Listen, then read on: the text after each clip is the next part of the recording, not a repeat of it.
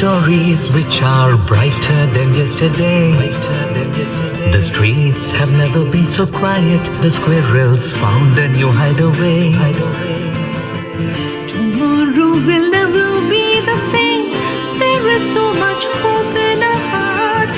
Brick by brick we shall overcome and walk right into a new start. Welcome to the brand new world. We're the children of our Mother Earth. Reach out your hands, let us heal our earth together. Welcome to the brand new world. We're the children of our Mother Earth. Reach out your hands, let us heal our earth together. We will heal the earth, heal the earth, heal the earth. We will heal the earth, heal the earth, heal the earth. Birds are flying strong and fearless. Green is greener in shrubs and trees. The skies have never been so clear. Air is purer for us to breathe. Tomorrow will never be the same. There's not much for us to proclaim. Now that we have learned so well, nature can renew itself and sustain. Welcome to the brand new world. We're the children of our Mother Earth. Reach out your hands, let us heal our earth together. Welcome to the brand new world.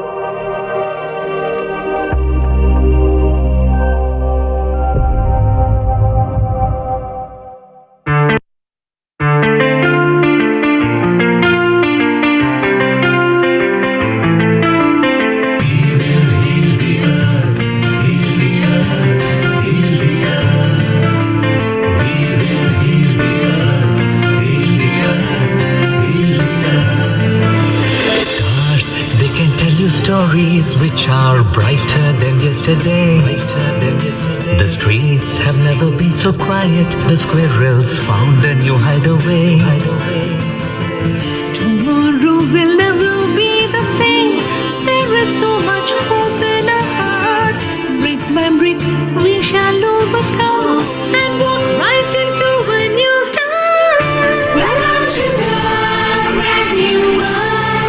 We're the children of our Mother Earth. Reach out your hands, let us heal our earth together. Welcome to the brand new world. We're the children of our Mother Earth.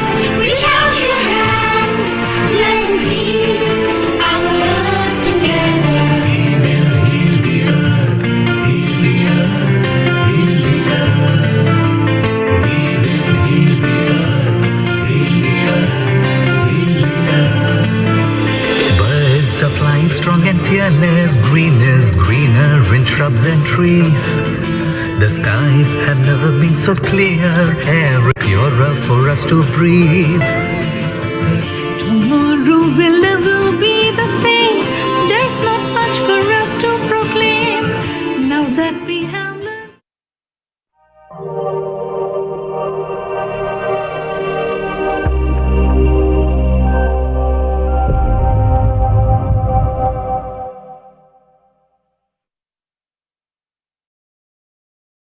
Hi, Namaste. This is Mayur Nandu from World Human Development Center, India. I would like to invite you to join me on 4th of October, a free global online session on motivation and inspiration that's going to be held from 12 noon to 7 p.m. British Summer Time.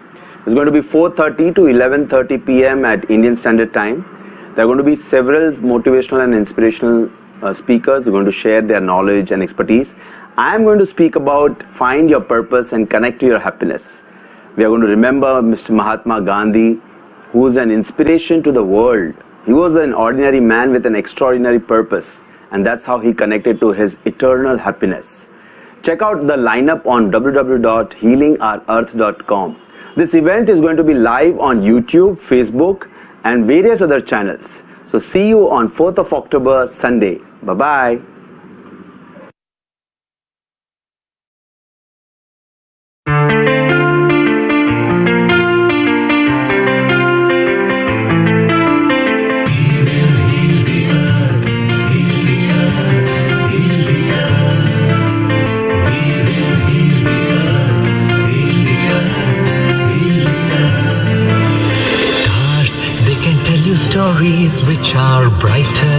yesterday.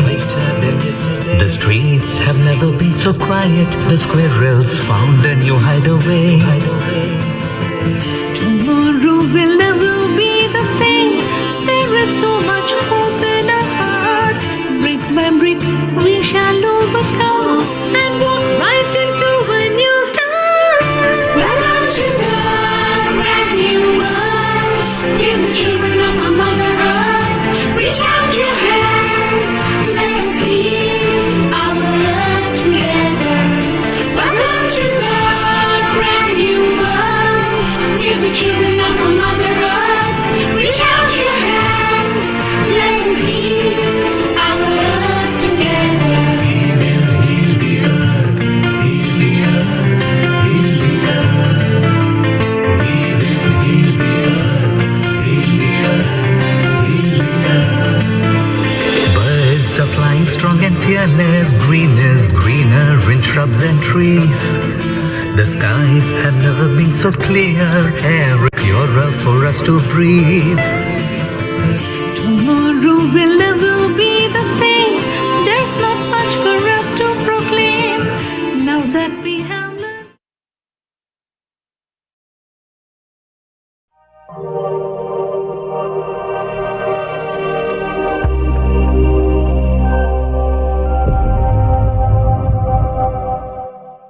Namaste, ladies and gentlemen, boys and girls.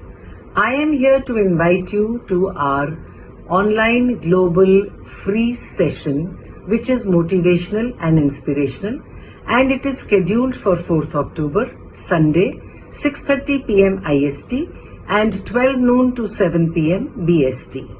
We will have many international motivational and inspirational speakers who will share their knowledge and experiences with all of us.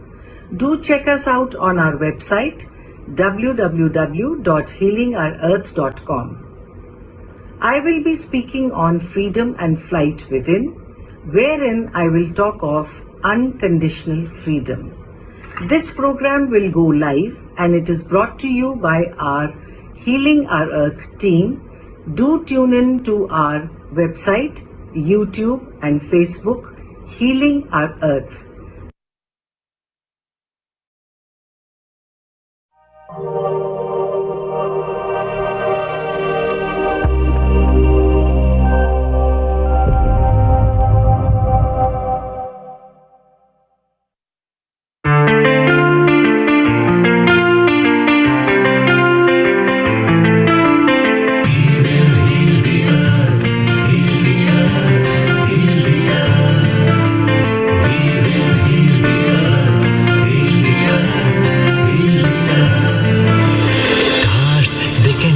Stories which are brighter than yesterday.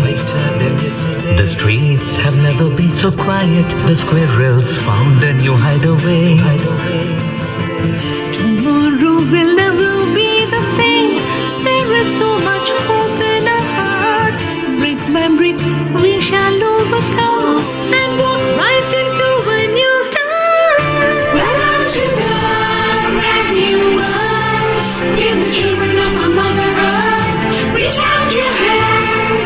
Let us lead our earth together. Welcome to the brand new world. We're the children of our Mother Earth. Reach out your hands.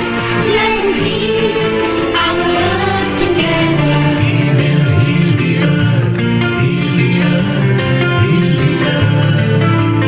We will heal the earth, heal the earth, heal the earth. Birds are flying strong and fearless. Green is greener in shrubs and trees. The skies have never been so clear. Air is purer for us to breathe. Tomorrow will never be the same. There's not much for us to proclaim. Now that we have learned.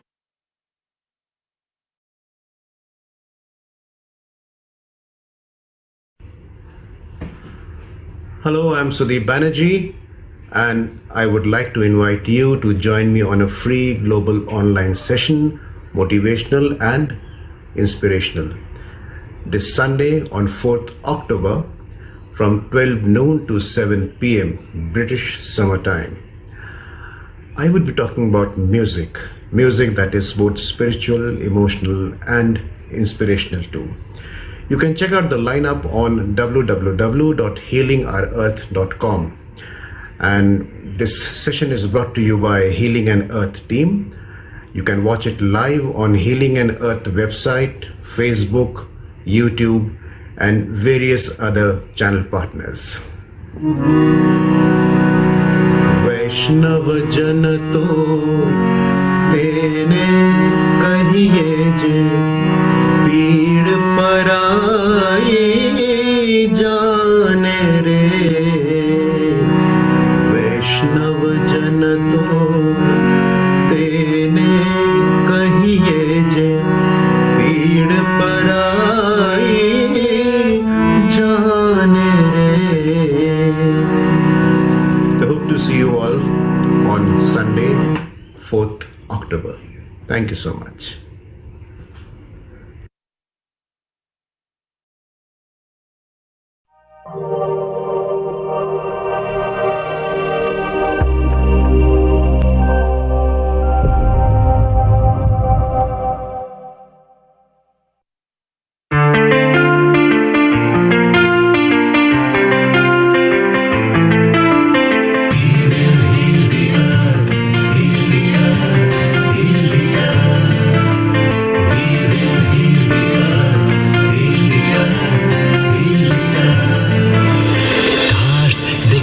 Stories which are brighter than yesterday.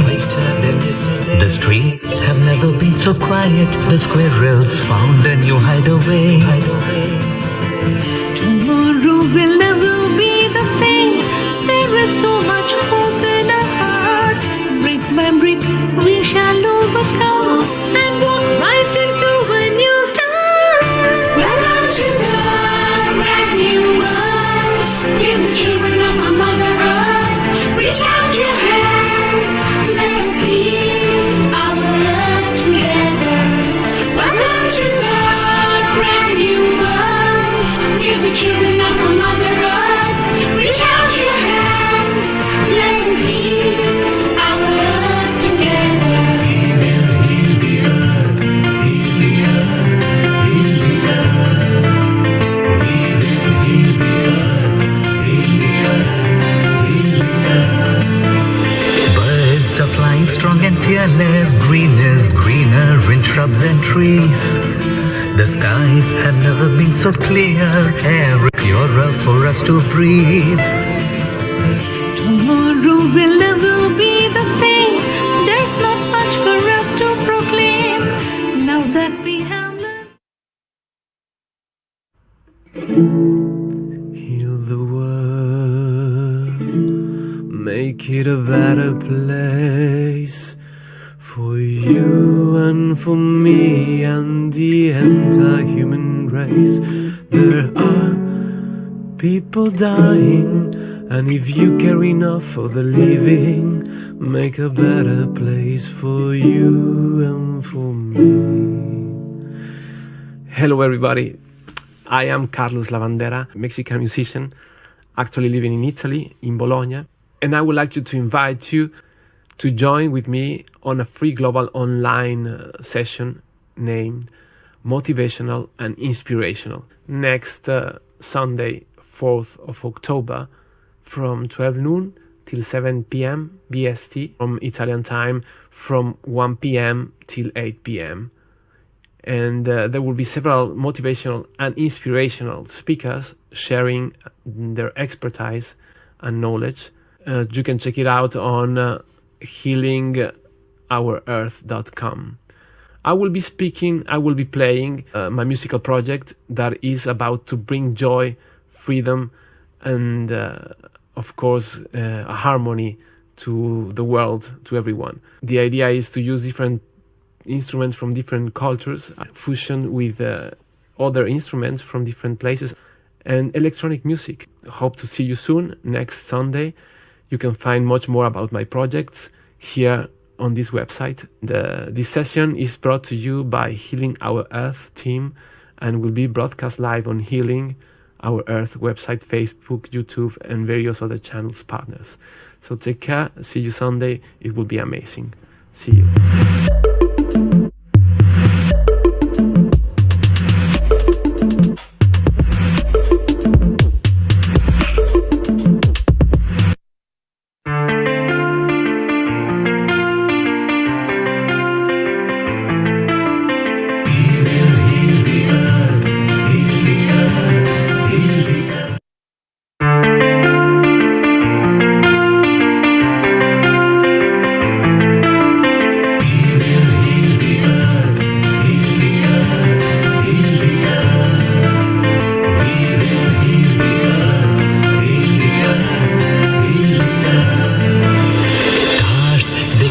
Stories which are brighter than yesterday.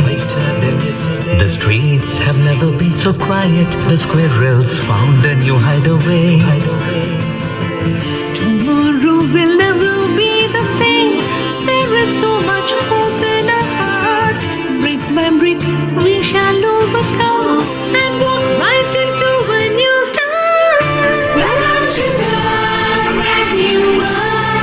We're the children of our Mother Earth. Reach out your hands. Let us heal our earth together. Welcome to the brand new world. We're the children of our Mother Earth. Reach out your hands. Let us heal our earth together. Heal the earth, heal the earth, heal the earth. We will heal the earth, heal the earth, heal the earth.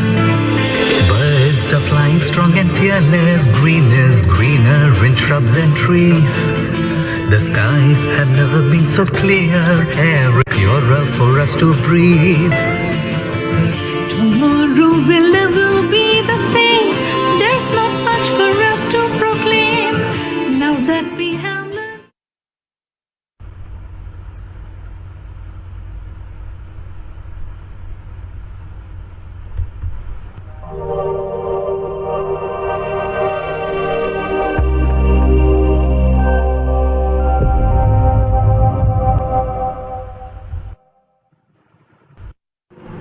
Global Namaste. I'm Dr. Bhagirath Singh Jadeja, and I would like to invite you for a free global online motivational and inspirational session taking place this Sunday, that is 4th of October 2020, from 12 noon to 7 p.m. as per the British summer time and 4:30 p.m. to 11:30 p.m. as per the Indian Standard Time. There will be many motivational and inspirational speakers who will be sharing their expertise, knowledge, wisdom and learnings with you all. You can check out the lineup at www.healingourEarth.com. I'll be speaking on 3 beacons of light: the Krishna, the Buddhist and the Gandhian philosophy. The talk will be on the learning, values and wisdom shared with us directly or in a subtle way by 3 great people who have not just inspired the history, the generation, but also the culture of this country: Lord Krishna, Lord Buddha and Mahatma Gandhi. I'll be speaking at 4 p.m. as per the British summer time and 8:30 p.m. as per the Indian Standard Time. The session is brought to you by the tremendous efforts of Healing Our Earth team, and the session will be broadcasted live on Healing Our Earth website, YouTube, Facebook and various other channel partners. Kindly join us on this global session. I hope to see you there. Thank you.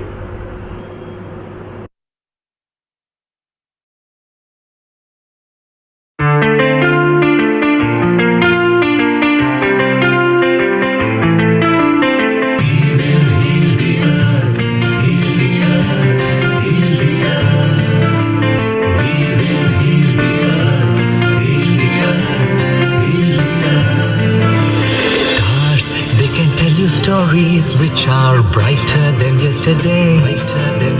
The streets have never been so quiet. The squirrels found a new hideaway.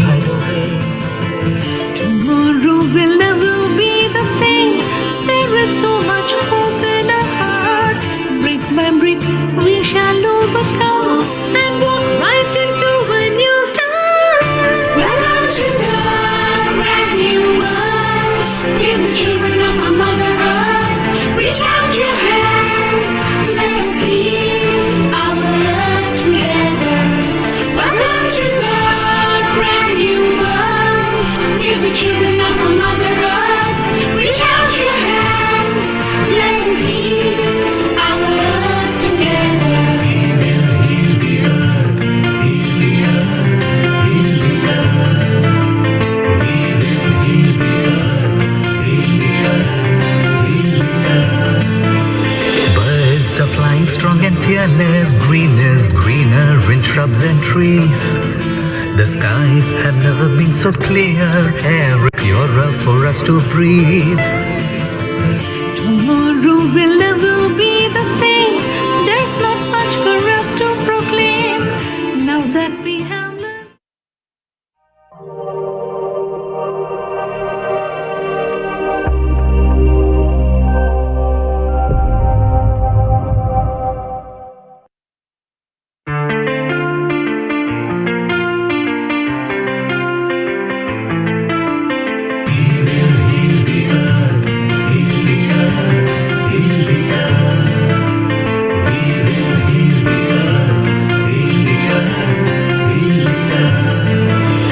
Stars, they can tell you stories which are brighter than yesterday. The streets have never been so quiet. The squirrels found a new hideaway. Tomorrow will never be the same. There is so much hope in our hearts. Brick by brick, we shall overcome and walk right into a new start. Welcome to the brand new world. We're the children of our Mother Earth. Reach out your hands, let us heal our earth together. Welcome to the brand new world. We're the children of our Mother Earth. Reach out your hands, let us heal our earth together. We will heal the earth, heal the earth, heal the earth. We will heal the earth, heal the earth, heal the earth. Birds are flying strong and fearless. Green is greener in shrubs and trees. The skies have never been so clear. Air is purer for us to breathe. Tomorrow will never be the same. There's not much for us to proclaim. Now that we have learned so well, nature can renew itself and sustain. Welcome to the brand new world. We're the children of our Mother Earth. Reach out your hands, let us heal our earth together. Welcome to the brand new world.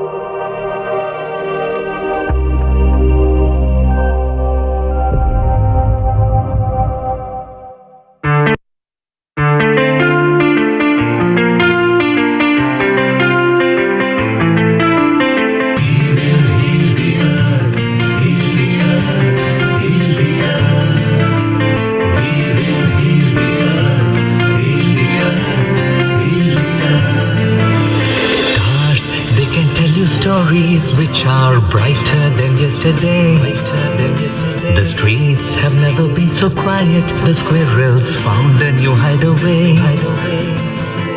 Tomorrow will never be the same. There is so much hope in our hearts. Brick by brick, we shall overcome and walk right into a new start. Welcome to the brand new world. We're the children of our Mother Earth. Reach out your hands, let us heal our earth together.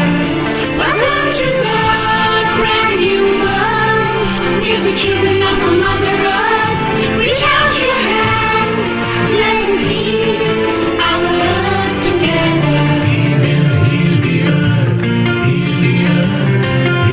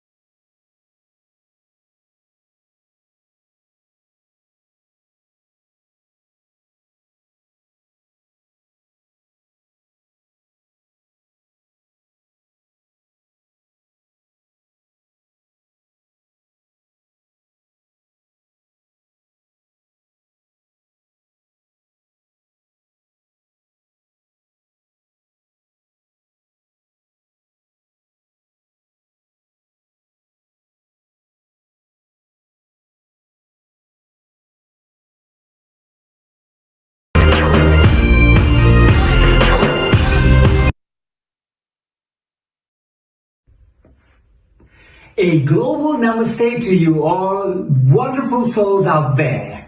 My name is Lalit Soda. I would like to invite you all to a free global online session that is happening this Sunday, the 4th of October, from 12 noon to 7 p.m. British Standard Time.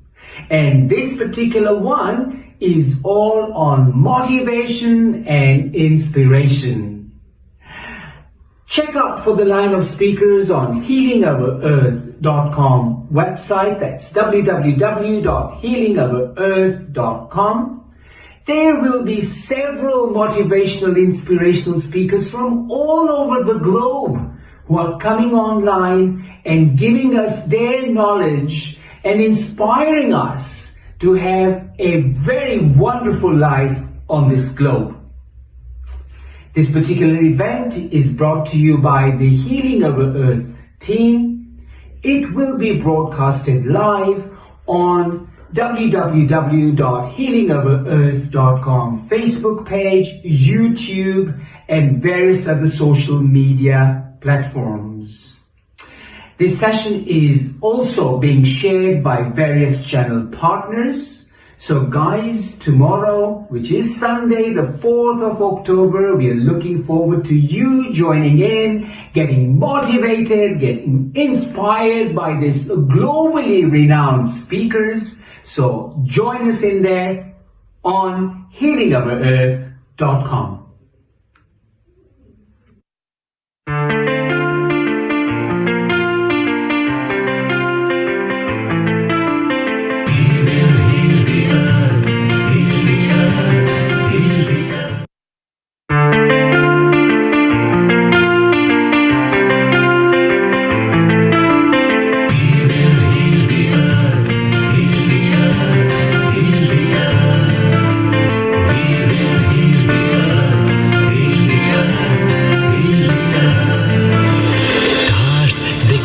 Stories which are brighter than yesterday. The streets have never been so quiet. The squirrels found a new hideaway. Tomorrow will never be the same. There is so much hope in our hearts. Brick by brick, we shall overcome and walk right into a new start. Welcome to the brand new world. We're the children of our Mother Earth. Reach out your hands. Let us heal our earth together. Welcome to the brand new world. We're the children of our Mother Earth. Reach out your hands. Let us heal our earth together. We will heal the earth, heal the earth, heal the earth. We will heal the earth, heal the earth, heal the earth. Birds are flying strong and fearless. Green is greener in shrubs and trees. The skies have never been so clear. Air is purer for us to breathe. Tomorrow will never be the same. There's not much for us to proclaim. Now that we have learned.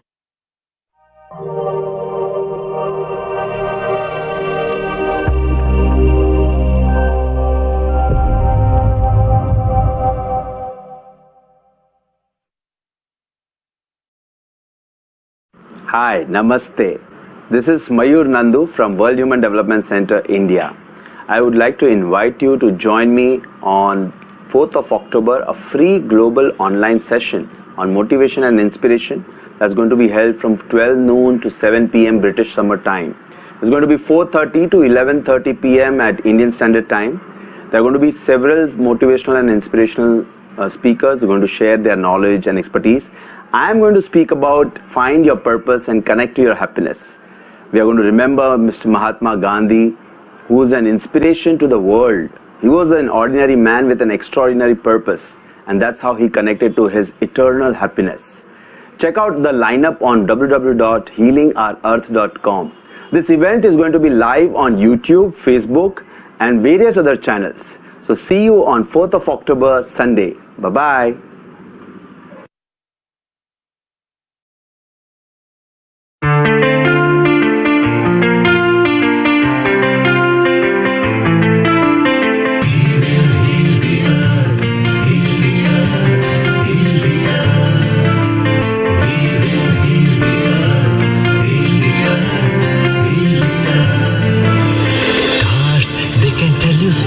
stories which are brighter than yesterday.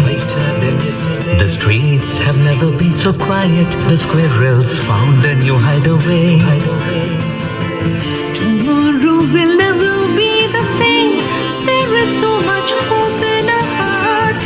Brick by brick, we shall overcome and walk right into a new start. Welcome to the brand new world. We're the children of our Mother Earth. Reach out your hands. Let us heal our earth together. Welcome to the brand new world. We're the children of our Mother Earth. Reach out your hands.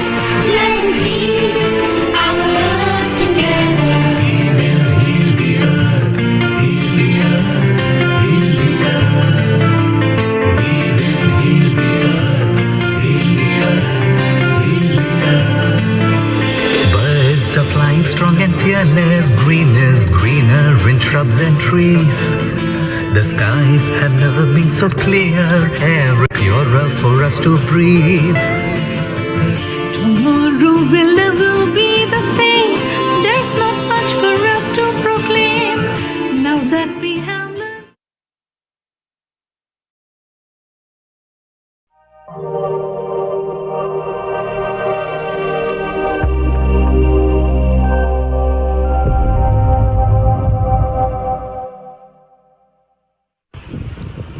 Hello, everyone, all the beautiful souls around the world.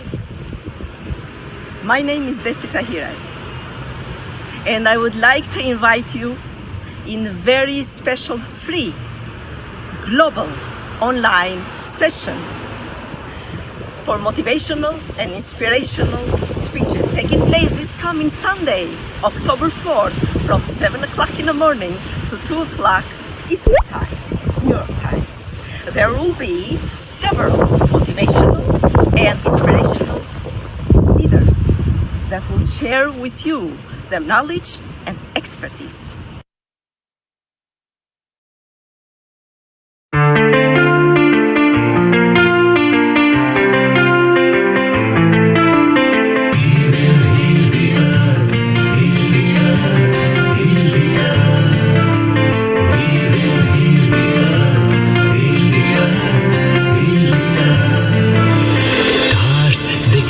Stories which are brighter than yesterday.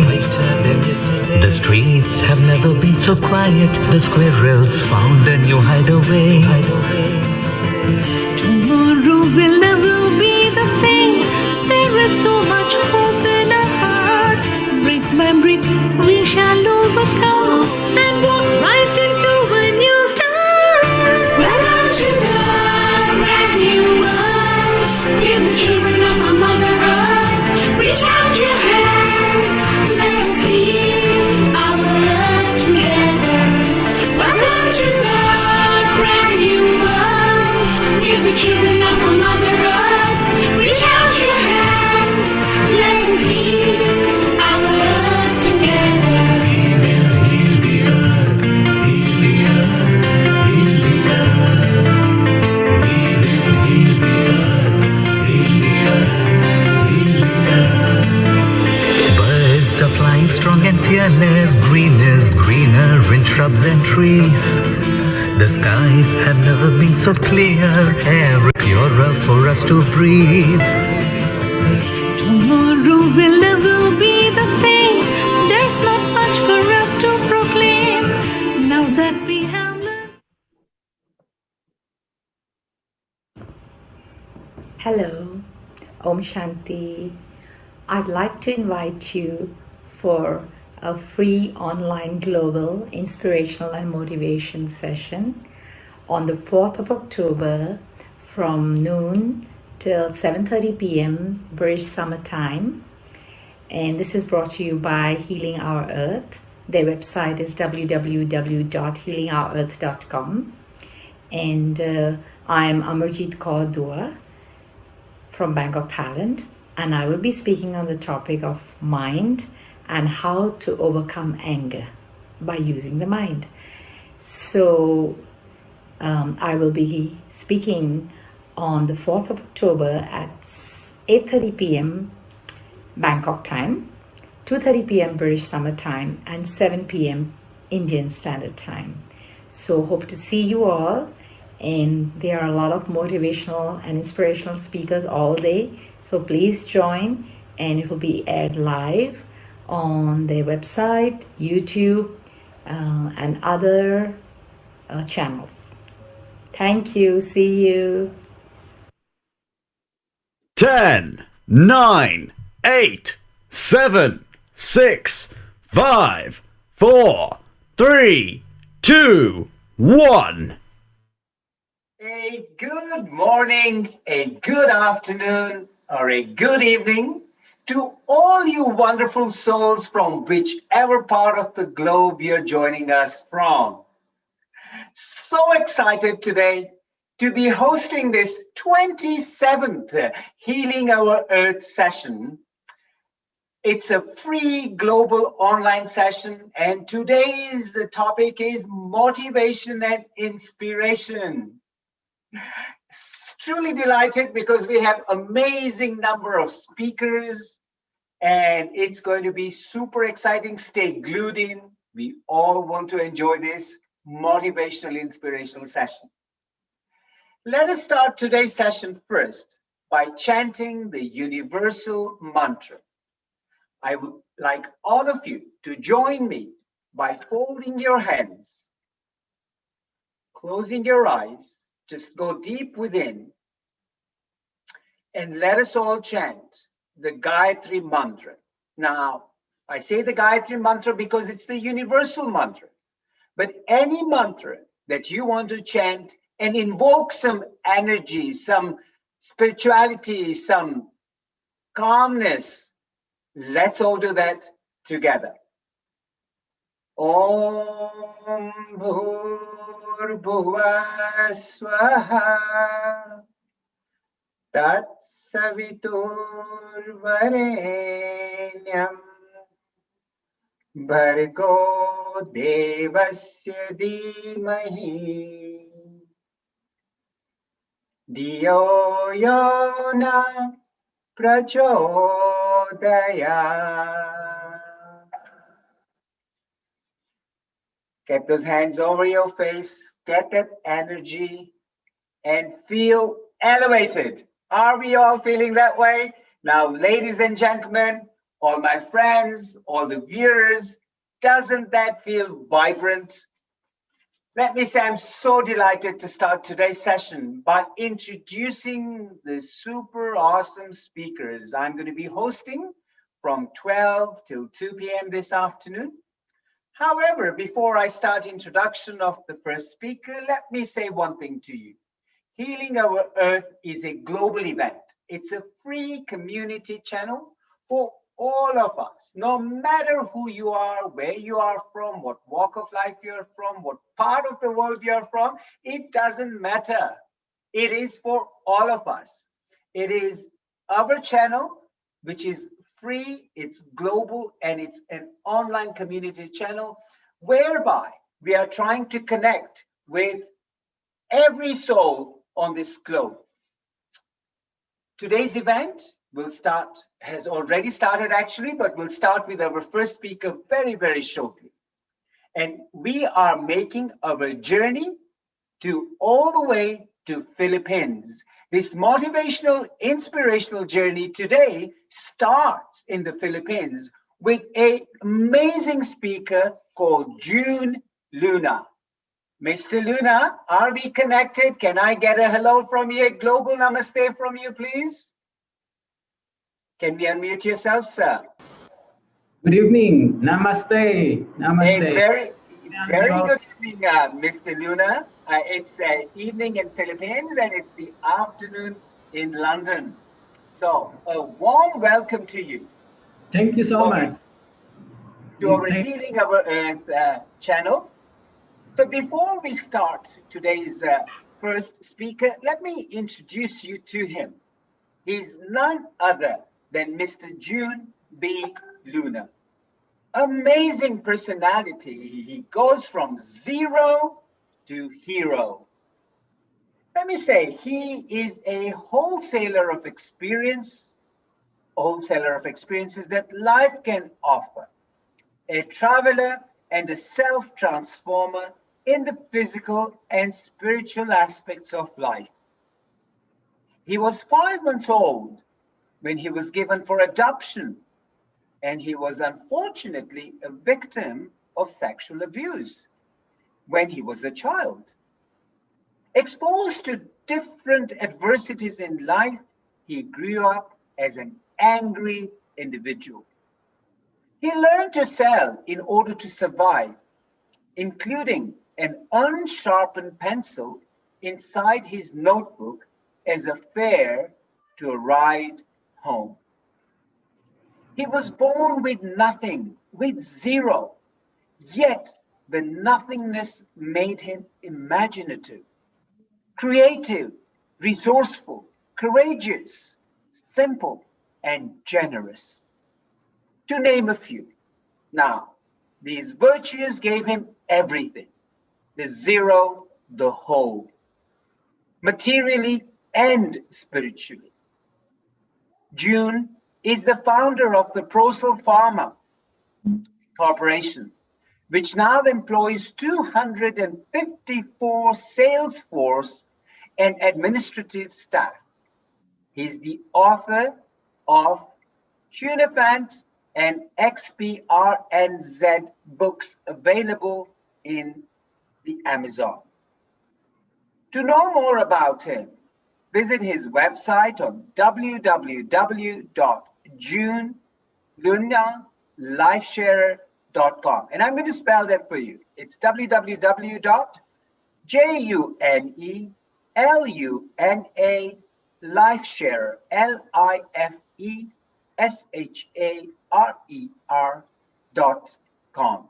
Now, with that immense credibility to June's life, let's all, on Healing Our Earth, welcome June with a global namaste to you. And we are looking forward, June, to hearing your story, which is going to be absolutely motivational and inspirational. Welcome on board, June.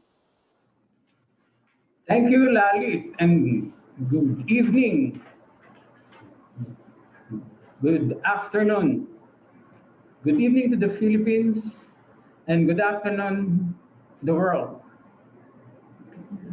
Thank you for the kind and warm introduction. Let me begin my sharing by reading a quote from Mahatma Gandhi,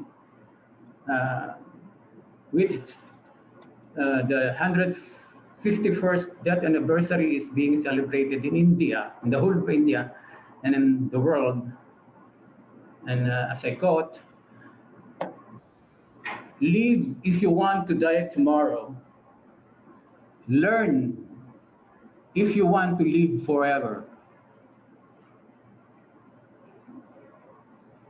I am a firm believer that there is always a hero or even a saint within each and every one of us. One way or the other, or one day or another.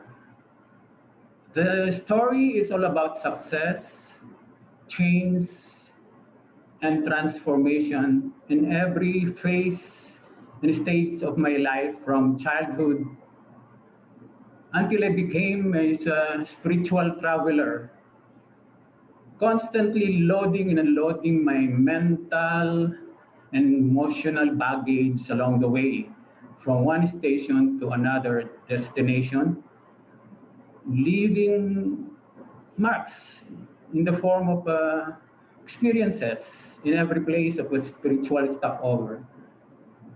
My life's transformation started after Ellen, my lovely and loving wife, an instrument, introduced me to Brahma Kumaris in November 1998. That is more than 20 years already.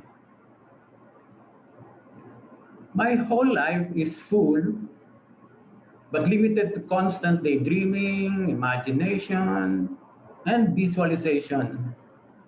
Everything is in pursuit of peace and happiness. For me, It is the beginning and the end, and everything that exists in between these two very elusive things in life is purely incidental and accidental. I learned also that everything in my life is merely an illusion and a story, and nothing is real and true except my very own reality and God's truth. At a very tender age of 5 months, yes, I was given for adoption. And at the age of 14, my dream of becoming a priest was turned down after serving the church for 7 years as an altar boy for the simple but unacceptable reason that my parents are separated and I'm part of a dysfunctional family, which was then a taboo 60 years ago.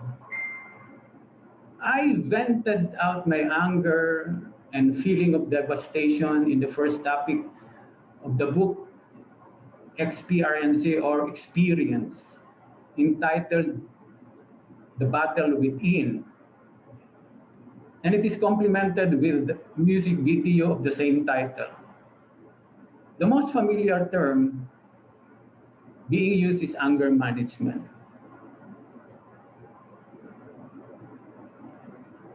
I hated my father so much. I blamed him for I blame him for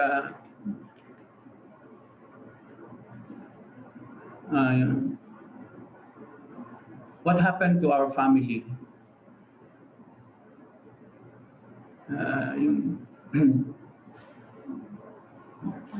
See here po. We were not really a family. I only spent few years with my beloved biological mother and brothers and sisters.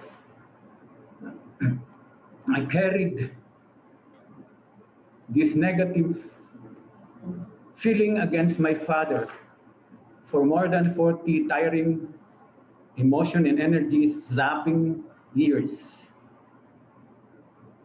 During my father's 70th birthday,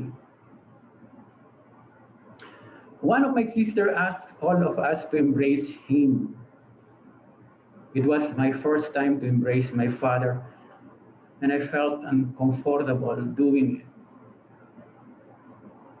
Had I known how great, warm, and beautiful and amazing the feeling of embracing my father,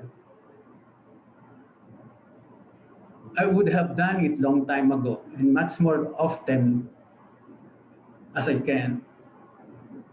So for those of you watching this, embrace your parents now. Let's not wait until the time comes when we are already separated with the glass on top of their coffins.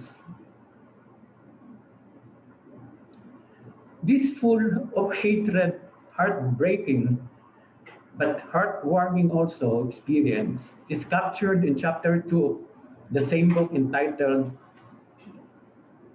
Parenting the Child, Childing the Parents. Matched with the song entitled Steward.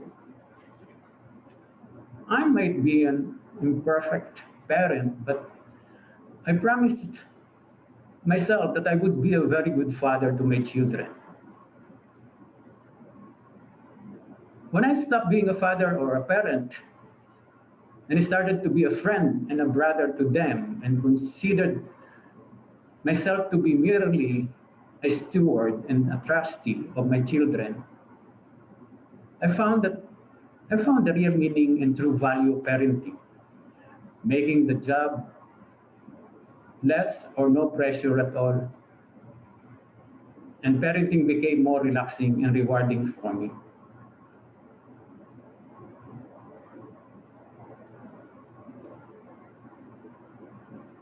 Living a life of vices, I started smoking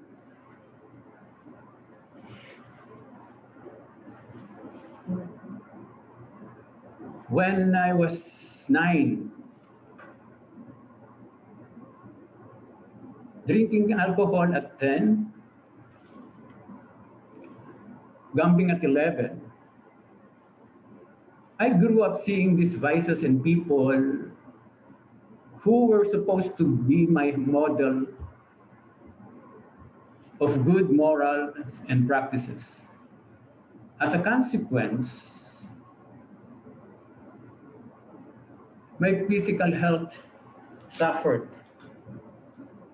I had hepatitis A at 15, gout at 19, tuberculosis at 24, relapse at 36 and at 62, hepatitis B at 28, diabetes at 43, peripheral neuropathy at 54, and mild hypertension at 59. Right now, at 67, I'm happily living a stress-free life without medication for almost 2 years already. Just large doses of peace and happiness with lots of acceptance, love, faith, and trust in between. These experiences gave rise to the topic, The Secrets of Peace, Happiness, and Prosperity, as I subscribed to the deep philosophy of karma and had a better understanding of Psalm 126, verses 5 and 6, or the biblical law of sowing and reaping. The topic's theme song is entitled Done to You, as in karma. I had sexual relationship at 12 with a girl 4 years older than me. I was sexually but consensually, I repeat, consensually abused more or less in a way by people of the same sex and women twice or thrice my age just to be able to earn and pay my college studies and sustain my vice of gambling.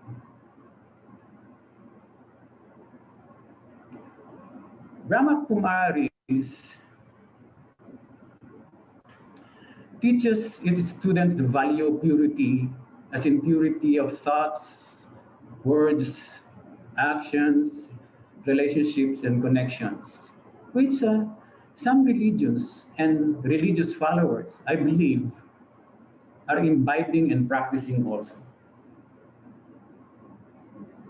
The value I learned from this experience is respect for opposite sex. These experiences gave rise to the topic in the book entitled Sexuality, Sex, and Spirituality, and complemented it with an appropriate song called The Color of Love. You can listen and download all these 12 songs in YouTube individually for free. There is a program in Brahma Kumaris called SML, or Self-Managing Leadership.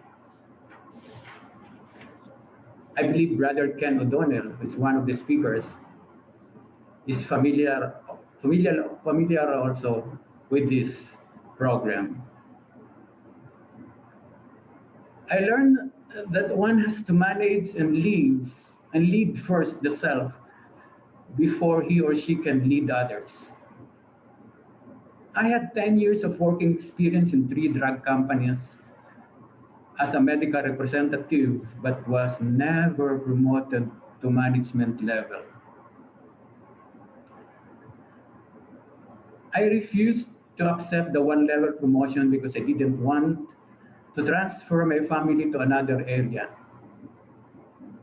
I was asked to resign, and that was a blessing because the business I was planning is already formed in my mind. The very first year of working in the drug company. Selling legal drugs and medicine is the only job I know. I share these experiences in the topic SML and the song Sarili in Filipino or self was created. The thought of establishing a pharmaceutical business has been with us since we started working as a medical representative. This is the only source of income we know. From husband and wife team, now it is able to help more than 250 employees and their families for the past 37 years.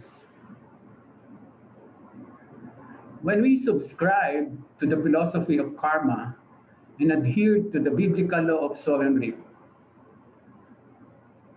we totally stop all our corrupt practices, especially bribing doctors and government health officials. The business suffered to the brink of closing it down. But when it recovered, there was no stopping anymore.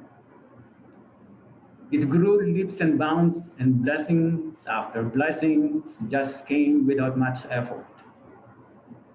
We are one family as we treat all employees as God's stewards and trustees. We are angels, as our company official theme song goes.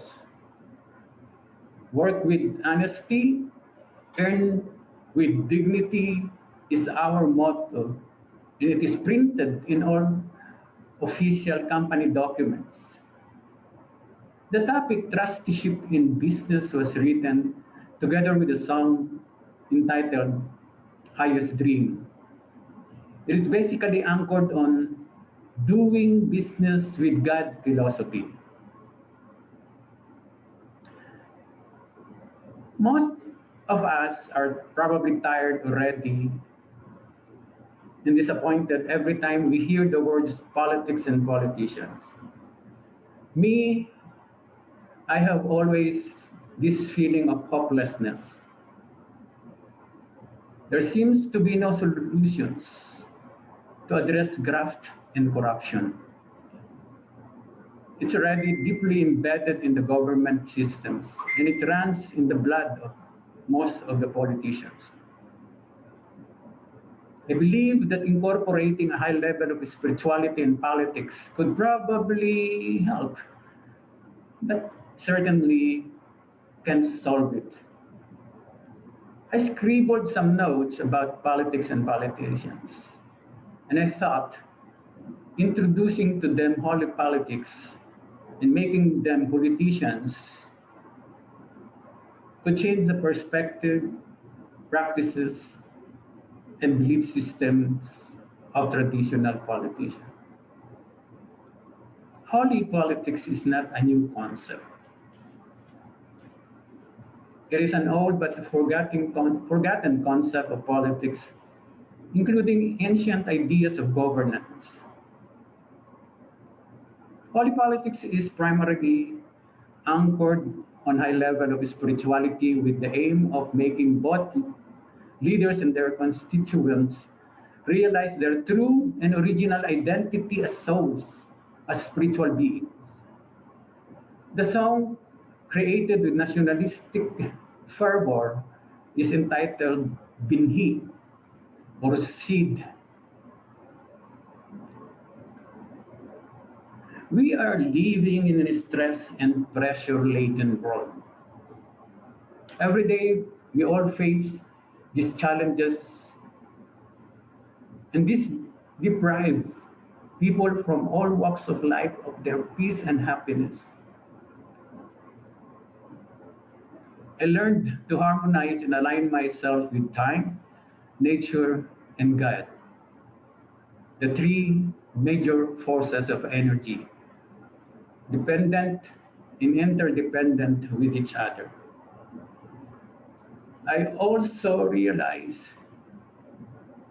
that I cannot go against them without suffering the consequences in the form of stress and pressures. Thus, the topic harmonizing with time and nature,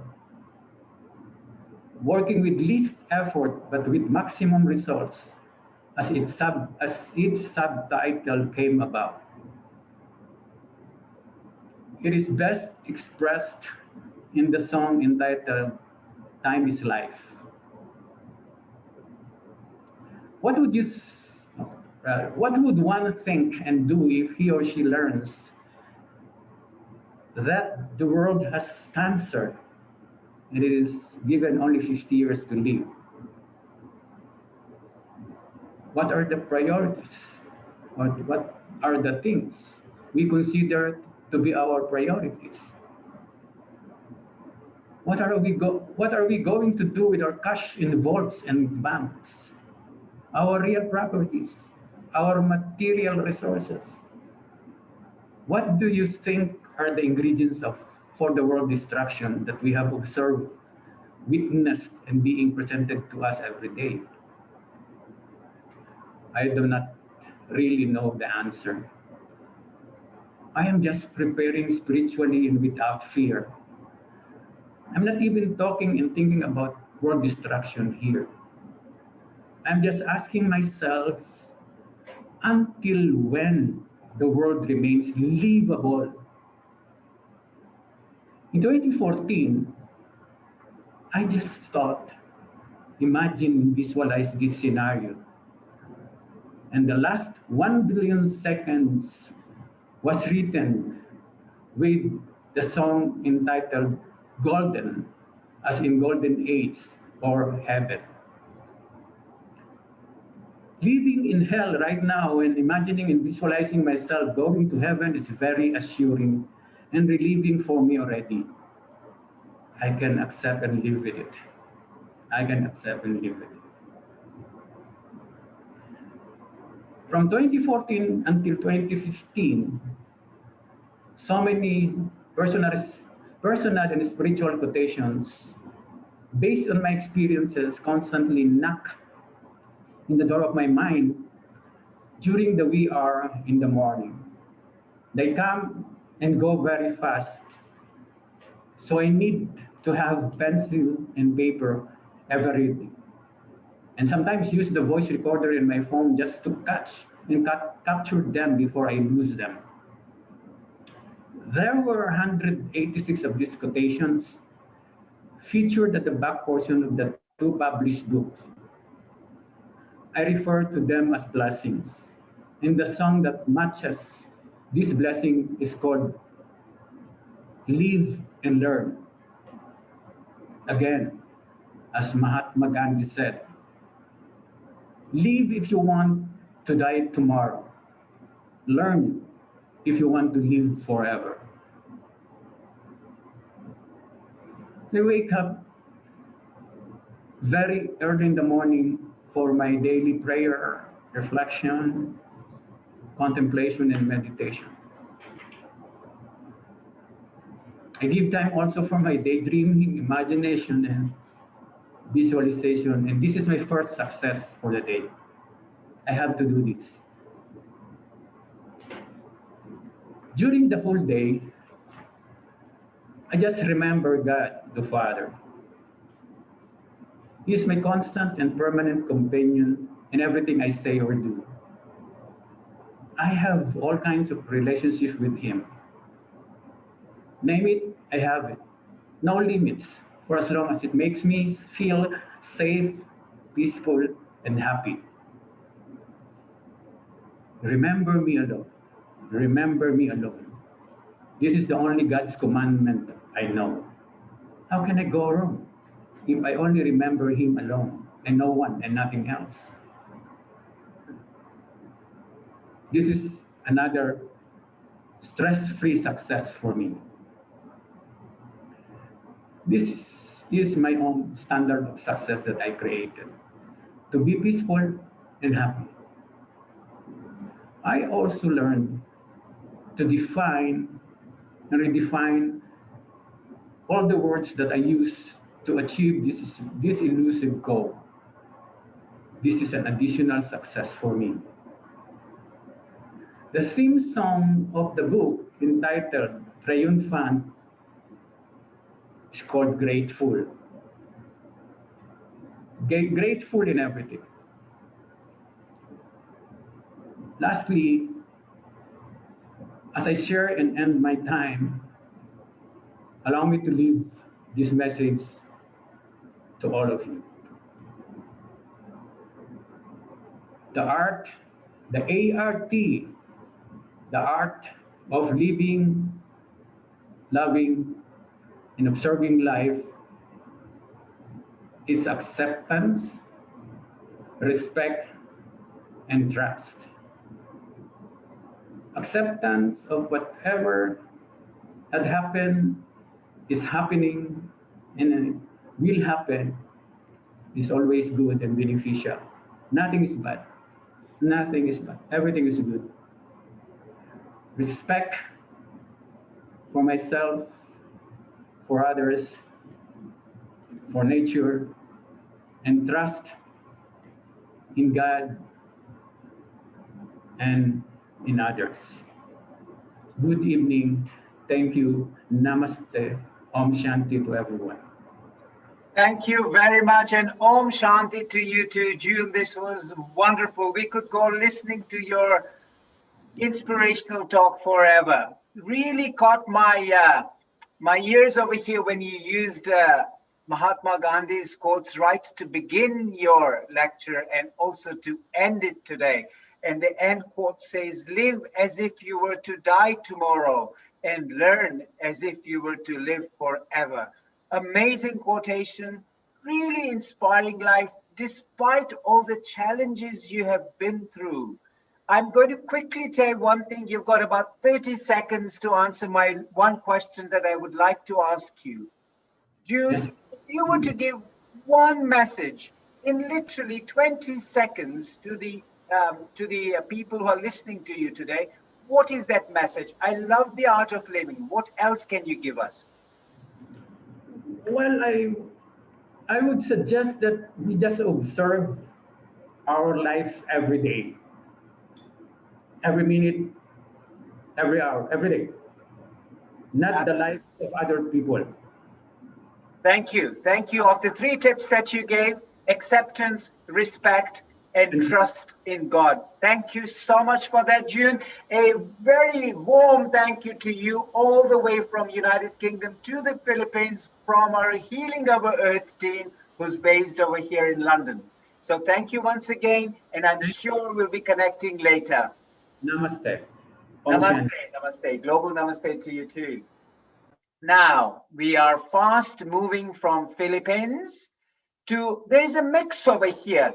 India, Kenya, where are we supposed to be? I know that there's this lovely lady who is going to be connecting with us, is currently in India, if I understand correct. Is that correct, Vaishali? Are we connected? Yes, yes, I'm here. I'm here in front of you. Yeah, global namaste to you, Vaishali. Namaste, namaste. Yeah. Now, let me tell you, before we get on to the next speaker, we've connected with the technicalities, which is great. But I also want to share something about what the Healing Earth team is all about too. Their main mission in the Healing of Earth team is to bring love, unity, peace, harmony, comfort, and information at your doorstep, wherever you are on this globe. Ladies and gentlemen, the whole team of Healing of Earth, starting from the producer director, Mr. Neil Kumar, to the facilitators, to the hosts, to the IC team, we are all just giving our time voluntarily. This is an amazing part about Healing Our Earth, who are giving their time voluntarily to make sure that the positive messages land up at your doorstep. Now, to bring one such positive message, we have our lovely lady here, Vaishali Shah.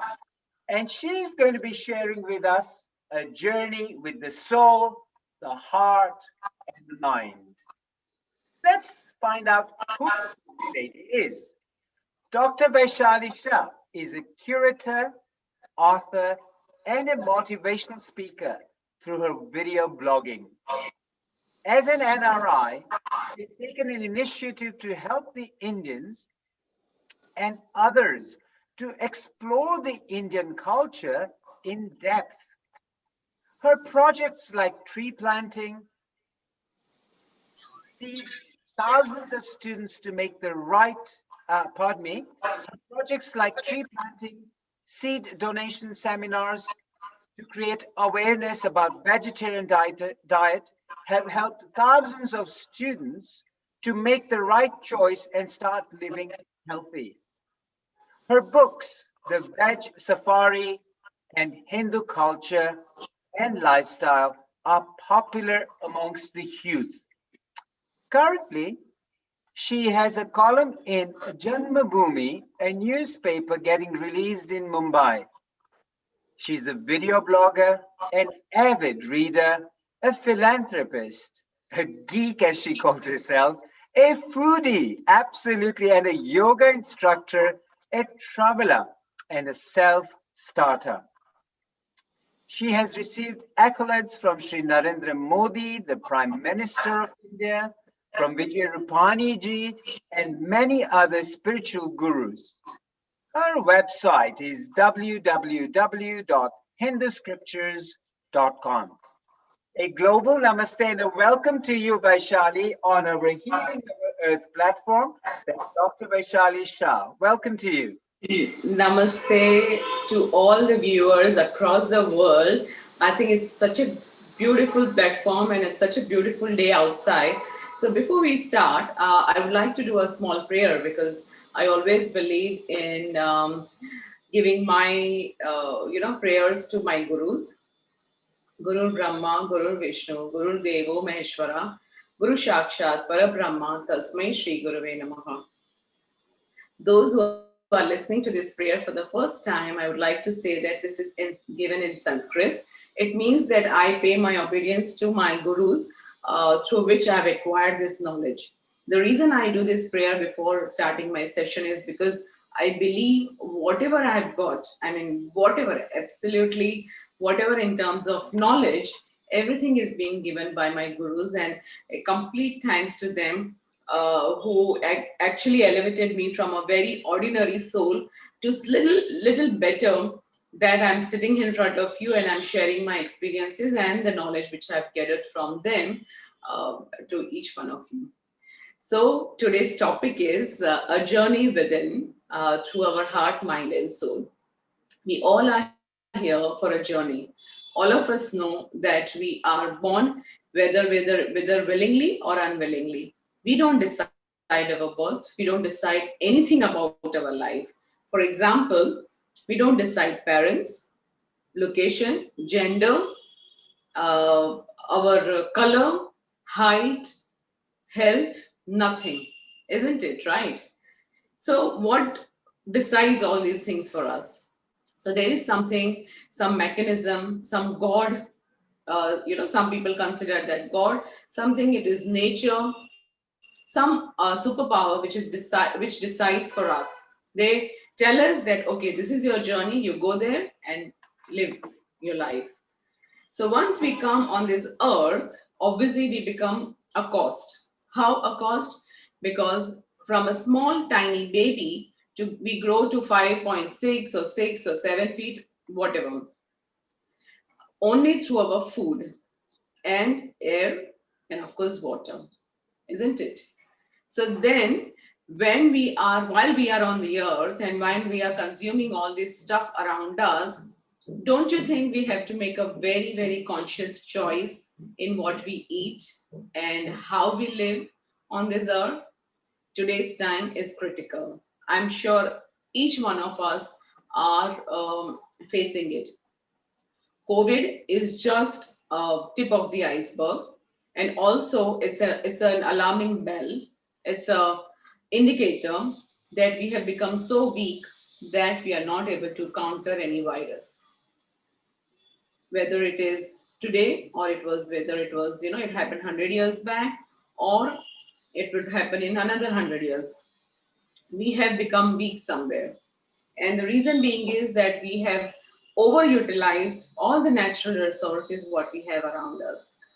This is the beginning of destruction of the nature. Actually, though we have done a lot of destruction, but I really say that we still have chances to cover up that loss, be more conscious about what we do on this earth, and at the same time contribute something so that our next generation can live happily. So today's topic, a journey within, it's more about how our heart, mind, body, everything we need to align on one goal, that we elevate to a next level spiritually. We make conscious choices in our health or our food, what we eat, and at the same time, we contribute something to the nature so that it thrives, it grows, it blushes after our contribution. So the first point I want to describe here is that yes, we are souls. We are not only body. We are mind. We have emotions. So if you see the construct of our body, it's mixture of all these things. Medical science, the modern science might be saying that we have some sort of consciousness, and then that consciousness goes away, so the body stops working and we die. But in our Hindu scriptures, we have defined something called Atma, or a soul, which resides in our heart, which is the size of the soul is like, maybe once you take the tip of this hair, cut it, the tip of the hair, you cut it into 100 parts, and then take that part and cut that into 100 parts, and with the size which you get, which is not possible to see through the lenses or through the microscope, that is the size of the soul. Now, where do I get this from? It's given in Bhagavad Gita, chapter 2, I think 3rd or 4th, somewhere where Atma is described. There it is clearly defined how the soul is. Now, this soul, when it goes to the healthy body, obviously the soul is happy.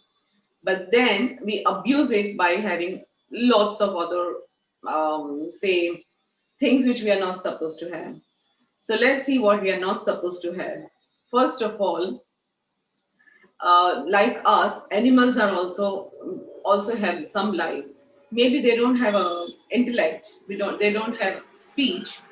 They cannot think to and do action accordingly, or they don't stand like us on 2 feet. They are on 4 feet mostly. So maybe because of that, you might think them as inferior, but yes, that does not mean that we eat them. Because if we eat flesh, because of course they have to die so that you can eat. So if you eat that flesh and that body which is already dead and then cooked on something, so then the pain which that animal had gone through, during the whole process, you take that pain on your body. So instead of giving you some nourishment to your soul gets burdened with all these karmas. And we don't, the modern science is yet to understand the importance of, say, our, action and reaction, and the journey of the soul. They've recently, very recently accepted that there is something called super consciousness. They have not said soul, or they haven't said Atma. They have said it as super consciousness, because of which we live, like we have something in our body which keeps us moving. But then in our scriptures it is clearly defined that it is there.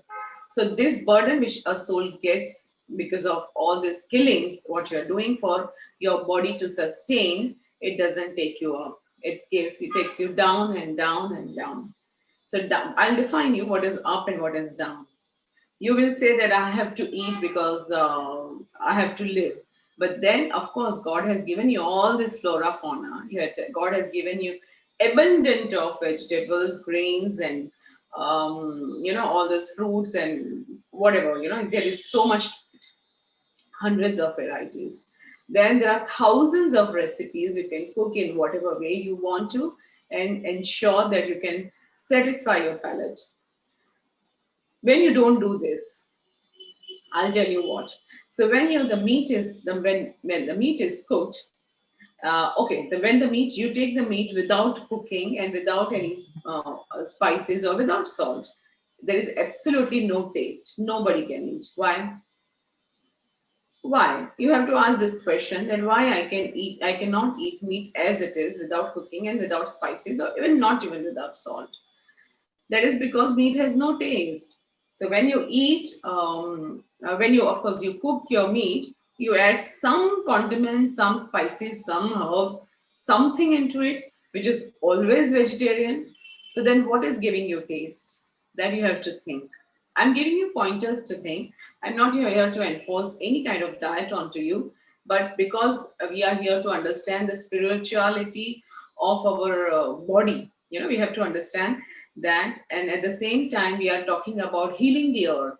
So obviously earth has pressure of so many farmed animals, millions of them, million and trillions of them, and they're getting killed every day, every second in some part of the world, just because it has to reach our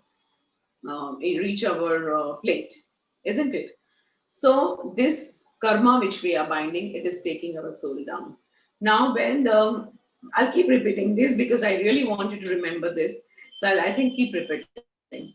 So when we eat the food, like the meat, and after having some spices in it, it remains in our tongue only for 30 seconds, and then it goes into your stomach. One bite, yeah.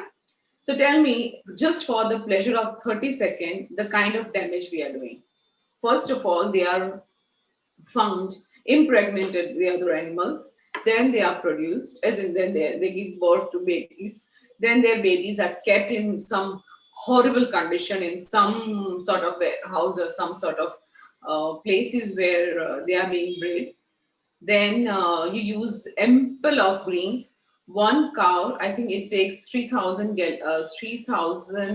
kilo of grass in one life, which produces maximum 2 kilo of beef for you.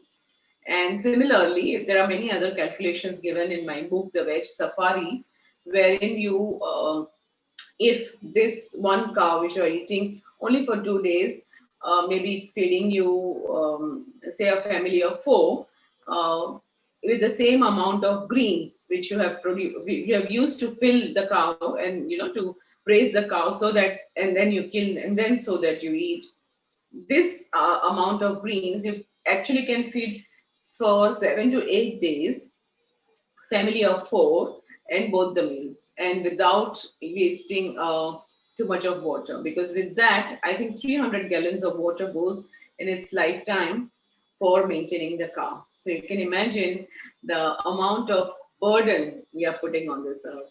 And the reason I have chosen this topic, I could have done many other topics, but I chose this topic because our today's topic and the platform is all about healing the earth. And that is the reason I feel that if we want to heal the things around us, it starts within ourselves. What we eat is what we are, is an English saying, but in Sanskrit it says Yatha Pinde Tatha Brahmande, which means what will go inside you will create a universe around you of the same nature, same statue, same element. Your aura will be the same. And for example, if you have eaten something after giving pain to somebody, that same aura comes around you. And then I know there are many people who don't believe in reincarnation. So when I said going down, it's a burden on your soul, which means that you are coming back to this earth again and again and again. Again, this is not my personal theory, it's something which I have found in our Indian scriptures, which are written thousands of years back. They are time tested, they are clearly defined, they are constantly the same for millions of years, surprisingly. They were taught in various thousands of schools in India for 100 years, till 100 years back. Now, hopefully, we want this kind of education come back to India. Let's hope that it comes. So let's talk about our journey.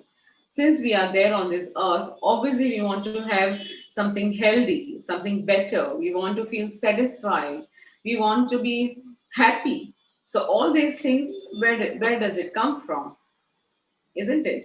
So let me show you. Okay, I can't show you right now, but let's see what are the food. What is the food for our thought? It's a very beautiful phrase, food for your thought. First of all, of course, parenting, what we get from our parents, what they have got from their parents, then what they have got from their parents. So some culture, some sanskara, which we call it as in Sanskrit, comes from our family lineage. Then, after getting that, of course, our environment and the society we live in, and the people around us, and the friends, and the education system, isn't it? It's a long list. So, what I'm made up of is all these factors.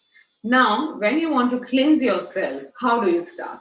And the reason I'm saying is this because there is nothing like no point of return. Doesn't matter how much so-called crime in my book you have done by eating animals, there is always a hope. The god or that superpower has always given one path of return to everyone, that from there they can change their lives. We change our leaders in election in 10 years. We have changed our dresses in, say, 1 year, 2 year. We have changed our houses, our homes, our relatives, our so-called, as in, through our partner. So a lot of things change. And similarly, I am very sure that I can bring this change to you by putting your life into track. The first thing is, of course, food, as I told you. Then all the other factors which I explained, how to clean them, how to cleanse the aura. And I don't mean clean them or wipe them off. I mean how to clean their aura. The first step is food. Second step is what you read. Third is what you see. Now, for example, you have been watching some sort of criminal or crime series all the time. You have, fetish of seeing some dark movies and some horrible shows all the time. It will imbibe in you. So what we see is what we get. And this is my mantra because I'm very sure what you see is what you get as well. It's not only that what you eat is what you are. It's not only that. So I always say that you choose your television shows rightly. First of all, if possible, just don't watch it so much. Like, for example, I don't watch more than half an hour a day. Sometimes even that much doesn't happen. And of course, I have reason because I'm mostly in front of computer for various reasons. Either I'm writing or I'm doing any of these kind of conversations nowadays, and checking my website, interacting with my team. So I have a lot of reasons to be in front of computer. So I try to reduce my screen time elsewhere. But then if you choose some right shows, healthy life, for example, anything related to food, related to family dramas. Find some good hilarious shows, some things, something which can elevate you. There are so many spiritual talks. Again, I'm not saying religious. I'm not promoting or criticizing any religious or religion or religious talk. No, here I'm talking about spiritual talks, which can actually give you some effect on your mind and body. So do meditation. If you know, it's fine. Then you don't need anyone to teach you. But otherwise, there are many people. Nowadays, internet is flooded with many sorts of meditation techniques. Just use them wisely. That is something which will fill your heart, and will actually give you some sort of activity in that not activity mode. Like you're sitting and you're meditating, you're being with yourself, you are letting the whole world go from uh, in a flash. You just disconnect, and that is the best way of meditating in any place. So of course, initially you start with a place which is secluded, calm, you're not getting disturbed. The moment you grow, this state of meditating will grow with you, and it'll take you places, whether you go to a pub, you are stuck in traffic, you will remain in that state of mind because you have acquired it through meditation of many hours in earlier. The next thing is your music. Your music. I used to be crazy after hard rock and all sorts of music in my teenage, and I thought, what is wrong in that? But then I realized that no, what music which we hear is also very important.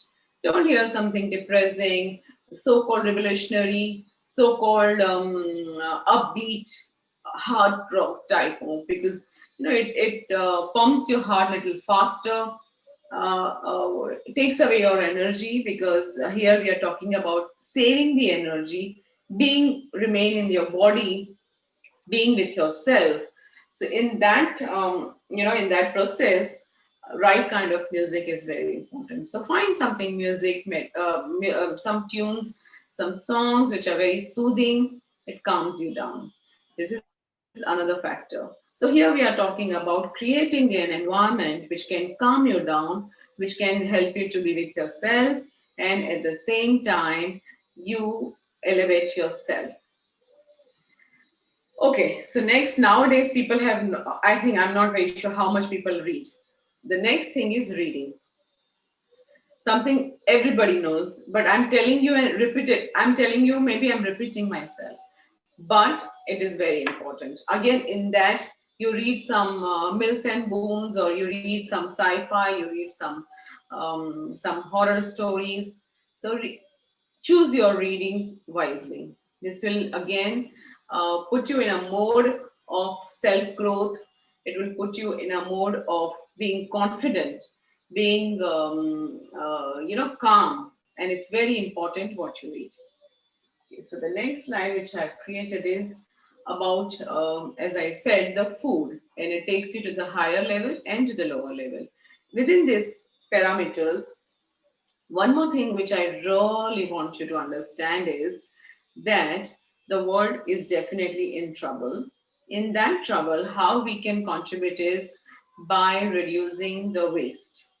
Because even while creating food, or while packing, or while delivering and eating, there's so much of plastic material is used.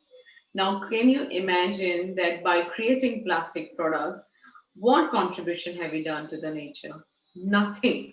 So, from say from how the plastic is made, it's made from the petroleum. Yeah, the moment we got the petrol, and you know the nature of petrol. Can you drink the petrol? No. Can you smell the petrol? No, it sucks. We can't do that. So after having found this petrol, how much poison have we added to our life? So ensure that your kitchen is plastic free, because what um, kind of material and whatever we are using is extremely dangerous to our health. And we have so many other lifestyle issues. We have issues like so many diseases. I'm very sure that there are many diseases like blood pressure, heart diseases, cancer, sort of thing, all are out of where the plastic is the biggest contributor. But if you don't believe that, at least believe that it is harmful to the nature. One plastic bottle takes 400 years to biodegrade, which is really very sad. So we have created things which cannot go back to the nature quickly. Whereas in India, till 100 years back, our lifestyle was whatever we had created was something which was going back to the nature quickly. Our place, food, the way our lifestyle was, we would not eat food which is cooked in the morning, in the evening, or the next day. So too much of respect for the food. We would not waste it. We would not throw it. We ensure that cow, crows, and birds and fish, and they all are fed. Dogs.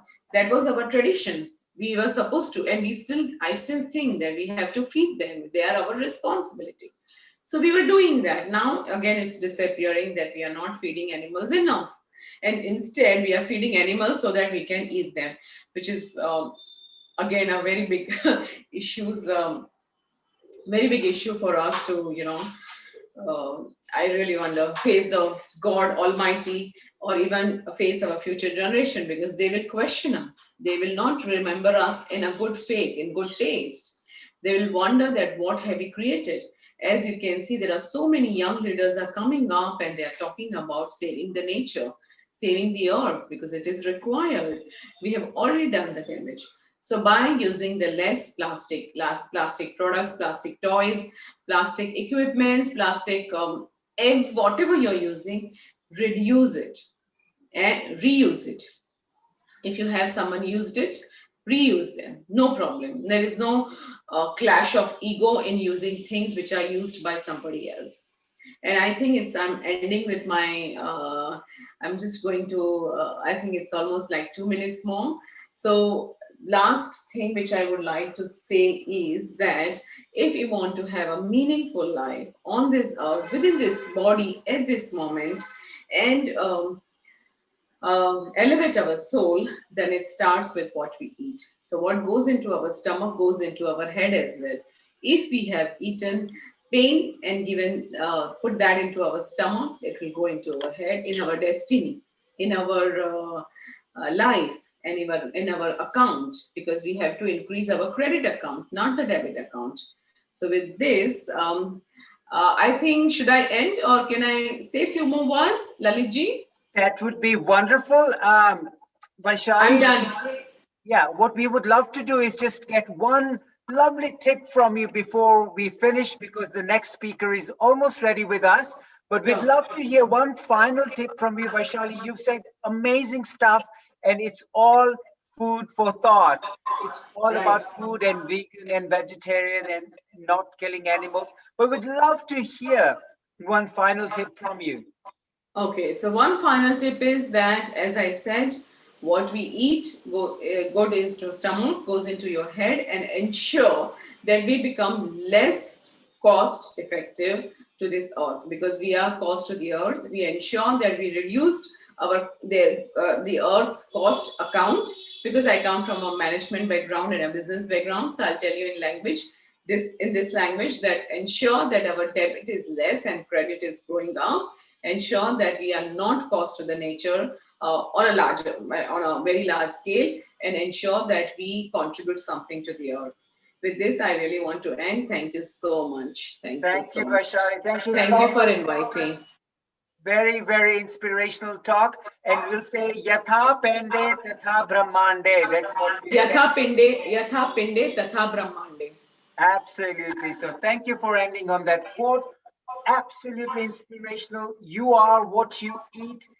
We got this amazing information from Dr. Vaishali Shah, who talked about the journey within the soul, the heart, and mind, and how do we go through that journey. Thank you for sharing that. We all loved it. Now, moving on from India, where you're based, Vaishali, we could hear the rickshaws and the hooting behind. So that just took me to India, where it's nice and warm. And here in London, it's absolutely raining and dreadful, but never mind. So we love the India sound. It's true. I actually live in Kenya, but because of this COVID, I'm stuck in India. But I guess by this month, I'm planning to go back to Kenya. Absolutely. So enjoy your time in India. Enjoy the sunshine there. Thank you very much from our Healing Earth team, Dr. Vaishali Shah, for coming on and sharing your absolute amazing knowledge. Thank you. Now, we are fast actually going off to Vietnam from India. We started in Philippines. We went to India to speak to a very Kenyan lady. And now from India, we are going off to Vietnam. And let me tell you one thing, we are all very safe to fly right now, because we are taking every precaution to do that. Before I introduce our most amazing speaker, Trish Summerfield, let me tell you what the Healing Our Earth is all about currently. They have put up a lineup of amazing events coming up on Sundays. We have got on 17th of October, which is where the Indian tradition of Navaratri starts.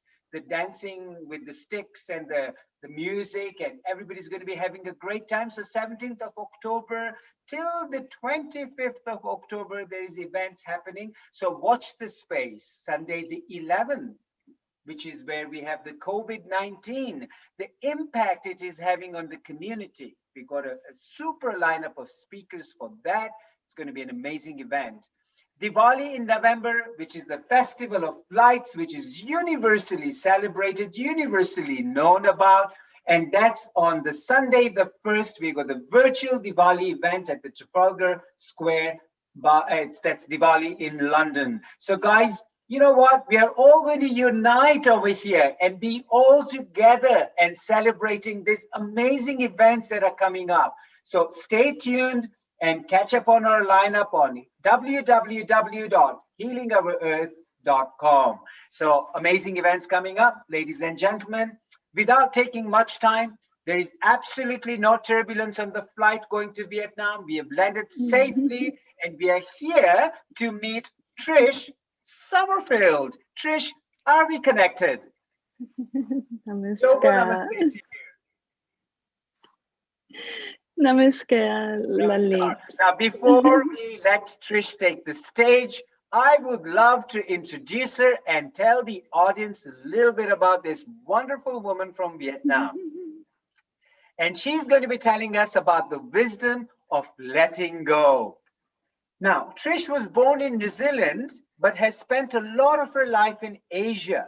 She's an educator, a personal development trainer, and she's an author of 4 amazing books and a writer and presenter of over 150 television programs. As a volunteer trainer for several programs, including values, education, she has facilitated trainings extensively throughout Asia. Trish has been meditating since she was 19 and has a passion to share the magic of this practice with others. No one enjoys having a cluttered closet, do they? The same is true for the mind, and that is holding many, many unnecessary memories. Today's experimental seminar will offer to clear tools to step out of the past into a clear present with the ability to draw upon the wisdom learned. Let's clear out our closet to make way for the new one. And with that, Trish Summerfield, we would love to welcome you on Healing Our Earth with a global namaste to you, Trish.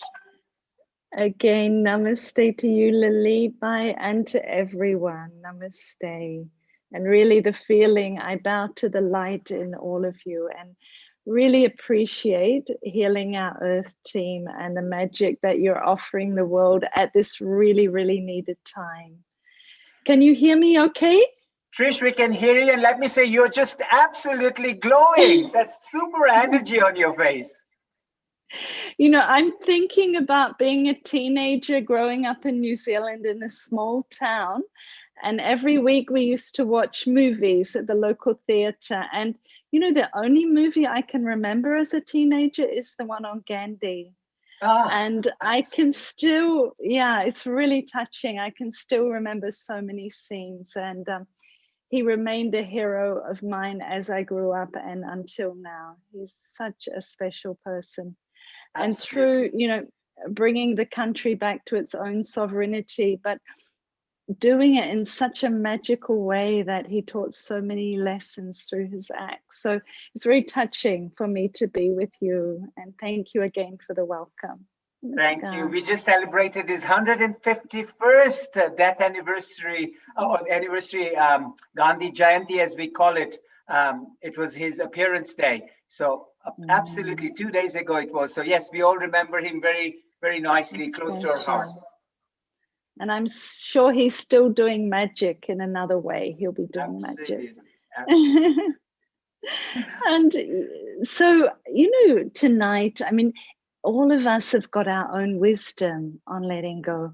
Tonight, I would like to share a few things that I've picked up as I've traveled along the way. And really to start with a story of a young lady, 21 years old, And she found herself carrying this really, really deep resentment. I don't know if you've ever felt it, but she had someone in her life that she felt very uncomfortable with. Whenever she thought of them, she felt, or that person, she felt almost sick, nauseous, and really uncomfortable. A lot of negative thoughts would come in her mind. And at the age of 21, she learned meditation. And as part of that, she learned 4 tools. She thought, okay, let me try these tools. And so what she did each day, about 10 minutes, she practiced. And after 5 days, she found that when she thought of that person that previously she felt almost sick thinking about, she felt neutral. And in that period of time, she hadn't met them or had any connection. Another 5 days of practicing, when she thought of them, she felt like appreciation or acceptance. So over a period of 10 days, with just like about 10 minutes a day, it changed from nausea to acceptance and even appreciation. And, when I learned about this and these 4 tools, I thought these are tools that are really worth sharing. And so as part of the TV filming and TV writing writing programs for TV, one of the programs that we wrote was about letting go. And, the program was going to be 42 minutes, and we spent several hours filming it. And at the end of the program filming, the camera person came up, and he was about maybe 60, 65. And he said, thanks. I'm glad that I was filming today because I learned something from the process. And he said, I wish that I had seen this many, many years ago, because when I was young, as a teenager growing up in Vietnam, actually, I had a close friend. And we loved each other dearly. But you know how young people do, teenagers, when they argue, no one wants to be the first one to, say sorry. And so he said, we argued, we stopped talking, and we were stubborn. And neither of us wanted to be the one to say sorry or to make up or to make the first move. And in fact, then my friend went away, and he went away to war, and he never came back. And, he said, I've spent hours and hours and days and nights thinking about and saying, if only I had been the one and we'd made up, because with my friend, I don't get another chance. And, when I heard that, I just thought, wow, if only he was like that young lady and had learned those tools, then it would be a different ending to his story. And, when we were filming for that program, we asked people, is it important to forgive? And they would say yes. And they would talk about all the things that happen if we don't forgive or we don't let go. That we can get depressed if we suppress it. We can, have all sorts of problems in our life and feel very uncomfortable. Yet when we ask them, okay, if you see all the losses, all the minuses of not forgiving, then you must find it really easy to forgive. And then they would all shake their head and say, no, actually we don't. We know it's good, but we don't. And so we looked at why don't we forgive when actually we hurt ourselves so much by not? And we found there were many kind of myths that if we don't forgive, we somehow feel that, if we do forgive, we somehow feel that we're letting them off the hook, right? That we're letting them away with it. And in fact, that's a misunderstanding. And I think earlier a speaker was talking about an account and very, very importantly about our action in relation to what we eat. And in terms of the account of, if I create a negative act, absolutely I'm responsible. But if I hold resentment to someone else's negative act, well, I'm writing a negative account for myself. And so I have to understand that Yes, perhaps someone did something that I feel uncomfortable about, but yet if I project out a vibration of resentment, I am adding to a negative account for myself, and I'm lowering the global vibration, and it just doesn't need any more lowering. We know that. So there were several other reasons. I think some of us feel ego. Our ego just won't let us let go. But then ultimately, who suffers? What we found when we did the TV program is that by holding resentment and suppressing it, it can very often become depression. And in the Maya clinics in America, which is a series of very big clinics, insight-orientated clinics, they find that by helping people to forgive and let go very often, very, very often, a high percentage, and I think the figure that I remember was 95% of the people get better without taking medication. And so, yes, it's just such an important thing. And yet the only one that can do it is myself. And sometimes, it's hard to get started. But yet I still want to invite us, if I can, to do that for ourselves. And even if I feel I don't want to forgive that person, if I think globally, if I forgive, if I let go of resentment, I will help raise the global vibration.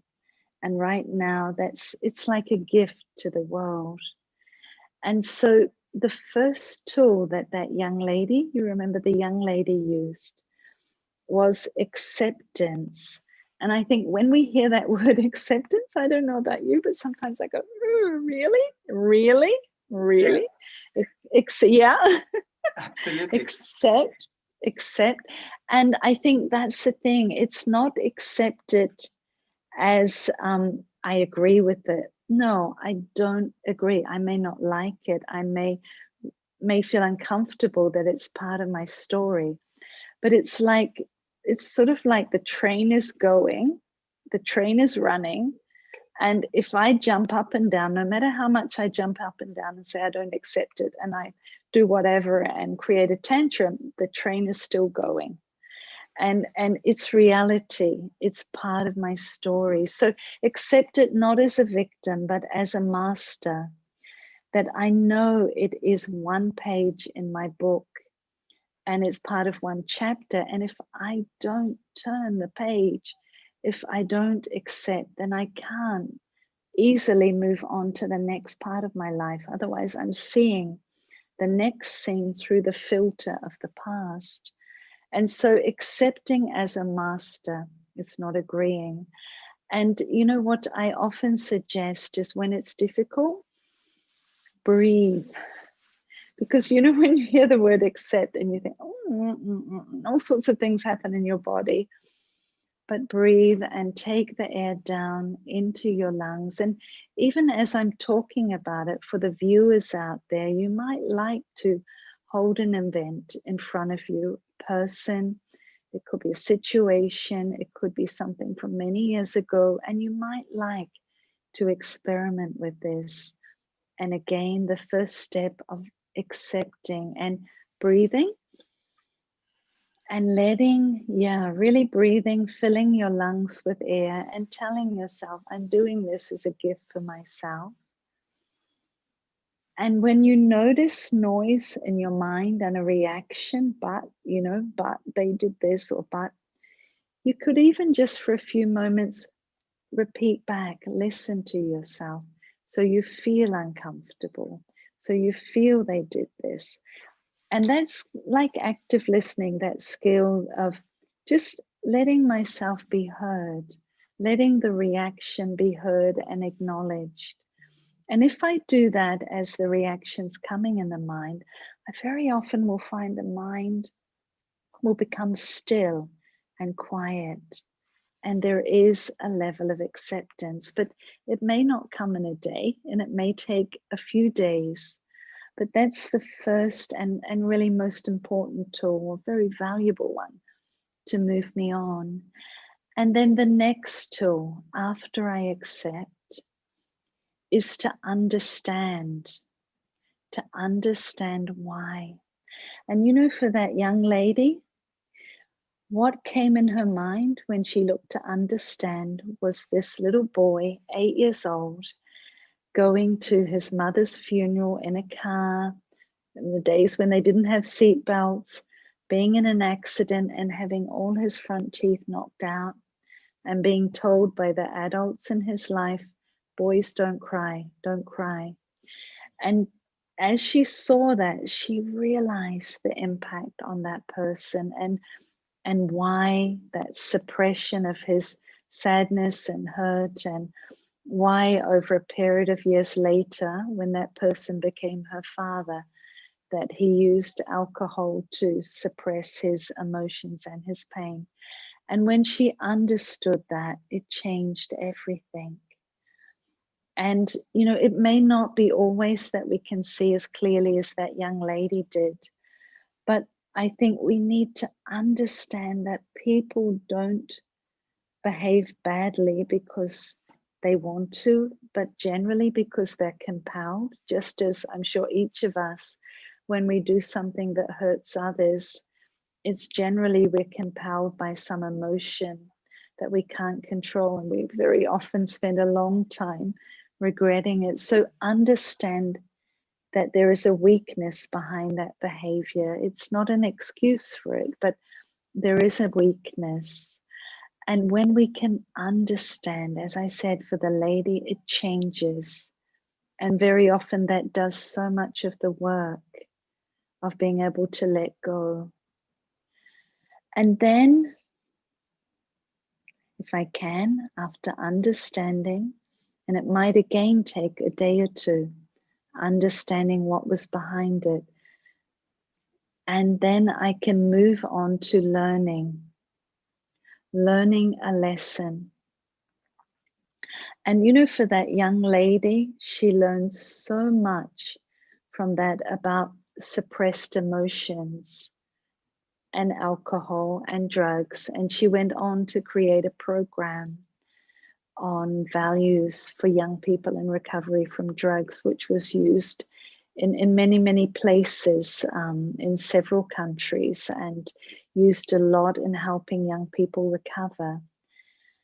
I have a personal experience of a situation that happened to me when someone was quite dishonest. And when I looked at it, I was, after I got over accepting, and I was, no, they're so wrong and they're so naughty and all of that. When I looked to learning a lesson, I saw a young person that I had given too much responsibility to. And I realized that, you know, we can trust everyone to a certain level, but I had trusted that person to a level that was too much for their age and experience. So instead of them being dishonest, I realized I wasn't fully honest because I didn't look fully at my responsibility. And so I learned a lot from that. And in fact, I wrote a book about honesty after that in several days. So I think if we can take and draw from these events a lesson, it can be just so enriching. It can be so enriching. It can be a bit painful, especially if we've played a big part in it. But learning a lesson and then finally opening the door to my mind and letting that event out, letting it go into the past. And if it returns, remembering the lesson and appreciating and valuing the lesson.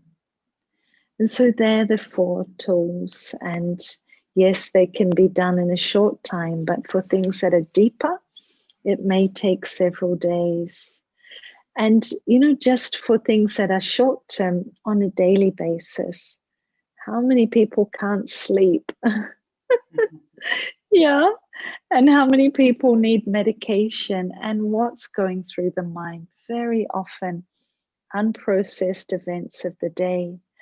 And so if I use these 4 tools on a daily basis, I will be able to sleep, you know, and even if I use these 4 tools after each event, and even if I use these 4 tools when I finish my working day, so that when I go home to my children and my family, or now a lot of us are home, but when I open the door to my children and family, I'm fully present and I'm not carrying the events that have happened during the day. I'm not carrying the hat of the day. So these 4 tools can also be really valuable on a daily basis. And so thank you for your patience. And that's just kind of a little insight into 4 tools that I've used and like to share. And if there's any questions or comments, I'd like to hand back to you, Lalit Bhai. Thank you. Thank you. That was just so nicely put. However, Trish, may I request you one thing? Those 4 valuable tools are so valuable, we can't put a price tag to it, but I would like you to repeat them just for the benefit of the audience so that they can take those 4 points very quickly, note them down. If you were to say 1, 2, 3, 4, what are they? So accept, and once again, it doesn't mean agree. Accept is part of my story. Understand what was behind that event, and learn a lesson that I can carry through in my life, and open the door to my mind and let it go out into the past. You make it sound absolutely easy. Is it that easy to do that? Is it as easy as you make it sound that, oh, forgive and let go, open the door? I mean, it's a challenge. It's a challenge, Trish. You know, Lalit, it isn't easy, but if I don't do it, it's much more painful, right? Totally So agree. it's not easy, but holding on is much more painful. And I mean, I've looked at some statistics saying that people an adult spends 75% of their time in the past, and very often unfinished business. But you know, a 2-year-old, what percentage? 0. And who smiles most, you know? And so really nowadays, I just think it's so important. The present is requiring so much of our energy. It's a gift for ourselves and it's a gift for the world. And I know Gandhiji would absolutely be behind it. And in a lot of his sharings, he was very much a supporter of letting go. That's so nice. And I would love to say something to you, Trish.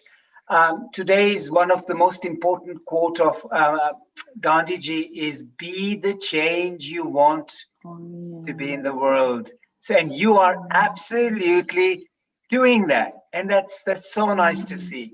I mean, though we know that it was Gandhi Jayanti just 2 days ago on the 2nd of October, it's still after 151 years so strongly his ethos, his quotes, his way of life is being practiced. So wonderful. Absolutely. Yeah. Absolutely. Now, Trish, you mentioned about your books. You said you wrote a book on honesty.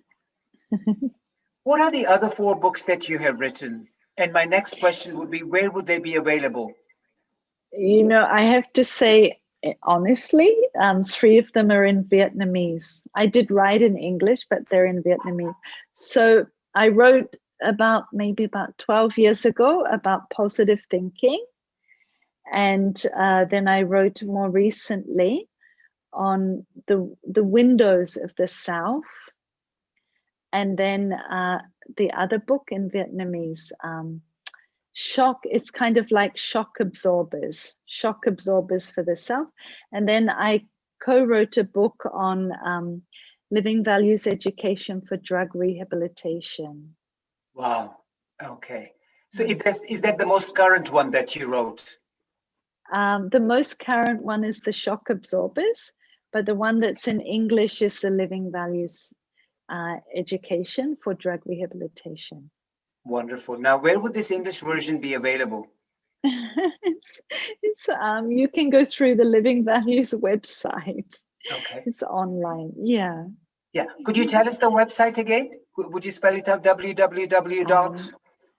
Livingvalues.org. Livingvalues.org. .org. It's an education program. Okay, brilliant. So anybody wishing to connect with Trish's book is www.living. Go ahead, Trish.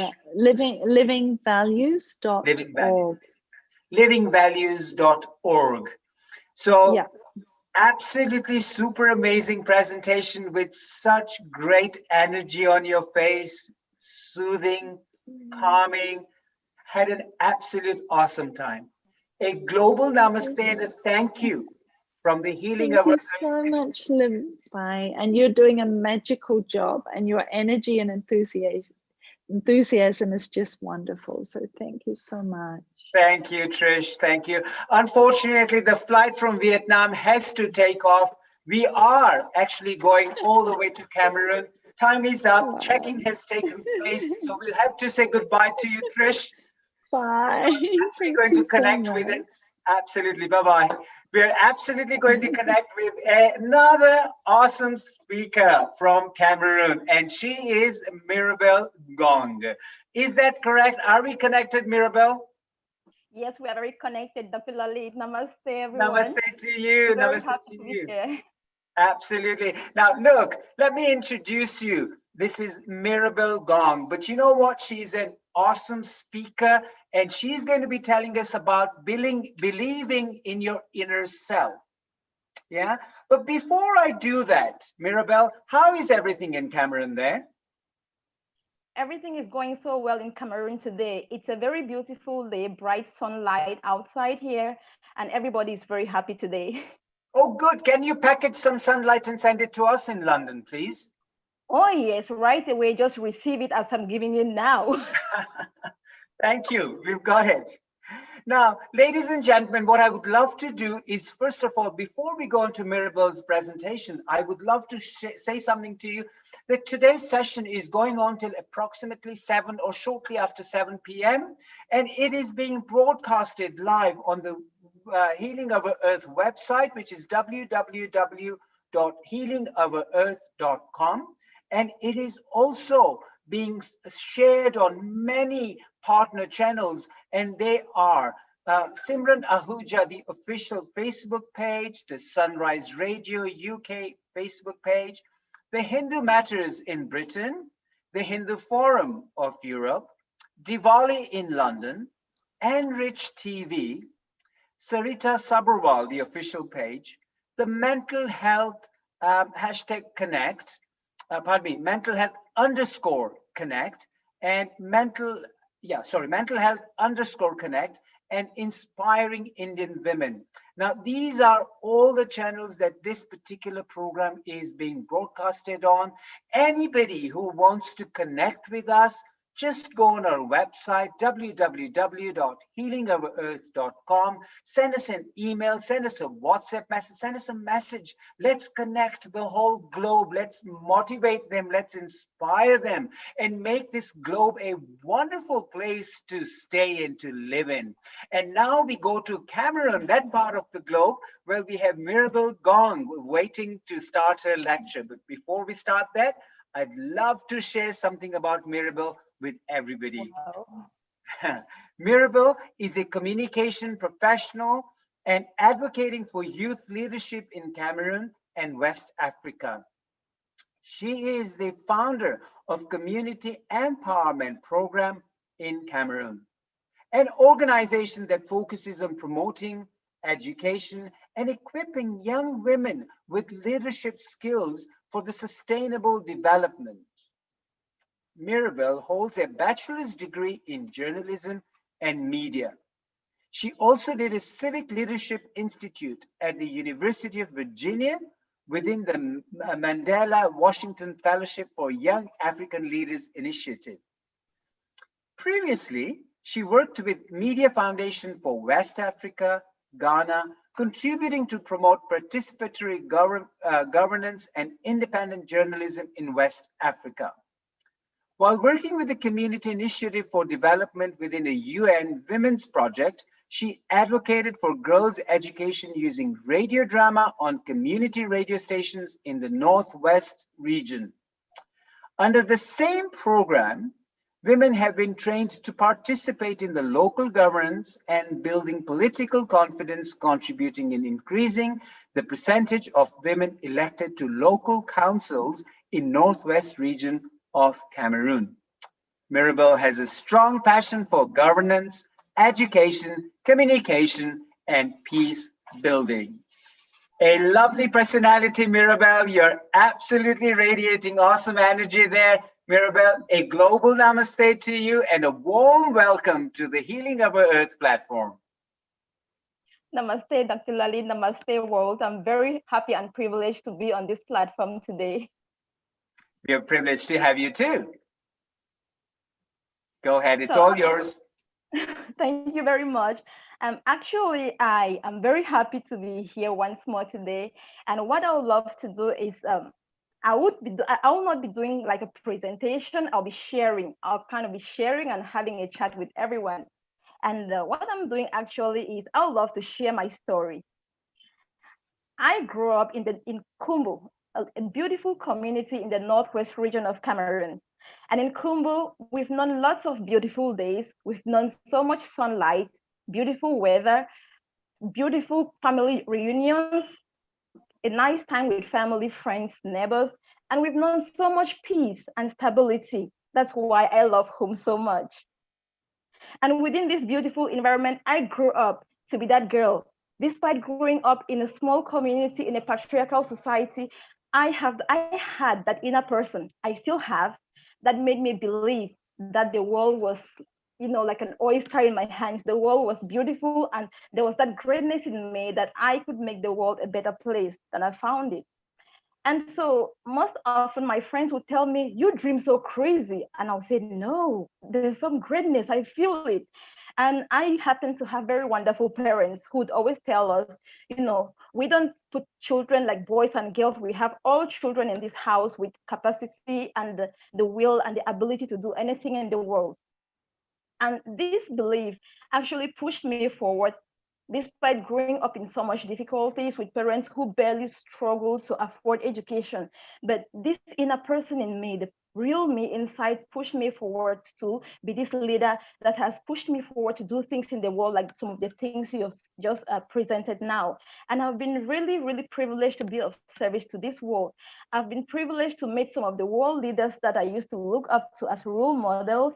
I've been able to meet great people that I used to read in books, and I've been privileged to use the knowledge I've gained from them to inspire young people, to inspire young girls and boys, to empower young women like me, and to make the world better in my own way. So it's really wonderful, and I've really loved it. And that's why I choose to talk about believing in your inner person. Because every time I had challenges, I came to the inner person. How do you see it? How do you see the world? What do you call you? Because most often we are born with this inner person who is like a child that believes in like the endless possibilities for us to do things, that believes and knows that we can do it all. But then as life progresses, we start to face pain, ego, challenges, and everything that starts to silence that inner person gradually. And as I was sharing, growing up in this beautiful environment, at some point, everything changed. Because from 2016, everything changed drastically.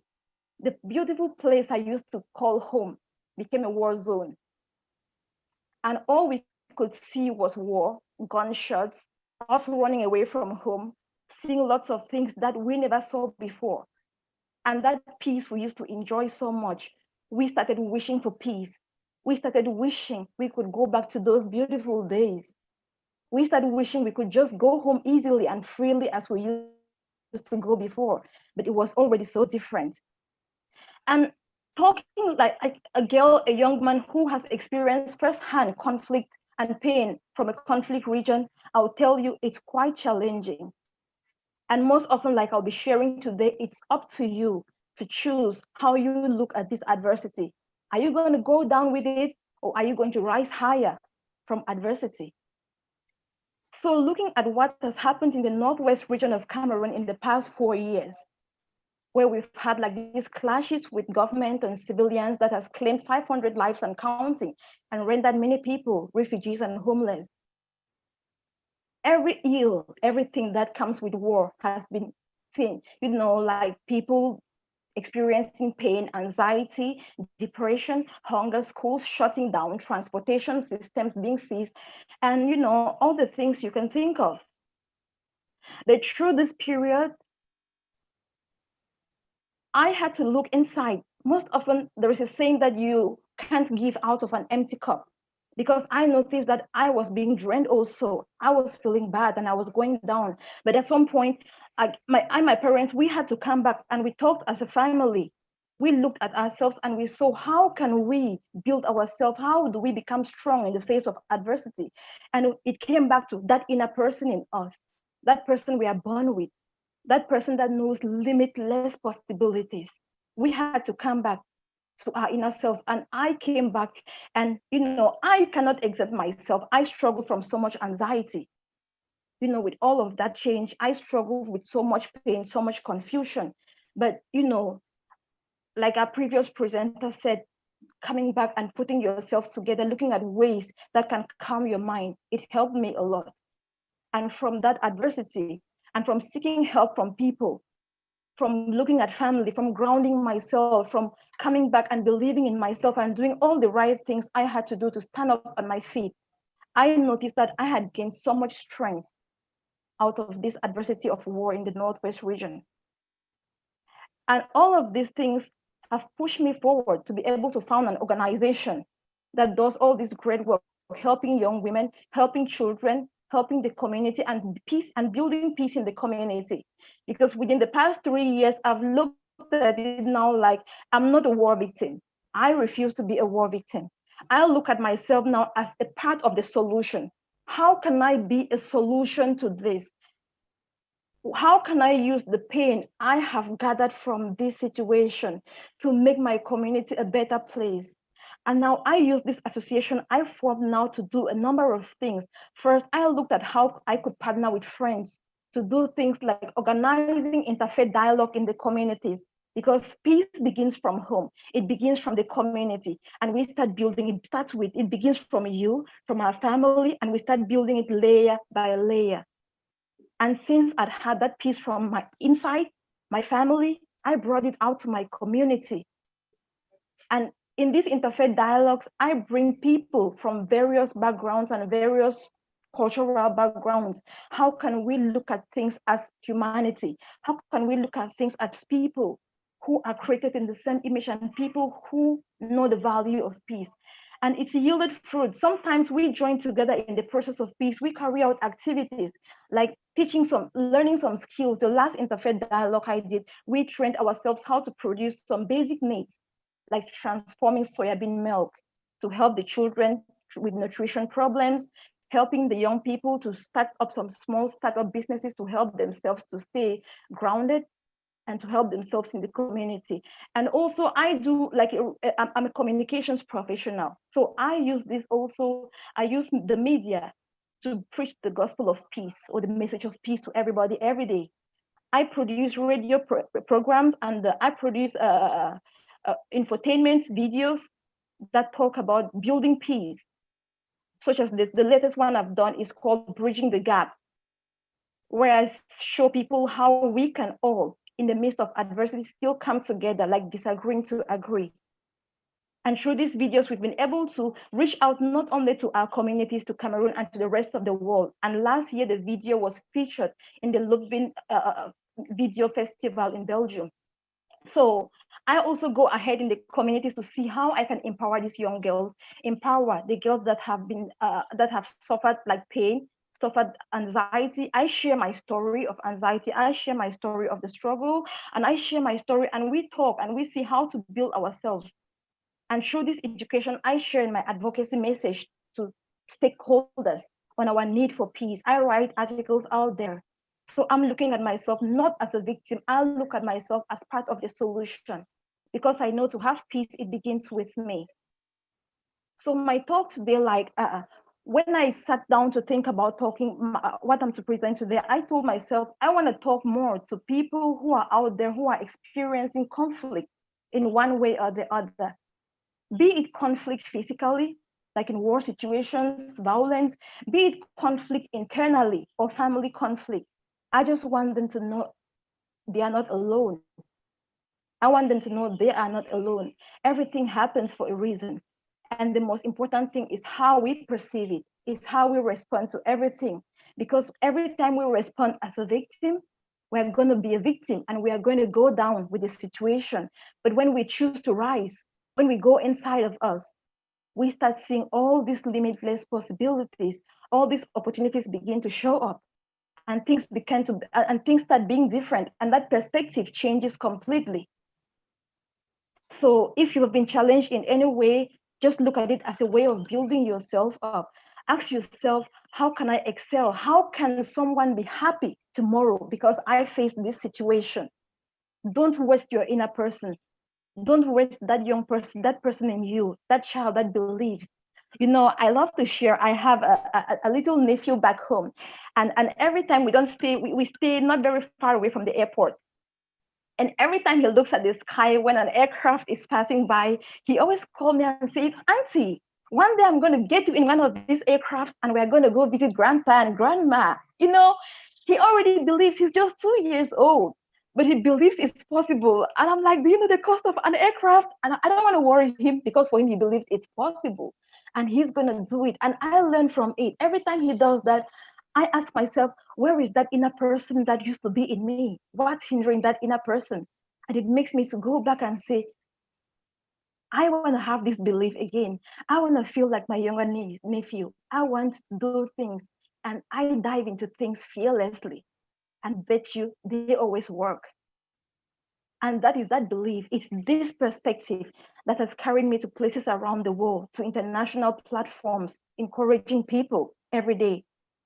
It's carried me, and the joy I feel when I see young people stand up and say, because I spoke to you today, I am better. Or because I spoke to you today, I can stand for myself. It gives me fulfillment. And every morning I want to get up and encourage somebody. I want to get up and preach the message of peace. I want to get up and tell everybody, look into your potential. It's possible. And as I'm speaking today, sometimes someone might ask, you know, if I'm going through this, where do I go to from here? How do I stand? And I have just some basic, like 5 points that might help you if you are in any situation of conflict, be it internal conflict, physical. First of all, go inside and be still. Because for us to discover our inner person, I came to learn from myself. I came to learn from my teachers, from my mentors, and from my creator, that to be still, I have to silence all those voices of doubt. Even your family, when they tell you it's not possible, the finances are not there, or you are just a woman. I've been told so many times. So, or they tell you, you know, you're just coming from a small locality, you're from Africa, but I didn't let that stop me. I look at the world as a global village, a community of people that love each other. And every time I send out that love, it comes back to me. Every time I project fear, I start seeing fear and people start, you know, behaving funny or strange. But I want to send out that love. I want to send out that vibration of peace and joy, and it keeps coming back in various forms. So be still, silence the inner person, and sit, be with yourself, live in the moment. And sometimes you can meditate. Sometimes some people pray, some people sing, just to calm that inner person. Meditation makes you to look inside, and it starts building that person you've been suppressing over the years with fear and ego and everything. And as you keep giving it a voice through that silence, it stands out and it changes your perspective, and you look at things differently. And it's so wonderful how the ramifications are awesome. Doors just keep opening to you, and you're like, wow, this is so beautiful. So it's possible. And the next thing I'll always love to say that the second thing is develop yourself. When you believe in yourself, develop yourself, because you can't just believe in yourself and say, I can do it. And you sit on your chair, watch TV and do everything and it's possible. No, get out there, look at your passion. What is this inner person telling me? What is that drive? How do I see myself contributing in this world, and build it? If you want to speak to the world, develop your skills in speaking. If you feel called to be a medical doctor, do it. Do everything you have to do to develop that skill, and reach out to people. Speak to those who have been there. Get a mentor. Get people to guide you while you believe in yourself and build yourself inside. The third thing I'd love to say is ask, seek help. Seek help. If you feel you're falling, it's normal to fall. It's very normal to fail at something. But the issue is, what do you do when you fall? Do you remain down or do you stand? All the times when I give talks, I tell young people, falling is not the problem. The problem is when you choose to stay down, that is when you fail. You can fall, but you should not necessarily fail. So when you fall and it's difficult to stand up, seek help. Before I came here, I think in the last 2 years, at that point where I had anxiety and so much pain inside and so much struggle, I reached out to people that I believe in, people that can feed life into me, people that put the right things in me. Because if you go out to the people that feed you with the wrong things, you're going to end up really worse. So I got out to people, I sought help. Even if you have to look for a therapist, seek a therapist. Get to family, the people that love you unconditionally. It helps, seek help. And the next thing is stay grounded. Stay grounded. Over the years, what's helped me from a childhood, from a young girl growing up in a small village to a girl, who's, moved around, done things, is I always looked for my ways to stay grounded. And like my mom always said, what is your source of power? And I noticed that to stay grounded, my source of power came from, exposing myself to nature. My source of power came from seeking my creator and sitting with my creator and having those moments where you get power from within, divine power. I pray. And there are many ways of being grounded. Some people, they choose to be grounded. Like one of my sisters, she chose to walk on ground. She walks on the soil barefooted, and she believes when she does that, scientifically, and the way she believes it works for her. Look for what works for you. Is it music? Is it meditation? Look for that thing that when you're going down, it will keep you up. Some people, they write. One of my friends, when she's down, she takes a book and she writes it, a paper, she writes it down. And when she writes it down, most often the things that worry her, she burns them.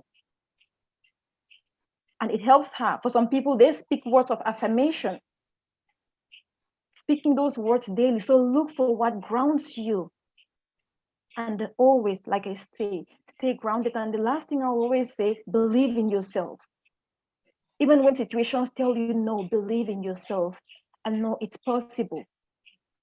Because believing in yourself will help you to those open possibilities. It will enable you to wake up that sleeping giant in you. Believing in you helps you to bring solutions. And this morning I was having a moment with a friend that I look up to really so much, and she shared something. She said, most often we ask ourselves, why are we failing so many times? Life is so beautiful. Life is on our side. Life is on our side, and most often we fail because we are not ready for the things we are asking for. So as you believe in yourself, ask yourself, do I have enough knowledge? Am I building myself every day? Am I cleaning the inner person? Am I looking after my mind, my heart?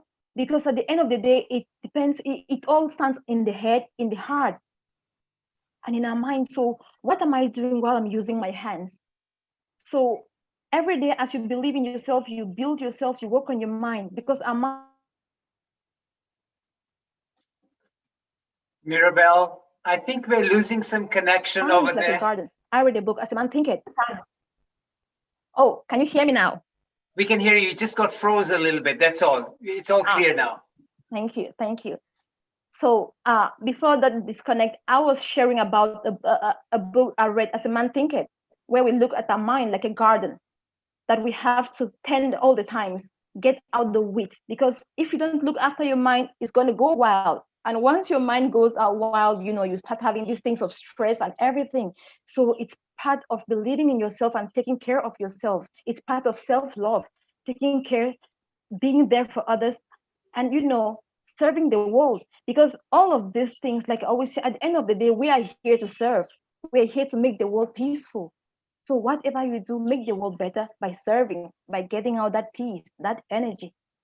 So I'll sum it out like it's all possible, and it begins with you. Everything you want, if it's the peace you want, it begins with you. So go out and make the difference, because yes, you can make it. That's all. Over to you, Dr. Lalit. Thank you very much, Mirabel. That was a very, very energetic presentation, and the energy with which you delivered it and the content you had was just super amazing. So just something that I really liked, and I would love you to, you've just absolutely shared some awesome stuff like Gospel of Peace, the videos that you have, the program that you call the Bridging the Gap that you have done a video for. How can the viewers today connect with you or get to see these programs, if you can share that information with us? Yes, actually, like I said, the initiative I've started, it's called Community Empowerment Program Cameroon. So it has a website, which is CEP Cameroon, www.cepcameroon.org, www.cepcameroon.org. And we are also found on YouTube, Community Empowerment Program Cameroon. So if you go to our website, we really get all of these things together. And for some of the works I do in person, you could follow up my Facebook page. I shared on the website, Mirabel Ngong, and I share most of the work I do there. But on our website, we share everything on our Facebook pages, Community Empowerment Program Cameroon. Okay, so on Facebook, you are as Mirabel Gong, is that correct? Yes. Perfect. So I'm sure people would love to connect and find out all the good stuff that you're doing. And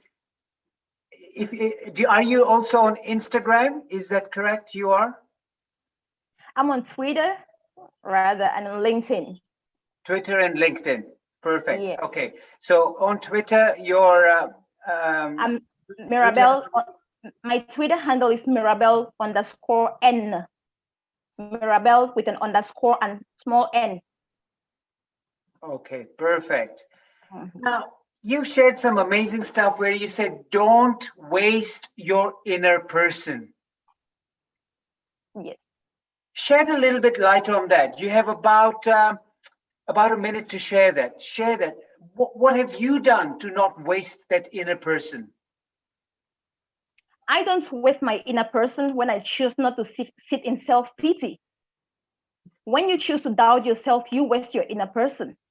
When you listen to people who condemn you or minimize your ability, you waste your inner person. And when you have that urge to do something and you choose to complain, you waste the inner person. Show up to the world and say, I can, and give your hand to something. If you fail, it's okay. But if you doubt, you go down, you cry in self-pity, you fall and remain down, you waste your inner person. You doubt yourself, you waste your inner person. So you've got to be totally focused and have that one goal as to what you want to do and to move ahead in life. But sometimes that's not always possible, Mirabel, because you have got your surroundings that don't allow you to do that. You may have people who are pulling you down. How do you deal with those kind of things? Yeah, like previously, like I said, I have had that in person, and those are some of the things that caused me stress and anxiety at some point. Because you have people that come and say, no, you can't do this, or you're coming from a conflict zone, or some people come and they look at your failures and they remind you of what you failed at. But at the end of the day, I have to come back and I have to sit with myself and I have to look at these people like mentors, the people who speak life into me.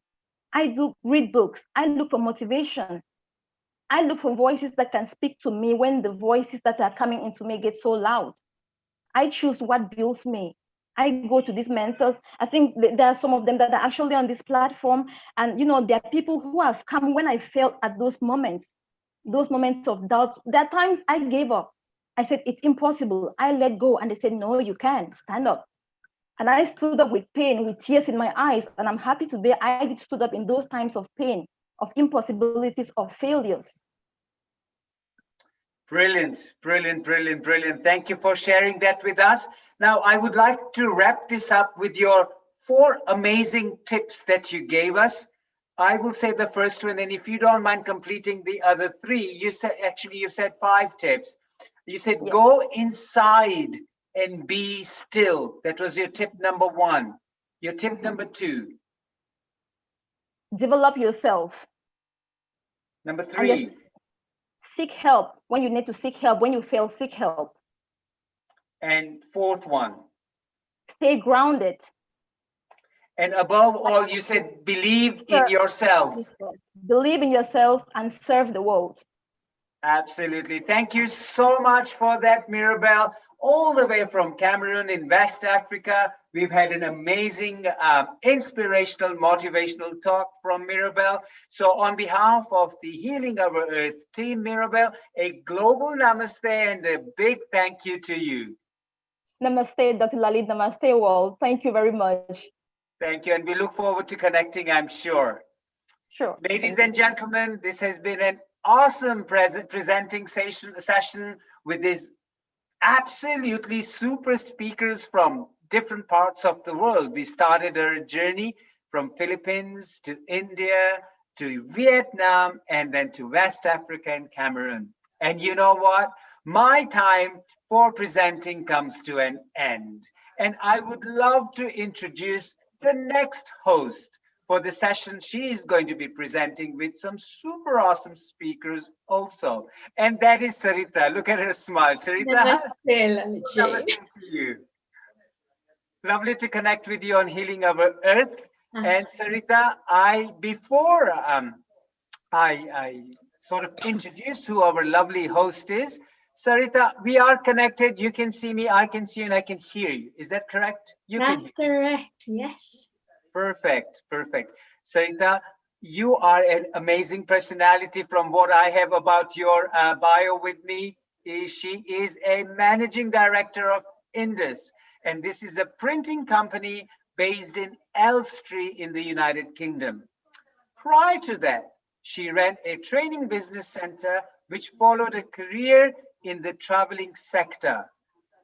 Sarita is also an NLP master practitioner and started her spiritual journey several years ago when she joined the Art of Living Foundation, the AOL, and is now an AOL teacher who conducts various well-being courses, including breathing techniques, meditation, and yoga. To connect with Sarita, it's www.indus, as in INDDUS.co.uk. So that is our lovely host for the next session, Sarita Menon. Welcome to you, Sarita. A warm welcome from Healing Our Earth to you today. Namaste, Dr. Siva, and thank you very much. Thank you for the beautiful, beautiful introduction. And do you know what? As usual, you've done an amazing job of hosting. And I love the lineup that we've had thus far. It's been amazing. My journey for the last couple of hours has been pretty much all around the globe, and I'm sure you're going through around the globe again to some wonderful speakers. So I wish you very well, Sarita. I don't want to take too much of your time because I can almost see your next speaker is ready there. So all the best to you and have a blast of a time like I did. Thank you, Dr. Soda. And Namaste Globe, a very warm and loving welcome to yet another uplifting and amazing lineup by Healing Our Earth. Now, by the way, did you know that this is the 27th session of Healing Our Earth? We get feedback that our mission today is to bring love, unity, peace, harmony, comfort, and information to your doorstep, wherever you are on Earth. And our feedback is that we are succeeding. And of course, we intend to keep that up, right? So do you know that today's session from 12 to 7 p.m. is being broadcast live on our website, of course, healingourearth.com, on our Facebook, YouTube, and Twitter pages, which is healingourearth.com and whatever that is, Facebook, YouTube, or Twitter. Simran Ahuja Official /Facebook. Sunrise Radio UK /Facebook. Hindu Matters in Britain /Facebook. Hindu Forum of Europe /Facebook. Diwali in London /Facebook. Enrich TV /Facebook. Sarita Sabarwal Official /Facebook. Mental Health _Connect /Facebook. Inspiring Indian Women /Facebook. And other partner channels. So we've got a lot of people who are broadcasting us live. Now, to keep up to date with our programs and initiatives, please do go and sign up for our regular mail shots, yeah? And you can do this by visiting our website, which is healingourearth.com. And of course, if you'd like to get involved in this free global community channel, then contact us via our WhatsApp, and the number is on the website. Today, what is today about? Today is all about inspiration and motivation. Do we do our part in our little life to inspire and motivate the people around us? Equally, who do we get inspired and motivated by? Now, I love to quote our last speaker, Mirabelle said. She said, it's not wrong to fail. You may fail, but then you get up and correct it. Don't dwell on it. Think about this while I introduce our next speaker who's come all the way from India. Dimple Anil, who is going to talk about freedom and flight within. Now, Mrs. Dimple Anil plays many roles in her life. She is a clairvoyant, so a psychic medium, with an amazing educational background. She has a master's in English literature, education, ecology, and environment. She's also a radio broadcaster, theatre artist, a mother, a voracious traveler, and a life coach as well. Now, her mantra is simple. Smile, step back, relax, find a feel-good sport. Only then speak or take action. What you feel, so shall you sow, so shall you reap. Be just to yourself and to the world. Namaste, Dimpleji, and welcome to Healing Our Earth. Namaste. Globe, namaste. It's a matter of great privilege and honor to be here with Healing Our Earth. Thank you, Ms. Menon, for such kind words and a beautiful introduction. Today I will speak on freedom and flight within. Flight within, not flying outside. I cannot do justice if I talk of freedom without mentioning Mahatma Gandhi, whose 151st birth anniversary we celebrated just 2 days back. He gave us freedom from the British rule. He tried his best to bridge the gap when he was thrown out of the train in South Africa from the first class compartment. He tried his best to bridge the gap between the different skin tones that was there and is still there to some extent. Bapu Mahatma Gandhi, the freedom that he gave us was tangible. We could see it. We saw the flag hoisting, the tricolor being hoisted, Tiranga being hoisted. We could feel the freedom. What was the feel like? I was not there at that time, but I can relate when I think, sit back and realize what kind of a feeling we had when we got our freedom. It was aha. It was free of baggage. It was just beautiful. It was easing. People were rejoicing. We were happy. If all this is freedom, then why are not we free today within our own selves? I'm not talking of political freedom, social freedom, spiritual freedom, any kind of freedom. I'm just going to talk of freedom within. What is it that stops us from being free?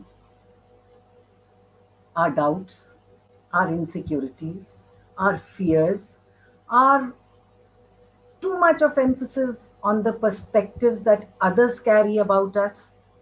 That is also very entangling, very annoying. It tightens us. Then freedom from space reality. Now, what is space reality? Space reality is when we pursue our passion, time flies. They say good times just fly by. Why can't we just keep ourselves in good times? Why can't we pursue our passion? Why can't we just be smiling, happy, staying back, stepping back, and being at a spot which is easing and relaxing? What stops us? I keep wondering, when you and I, when we, the whole globe knows that fears, insecurities, anxieties are not leading us towards freedom. So, what is stopping us? Stopping us is our habit.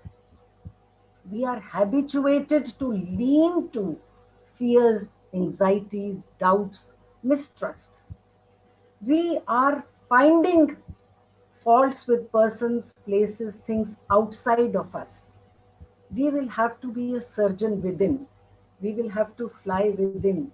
We will have to have a drawing board where we have the trajectory of our life, where we can smile. Today's scenario, COVID 19, there is anxiety, there is fear till we have the vaccine. Once the vaccine comes, we will have another kind of fears. It's not that I am propagating that let's be like a bird which puts his head in the sand and forgets about what is happening around. No.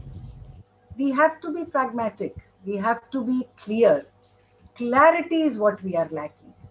If I, as a person, is disturbed by the news, why I am not able to switch off the channel? Why am I chewing, cutting on the not feel good factor? I must follow the social norms. I must wear a mask. I must have the social distancing and yet feel relaxed. There is somebody somewhere who is making things happen for me. The sun is rising in the east every day. It is setting in the west every day. I'm doing nothing about it. When I talk to you, as I'm talking to you, my digestion is working, my circulatory system is working, my heart is thumping, my respiration is going on. Let's have some trust somewhere. These things are bogging us down. We will have to look for freedom within. Some of the tools that you and I we have, why we are not using, let's deliberate on that. The tools are: step back from a situation that disturbs you. Step back and look at the drama. Use your wisdom. Ask the Lord, ask your own Creator to shower divine wisdom on you so that you can think logically. You can stay at ease. You can be happy. You can be joyous. You can have that aha moment. As I talk, I'm reminded of something where the feeling that I have when we were paragliding. It's amazing. The first few seconds are full of fear, but the moment you are in the open skies, it's just amazing. It's timelessness. There's no fear, there's no anxiety. It's thrilling. Why can't you and I be on our parachutes at all times? It is all within us. Nothing is outside. Social political freedom, yes, it is from outside.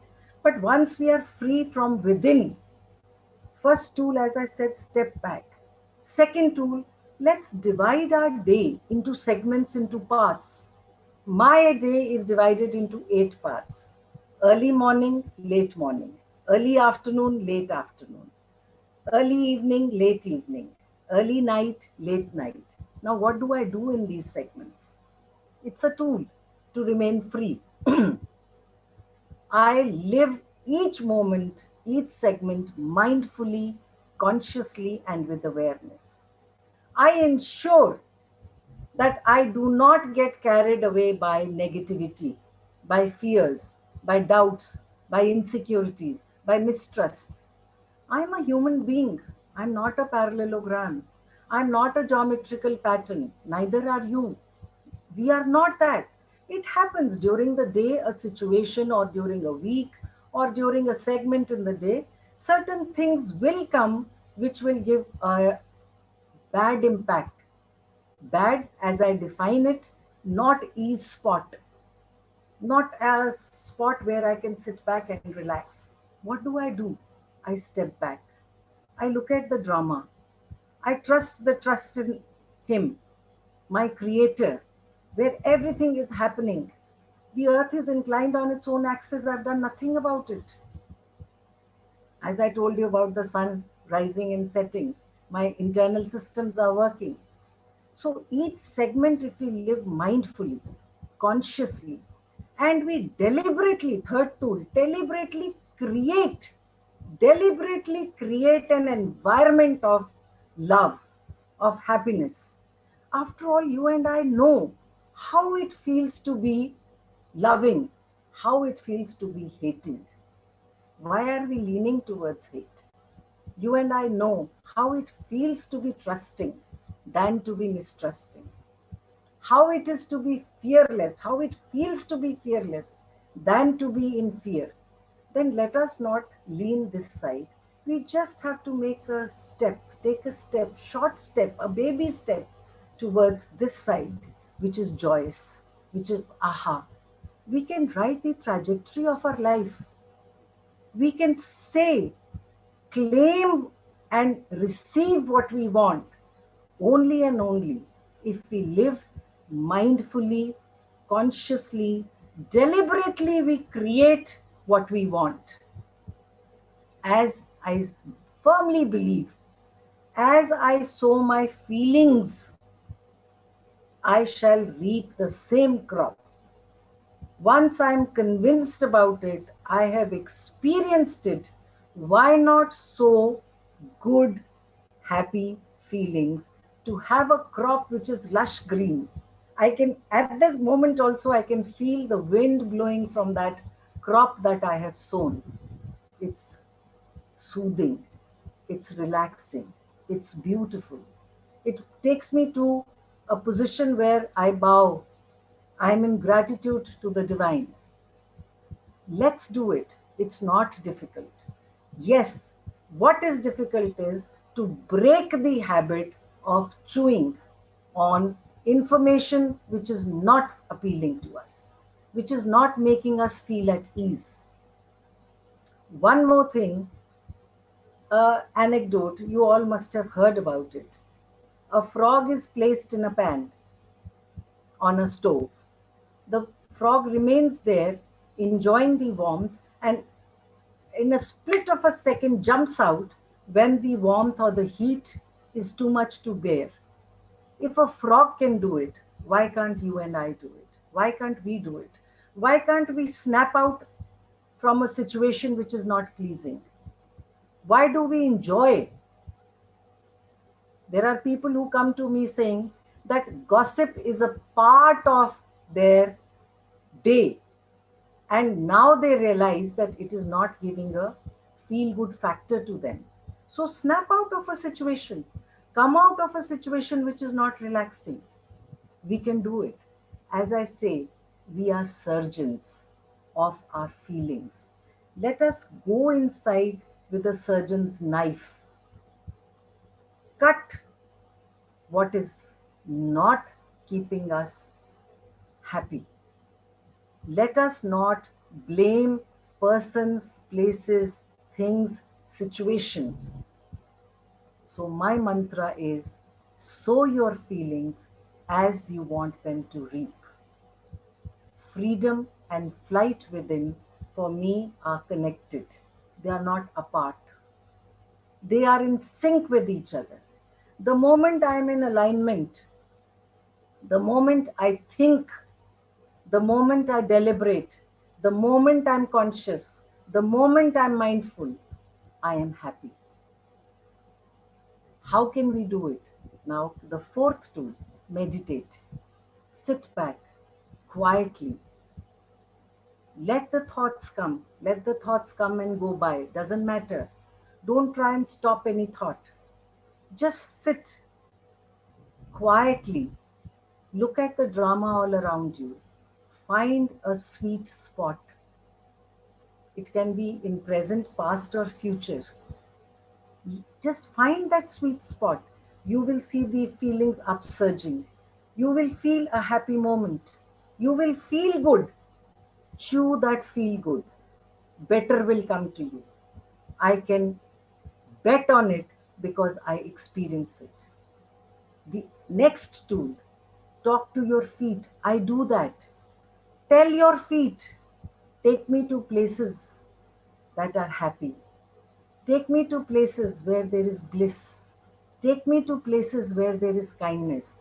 Believe you me, your feet will do that. Talk to your brain. Ask for divine wisdom. What is divine wisdom? Deliberately creating a situation where we smile, we are happy, we are joyous. You and I, we can do it. Healing our earth can do it. I must thank Neil, who's doing such a commendable job of bringing all the motivational and inspirational speakers together here. I conclude by saying, freedom lies within. Please do not expect anything outside you to change till you make a deliberate decision to change within. Freedom within will transact, will manifest very wisely outside. Unfortunately, what are we doing? We are allowing the outside to influence us. My experience of life says, let the inner change bring about a beautiful outside. Let not the outside play on you. Let your inside, where you have deliberated, where you have worked consciously and mindfully, transact, transform your outside. Thank you. It's been wonderful to be here. I thank Healing Our Earth, Neil, and of course, Miss Menon for such a radiating smile that she has. I shall carry this with me, Miss Menon. Thank you very much, Dimpleji. Thank you. But do you know what? If you don't mind, it's just what you were saying. You were saying about dividing the day into 8 parts so that it's more manageable. How will that help? Is that sort of being more awarely mindful? Is that what you meant by saying divide it into 8 parts? Is that how it helped? Or could you elaborate on that a little bit, please? Absolutely, absolutely, because I'm living that. It's wonderful that you've asked me this. Dividing our day will certainly help us to be aware, mindful, and deliberately create what we want. Number two, do not carry anything from the previous segment to the next segment. Once we do not carry that, you will see it is beautiful. Yes, many people say when we have sessions with them that Dimpleji, it is very difficult. Agreed.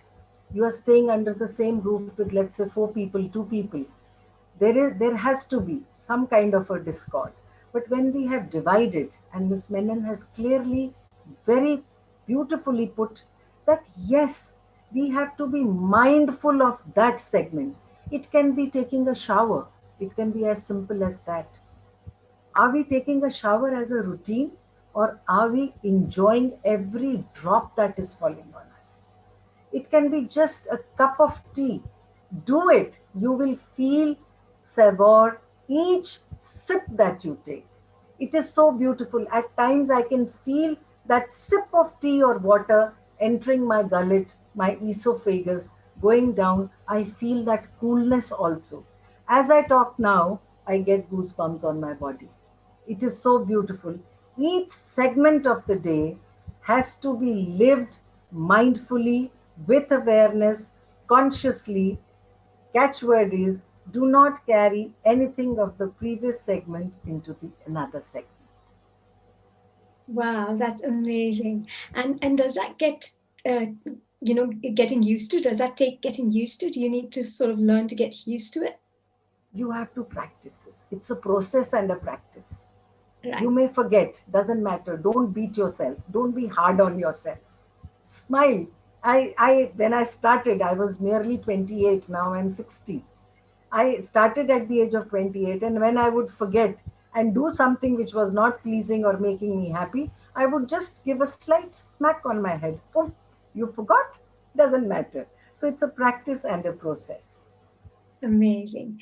And how do people learn to be more aware of when it's time to break and move away from negativity? When can people be more aware that they're going into negativity? Again, it's a practice and a process. I may sound repetitive.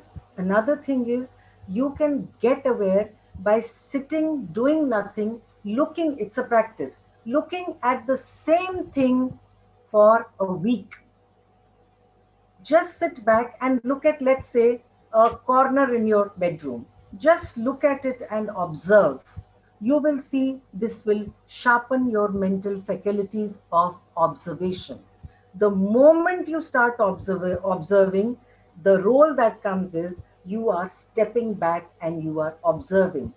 Gradually, with practice and process, the observer and the observation will align. And that will lead to awareness, consciousness, mindfulness, awakened state.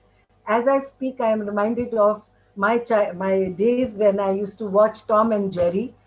Jerry would put toothpicks in its eyes to keep them open so that lest it falls asleep. So let us walk, talk, breathe in an awakened state. Let us not sleepwalk. I'll tell you, freedom is a blessing which comes to those who are awake, who are not sleeping. Let us be awake.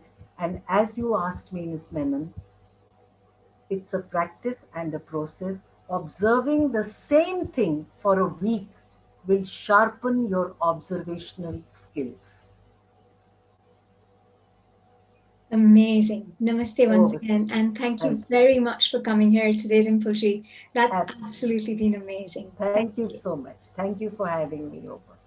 Our pleasure, absolutely.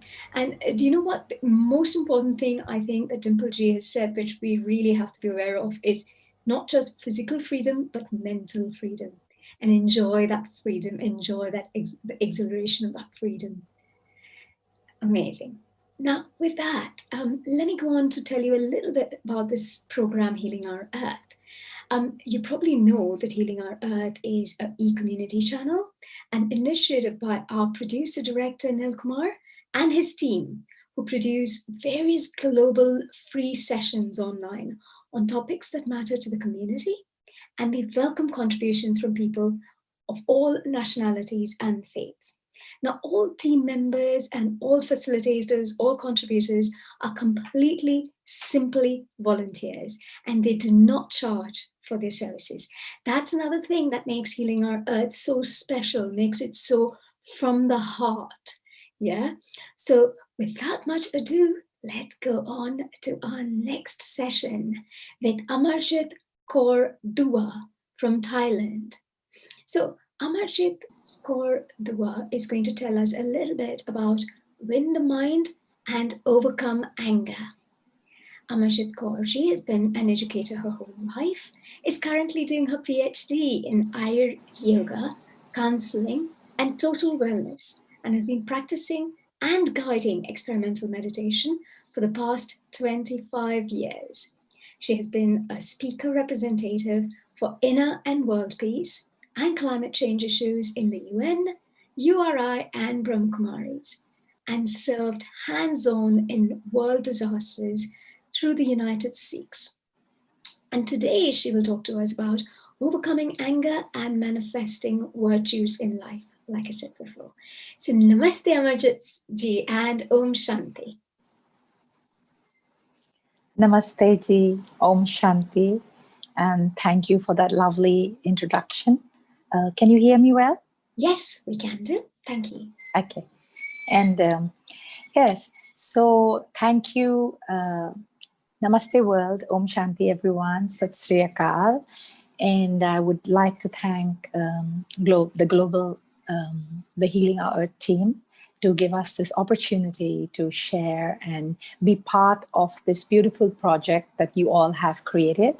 And it's really a pleasure. And I've been listening to all the beautiful speakers that have been online. And it's really, really wonderful that we are having this gathering. And when I was approached by Neil, I first felt which topic to speak on, because there's so many things we can talk on. And because we are celebrating Gandhiji's birth and United Nations International Day of Peace, I decided on nonviolence. But having heard a lot of speakers earlier this evening in Bangkok, so I realized that we all did touch on nonviolence, but from different perspectives. So my take on nonviolence will be focused a bit on anger and the negative in us that comes up in our lives. And a lot of speakers also addressed that. So I'll try to focus on my practice that is very simple and easy. But before I go into the solution, I just want to overall touch on the topic of anger. And what Gandhiji says about anger. Anger is the enemy of nonviolence. So there we have it in a simple sentence. And the next part of the sentence is very important. And pride is the monster that swallows it up. So these two go hand in hand. When we say anger, their pride is. Why? When we talk about our vices and the vices of the soul or the mind, we hear about the 5 Ks in the Indian language, which is Kam, Krodh, Lobh, Moh, Ahankar. And that's anger, greed, attachment, ego, and Kam, Krodh, and lust. So actually lust comes first. But we are focusing on the mind and anger. And anger and ego go hand in hand. Why? When we notice in our lives daily, what do? When do we get angry? If we just come up with the situation in our minds, everybody who's listening, we'll realize that anger comes out of attachments, mainly with people we love.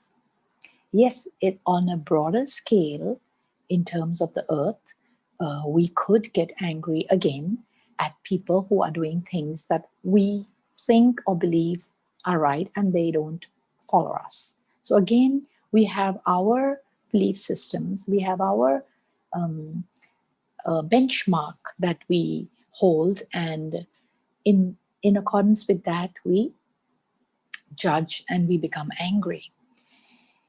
I want to narrow it down to family. Even and here about children, when we raise children as a mother, as a grandmother, we're always having children around us. And I was noticing that this generation is, our generation was a bit different. We were very obedient and we listened to our parents very easily, and maybe because we were many siblings in a family, many children in a family. But the children nowadays, parents are becoming more wise in the sense that they don't hit the children or they don't scold the children too much. But something that we use is, if you don't do this, mama and papa will get angry or mama and papa will get upset. And we think that's fine. Because we think that only violence is only hitting. But anger is, like Gandhiji says, the enemy of non-violence. So when we are actually telling our children that if you don't do what we say, we are going to get angry, we're actually, what they hear is mom and dad are angry. So it would be better actually if we say, if you do this, we will reward you. You know, I know it sounds like bribing, but it works and it's positive. And little children, it's better you give them a treat or a token than to, tell them that I'll get upset or I'll get angry. Because what happens is when you don't do what they want, then they also get upset and angry. And that's definitely what we don't want. So this brings me to a story of our revered saint Faridji. So it's not something that hasn't been taught to us. Faridji was a saint, but when he was a child, his mother would try to connect him to God. And every time, and he was not interested like all children. He wants to play and have fun. But what his mother did was she told him that every time he thought of God or prayed to God, there would be a sweet under his pillow. And every time he prayed, she put a sweet under his pillow, and he thought, oh wow, I'm getting a sweet because I've done something good and that God is pleased. And it worked. So treating, and I won't call it a bribe, but it's definitely better than saying I'm angry. And there are a lot of these beautiful examples that we can pick up. Not to say that I personally never get angry. I'm on the path of at least trying to reach the goal of not getting angry. I mean, irritation is a branch of anger. So maybe not angry, but irritation and sad and hurt. These are all branches of anger. And which brings me to this quote of Gandhi that I was reading. We may never be strong enough to be entirely non-violent in thought, word, and deed, but we must keep non-violence as our goal and make strong progress towards it. So while we may not be able to do much about not getting irritated or angry, but of course I'm going to share with you the tools that work in my life. What I can say first is that though I get irritated and angry sometimes, which has become very, very rare, I am able to overcome it very soon. So the time that we take to overcome our mistakes is important, because what happens is normally we hold grudges and we feel sad or weak or tortured or anything negative for days and sometimes for weeks. And though we do our meditation and we do our prayers, and what happens is when we do our meditation and our prayers, everything is beautiful. Or when we go to the temple or the churches or the gurdwaras, during that time we are fine. But what about when we step out of that space, when we come out into the world, when we are not in that space of where the energy is good? Because what we need is a practice that carries on in our lives in every moment when we're going to live with people that are going to be troubling us, because situations will always be there and we are not in control of the situations, but what we can control is ourselves and our mind. And that comes to the topic that I want to address deeply, is our mind. So let me compare let me just give you a little analogy about this. When we go to the doctor, while we're at the doctor, and we can tell the doctor what our illness is and everything, but yet when we step out of the doctor's office, or when we come, or the clinic or the hospital, and we come back home, we have to carry on doing what the doctor says. So same, when we do our prayers, the point is to carry on. And though we've got a lot of suggestions from a lot of speakers on awareness and on non-violence as well, and things that we can bring on in our daily routine, which is all very beautiful. And I'm sure each one of us has tried hundreds of things in our lives. And one of the things I'm sure we've tried is also non-reaction, that don't react. And responsibility is responsibility. So these are words and things that I feel we all have done. But I want to ask you one thing now. When I'm going to talk about the mind, I'm going to focus on the mind. I want to ask you, who do you get angry at, which we talked about earlier? And who do we not get angry at? Do we get angry at our bosses? Never. Why? We don't get angry at our bosses maybe because we earn money from them or we serve them. So that means in our mind there's a hierarchy already created. So in order to realize that, well, if the bosses give us money and we don't get angry at them, then the people around us can give us happiness and love if we don't get angry at them. But somehow it doesn't really work, but it is a thought to hold. But how do we see? It would be nice if we could see everyone as our boss. That would be a good point. So here in my life's journey that I have been through a lot and done a lot of spiritual lessons over the years and been on a spiritual journey. And I even reached a point in my life that I realized the mundaneness of life, that you just get up and eat and earn and take care of your children. And is it all that we're here for? And there was a hollow in the heart, the soul seeking something that even at that time, I didn't understand that it was the soul. Is it okay? Am I being heard? Okay. So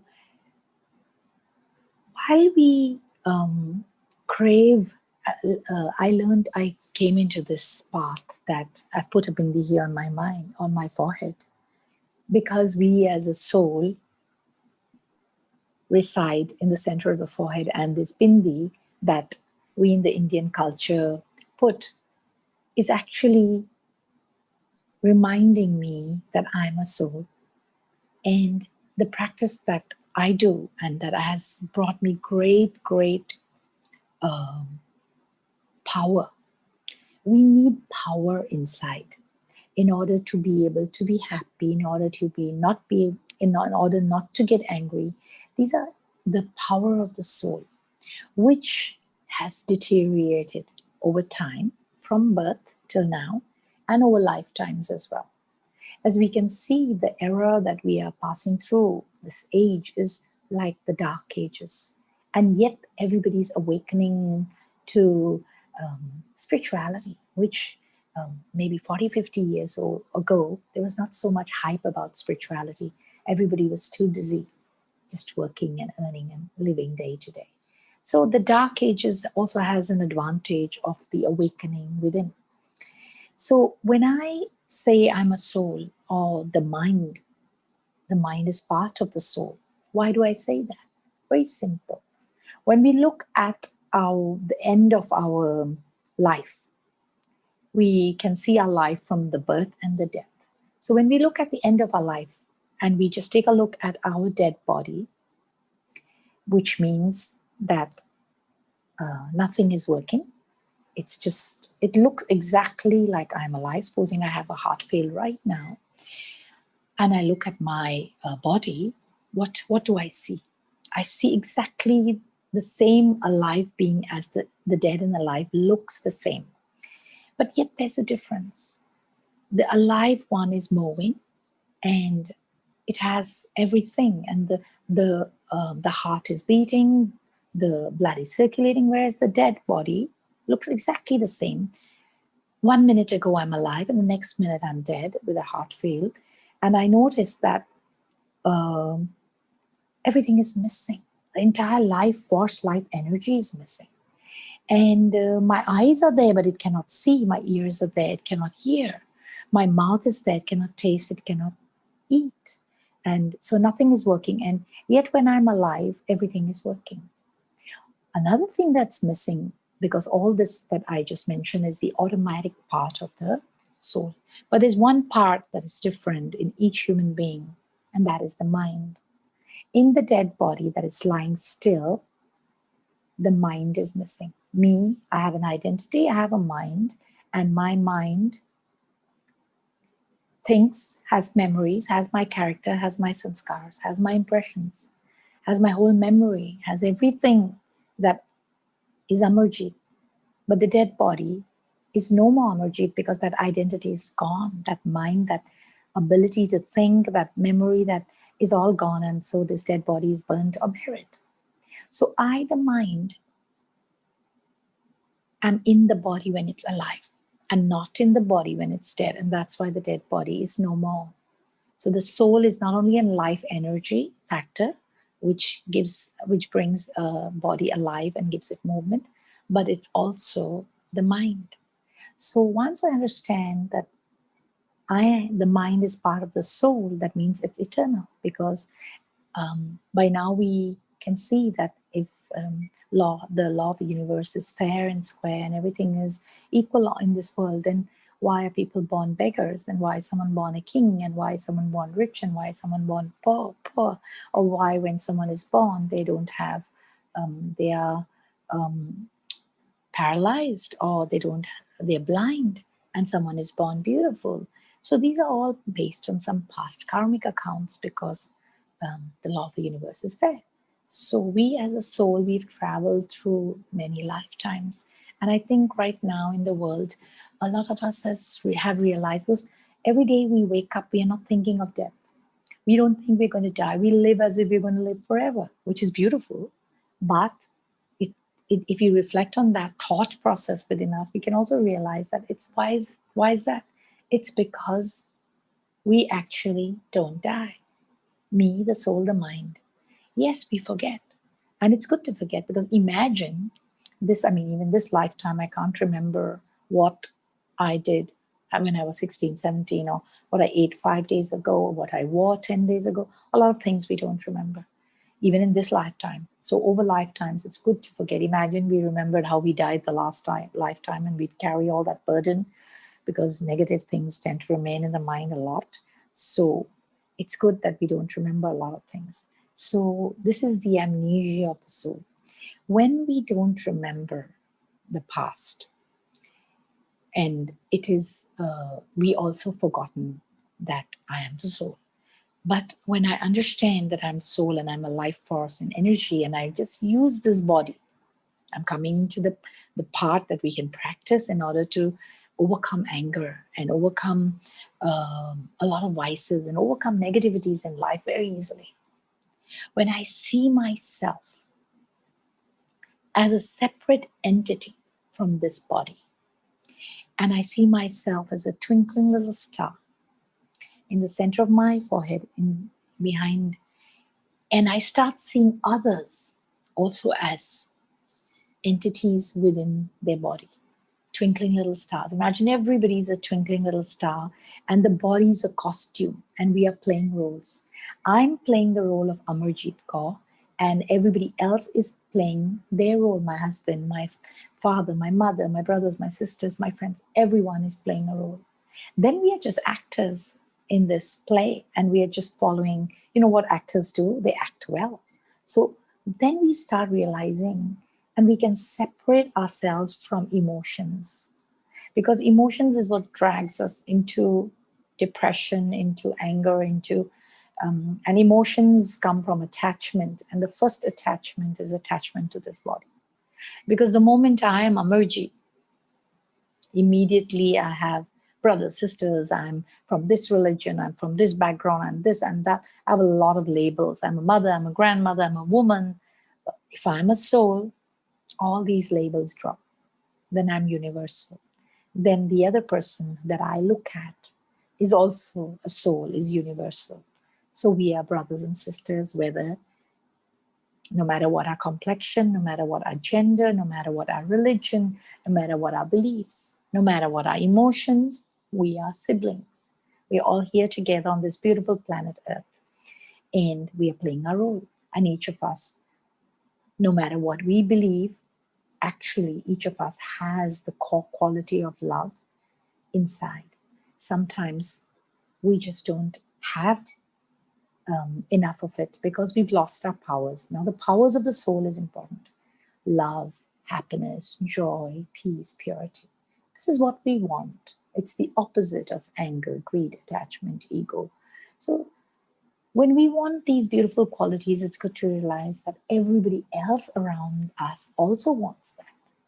So these qualities are not to be asked for, but to be given. When we start giving, which brings me a very beautiful quote of Gandhiji that I also came upon, which is to do with the qualities of the soul and how each one has to find his peace from within. And peace to be real must be unaffected by outside circumstances. So The soul has its qualities of peace and all, but what we've done is we've allowed the outside circumstances to affect us, to affect our equilibrium. So our peace and our love and our joy wavers, and we start reacting and we start giving back what we get. You know, another thing that I've told my daughter this from when she was born, and it's something that I live by. Don't become the person you don't like. And nobody likes anger. So don't be angry. And so whatever the other person does that you don't like, you don't do that because you don't want to be like that. Because you have to live with yourself and you have to love yourself. So you can't love the person that you don't like, right? So why should we become the person we don't like? So again, what do we like? We like peace, we like purity, we like the true qualities of the soul. And joy, happiness, knowledge. Knowledge helps us to discern what is right, what is wrong. It gives us the powers to tolerate with love. The way a mother tolerates the tantrums of the children, and no matter what naughty things your children do, you still love them. That's tolerance with love.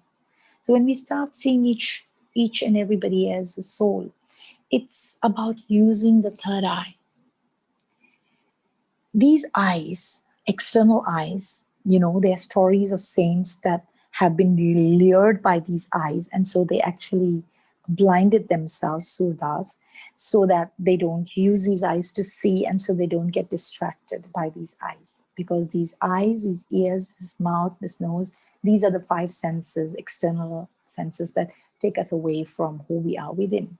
So when we actually start seeing inside, then we see outside, but outside we see is a play, is a role play, is a drama, is the whole world is one, and we're just playing and acting. But we are beyond that. Then we see the soul with the third eye, and we see ourselves first, the practice of seeing yourself as a soul and everybody as a soul. Once we see everybody as a twinkling point of light, let me give you this little dot is a good one, but something like that, a little dot. The thing is, when I say star, we tend to see a black background, but this time, no. Let's see a twinkling light with a golden red background. So that gives you a energy, that the soul is energy. So it's like the sun. So the sun, but a tiny one that even if you cut the human body, you can't find it because it's Atma, it's tinier than an atom. So now when we practice seeing ourselves as souls and we see everybody around us as souls, then there's nothing to get angry about, because that person is just playing a role to be angry. When we see actors and the actors we like playing a negative role or a positive role, it doesn't mean the actor is bad. It's just, he's just playing a role.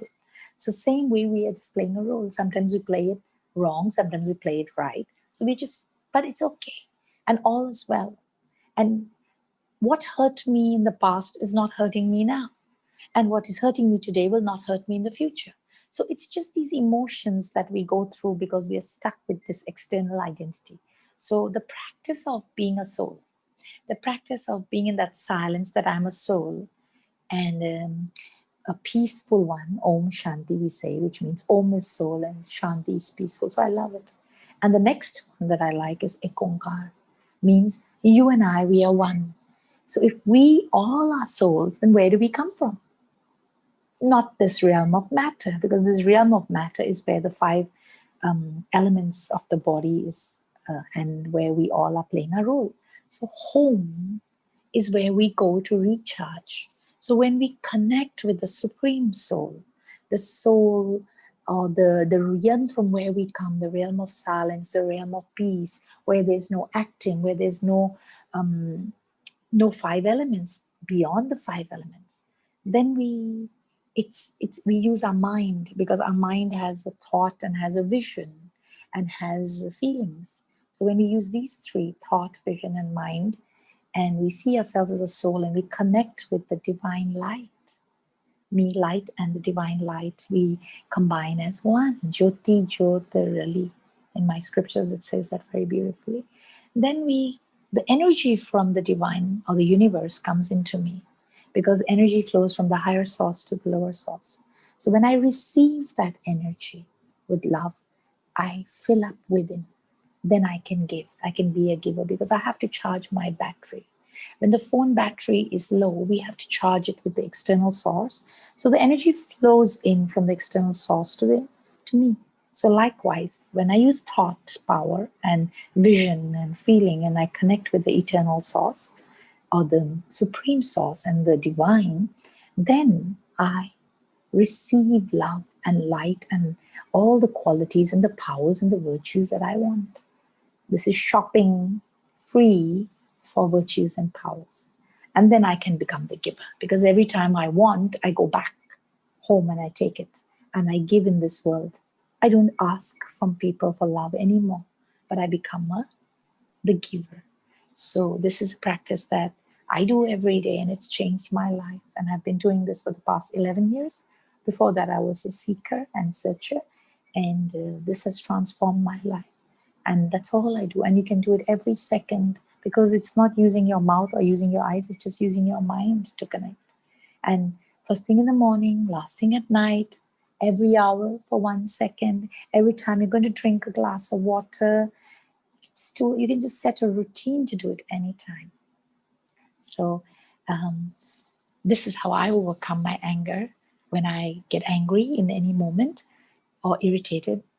Because of my practice, suddenly I see the other person as a soul, and I see myself as a little star, and I detach and I connect and give my negativity to the divine and take on the beauty from the creator, and immediately I detach, immediately I'm fine. And I smile, and smile with me. So this is what I wanted to share today. Thank you so much. And thank you over to the host. I think I'm up on my time. Sorry for that. No problem at all. Actually, we have a few seconds left. Do you mind if I ask you a quick couple of questions, please, Amajit? Sure.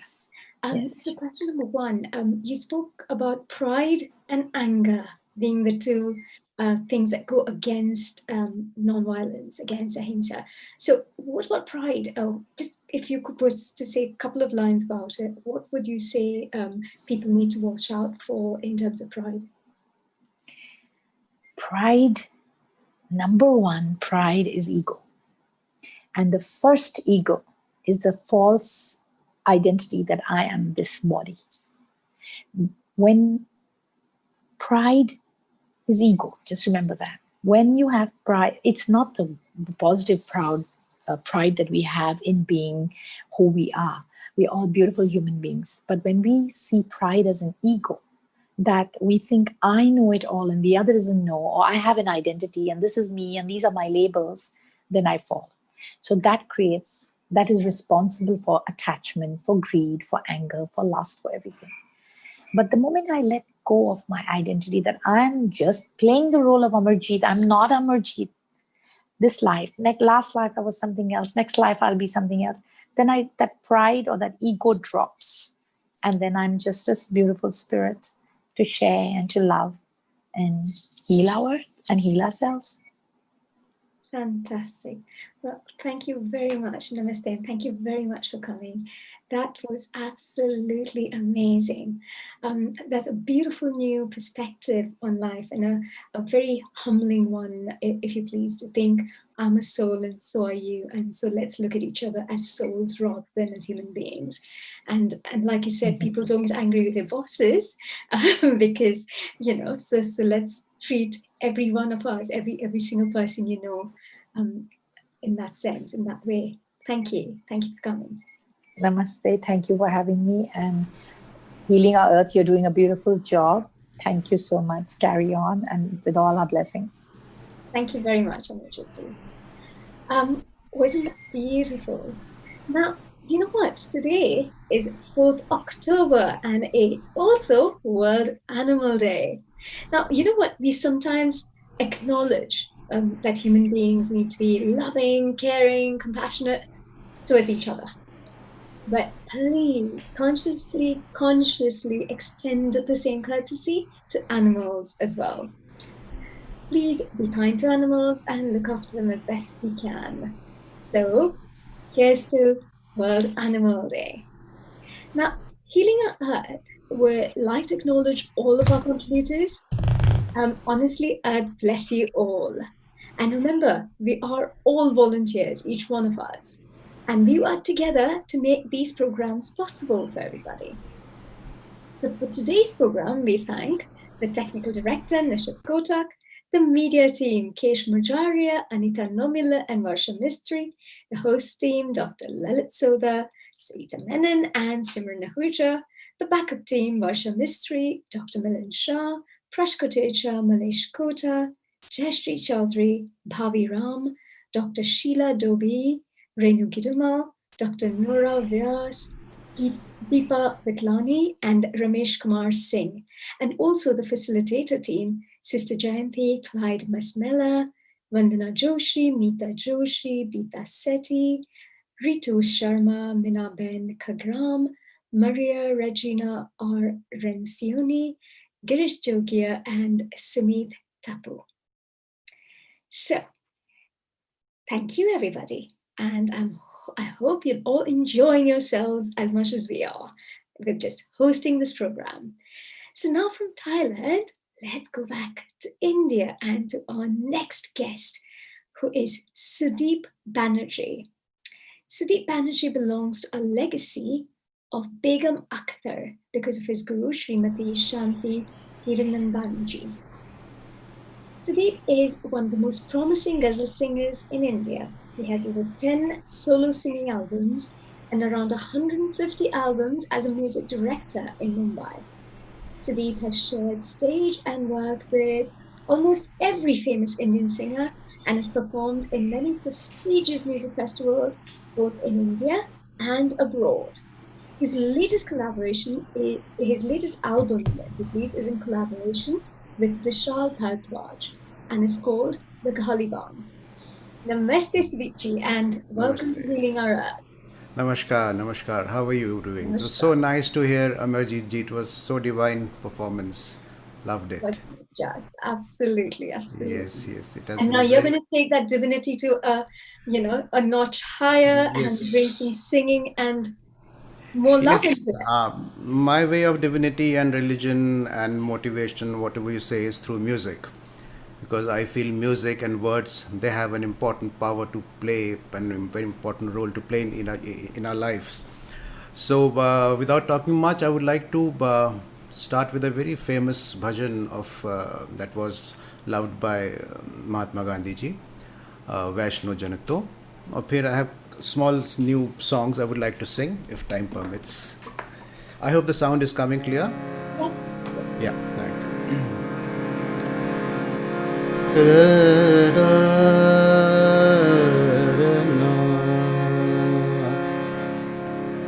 वैष्णव जन तो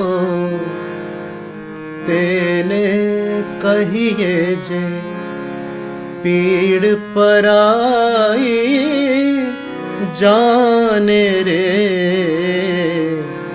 वैष्णव जन तो तेने कहिए जे पीड़ पराई जाने रे पर दुखे उपकार करे तोए मन अभिमान नाड़े रे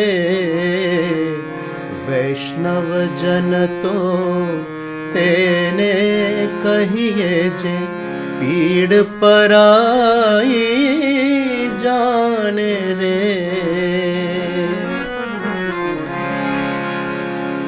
सकल लोक मां सहुने वंदे निंदा ना करे के नीरे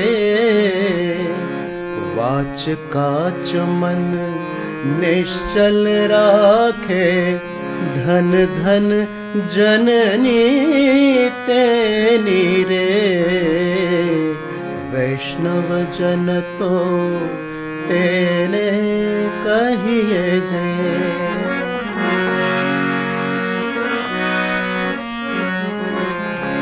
समदृष्टि ने तृष्णा त्यागी परस्त्री जेने मातरे जिव्या थकी असत्य न बोले पर धन नव झाले हाथ रे वैष्णव जन तो तेने कहिए जे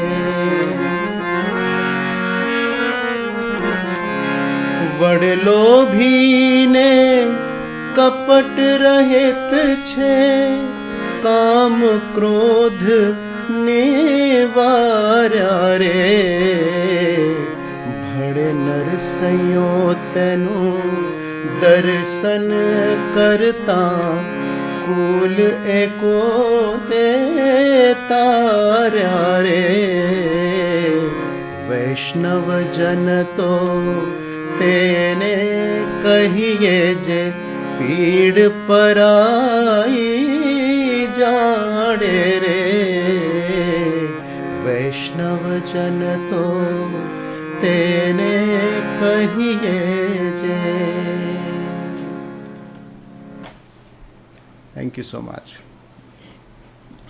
So this was of course a very known bhajan that we all have been hearing and singing since our childhood. But similarly there are some very interesting couplets which some modern poets have written. Very secular poetry where you have Ishwar, Allah, Ram, Bhagwan. Everyone is same. Everyone is same if you come to think of it. It's a beautiful bhajan that I had released last year. So I would like to sing it. I hope you like it. This is my own composition.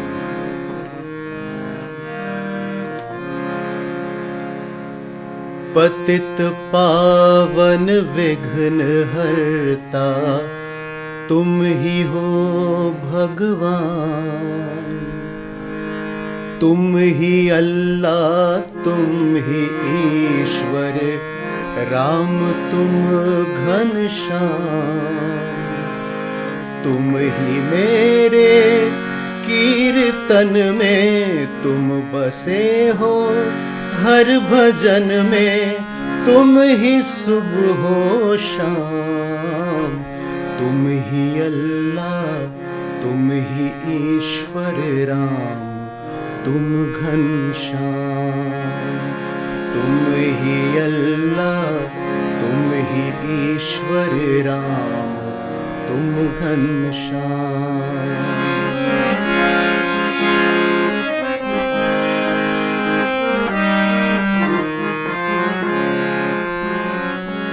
तुम ही दीपक तुम ही ज्योति तुम ही सागर तुम ही मोती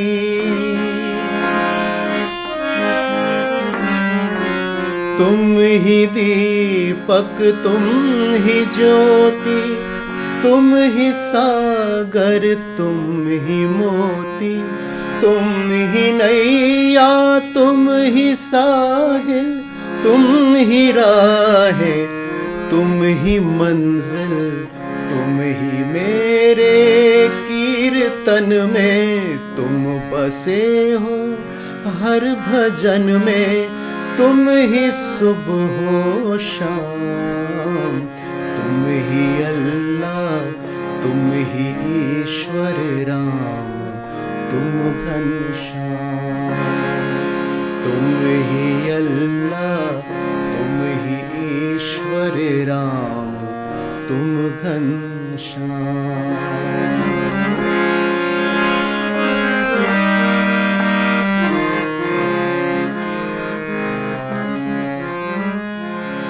गीत तुम हो तान तुम हो बुद्धि तुम और ज्ञान तुम हो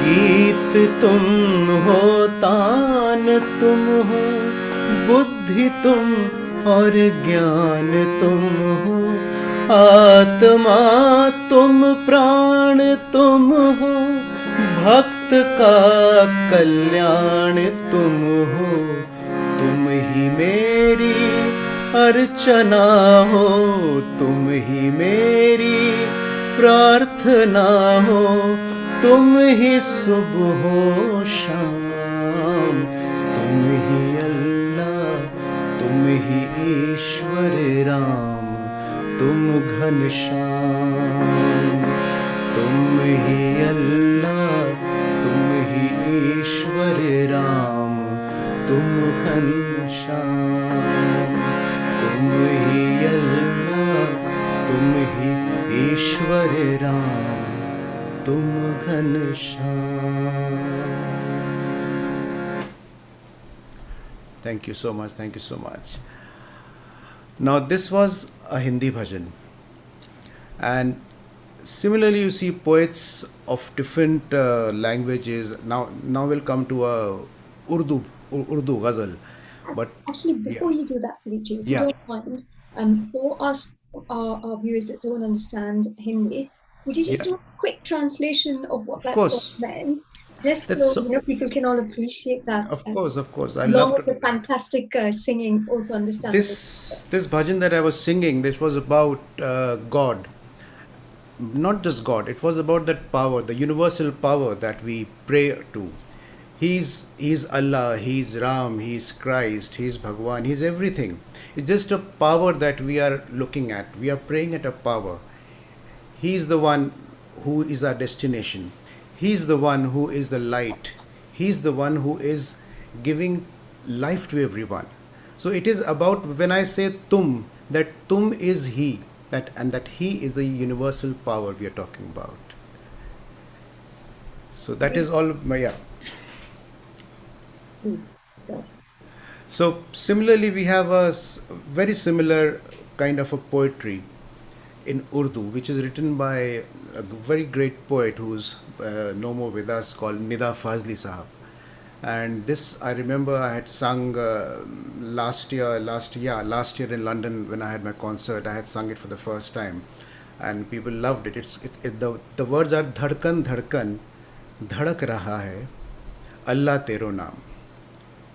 Now every beat is talking about Allah. And when I say Allah, it is not just Allah. I also say धड़कन धड़कन धड़क रहा है ईश्वर तेरो नाम. That every beat is talking about you. पंछी पंछी चहक रहा है. Every bird is talking about you. My heartbeat, the birds, the whole nature is talking about you.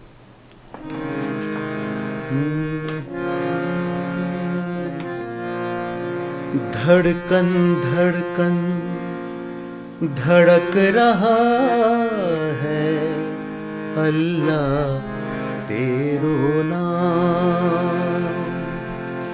धड़कन धड़कन धड़क रहा है ईश्वर तेरो नाम.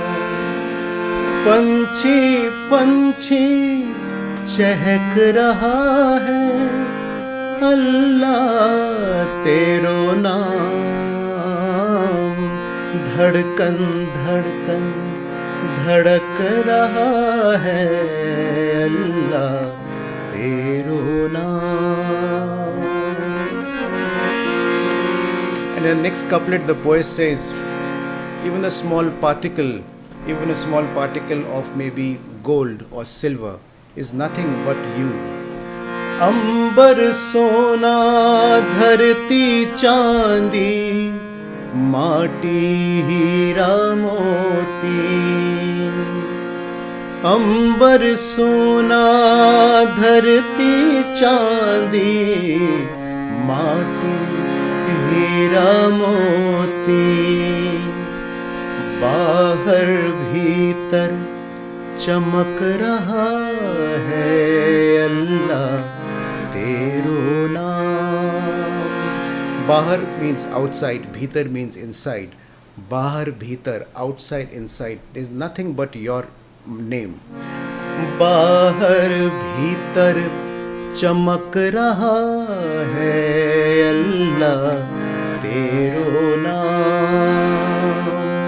पंछी पंछी चहक रहा है अल्लाह तेरो नाम।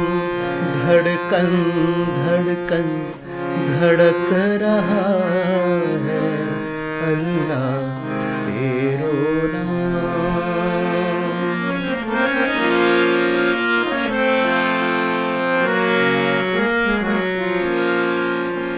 यमुना जी के तट पर गूंजे तेरे नाम की मुरली। यमुना जी के तट पर गूंजे तेरे नाम की मुरली। यमुना जी के तट पर गूंजे तेरे नाम की मुरली। गंगा जी में झलक रहा है अल्लाह तेरो नाम। पंछी पंछी चहक रहा है अल्लाह तेरो नाम। धड़कन धड़कन धड़क रहा है अल्लाह तेरो नाम।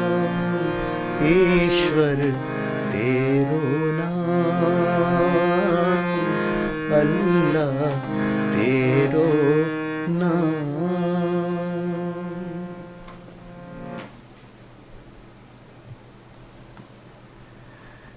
So I think this was all about my dedication, my spirituality, my motivational thoughts that I think that I can as a singer give through my music.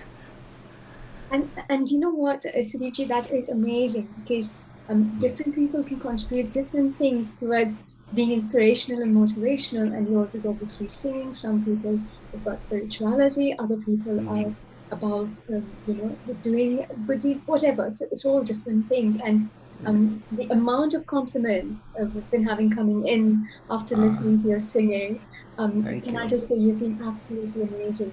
Thank you so much. And is there any other song you can sing for us? I'm not ready to let it go yet. Okay, I'll sing one more. There's a beautiful song which I'm sure we all who have grown up in India or with Indian music, we know this song as a bhajan also, and in our school we always used to sing this song. I'm sure you also know this song, Humko Man Ki Shakti Dena, Man Vijay Kare.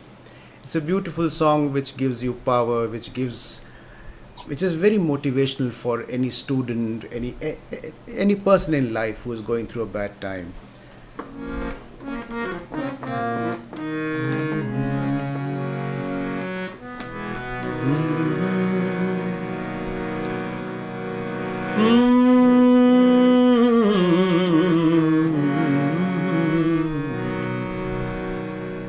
I'm sure many people who know this song would love to sing along with me, so they can sing along wherever they are. हमको मन की शक्ति देना, मन विजय करे। हमको मन की शक्ति देना, मन विजय करे।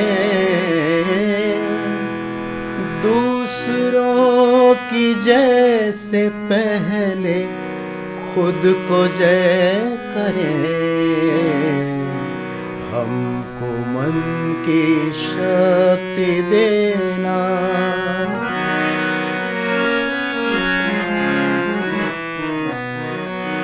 भेदभाव अपने दिल से साफ कर सके। Such beautiful couplets which I feel is apt for today's world, whatever is happening everywhere. भेदभाव अपने दिल से साफ कर सके। दोस्तों से भूल हो तो माफ कर सकें, झूठ से बचे रहें, सच कदम भरें, दूसरों की जैसे पहले खुद को जय करें, हमको मन की शक्ति देना।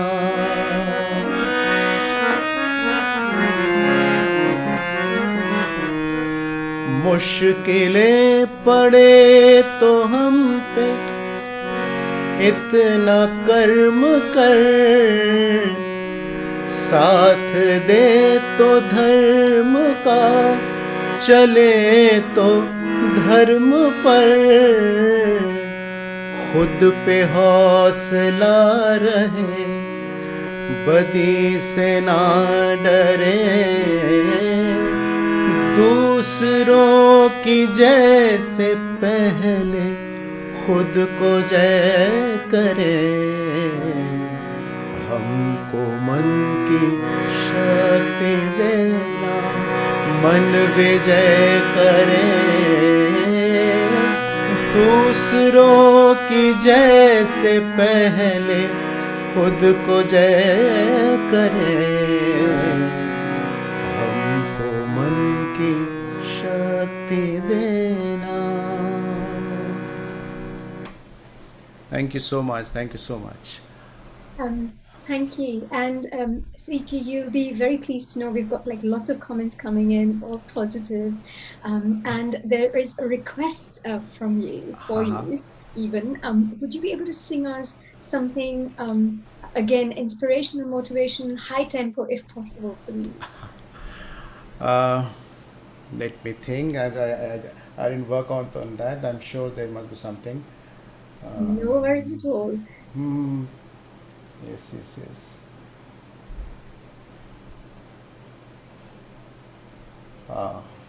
And a film one, if possible, please. A film one? Yes, just to make your life Okay. more difficult. Yeah. The thing is, actually, most of the film songs, and they are devotional, so Yes. they are not very peppy. But there's a very nice song which I would like to sing. Just give me 1 minute.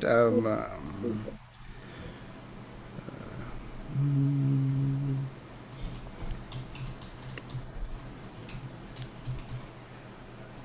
Do you need a couple of seconds? Please take that. Yeah. I'm nearly done. No worries. In the meanwhile, I'll just tell our wonderful viewers about the song that Sudeep sang first, which was Vaishnava Janako. It was a song written by Narsingh Mehta, who became very famous, and the song became very famous because of Gandhiji. And in short, it means a true devotee of Vishnu, which is the Vaishnava, is one who knows and appreciates the pain of others. And he keeps his promises and he keeps his thoughts pure. He respects women, he never steals. He is unattached and not affected by the general vices of life. And again, so isn't that beautiful? So with that, we will go back to Sudeepji and he's ready with his song. Okay, I came out with something else. It's a nice Sufiana Qawwali. Okay. And of course, I have never sung a Qawwali on a Zoom meeting, so I don't know how will it sound. I'm sure it because was fantastic. but the words are very nice, and this is all about again spirituality, motivational, and I'm sure everyone know about this song.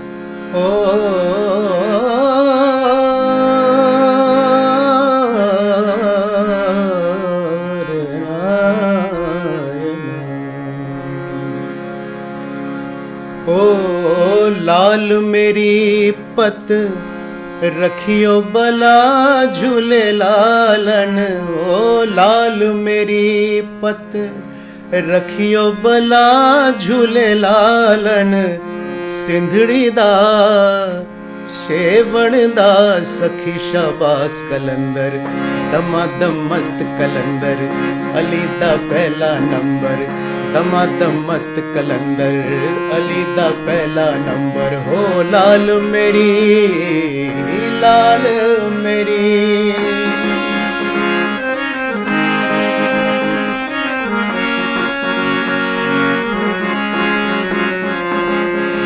चार चराग तेरा बरण हमेशा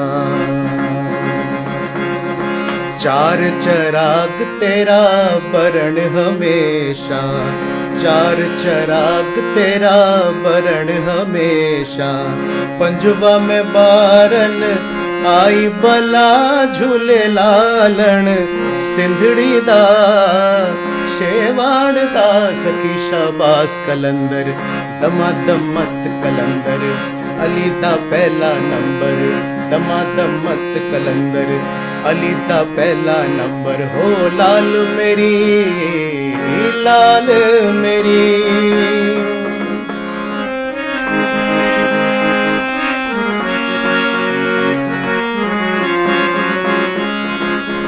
हिंद सिंध पीड़ा तेरी नौबत बाजे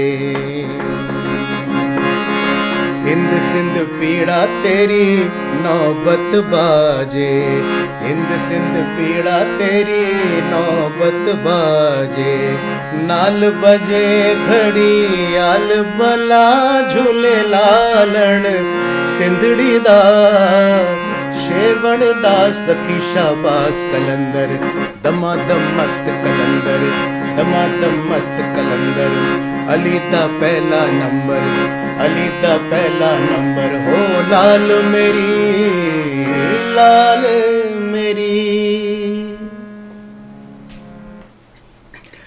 This is all I could do in a fast track. That was absolutely amazing. Thank you. Thank you so much. Very much. Thank you very My much pleasure. for coming here. Thank you to so listen much. to me.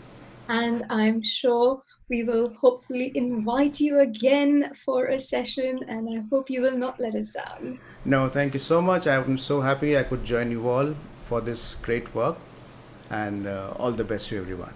Thank you. Thank you. Thank you very much. Wow, amazing. So from that beautiful music, all that inspiration, all that motivation, all that upbeat tempo, if you please, let's go to our next slot. And what we're about to see is a little documentary film. Now, this is the first ever documentary film on Gandhi's Ahmedabad Times from 1915 to 1930. Gandhi at Ahmedabad is directed by Dr. Dhimat Purohit and produced by Dr. Maneklal Patel for Gujarat Vidyapeeth with Tushar Gandhi as anchor, and for the Hindi version, the narrator is veteran actor late Sri Om Puri. Dr. Dhimat Purohit, who directed this film, has made this documentary available in 3 different languages: Hindi, Gujarati, and English. Dhimant is also the editor for newsviews.com with a career of 31 years in writing and journalism.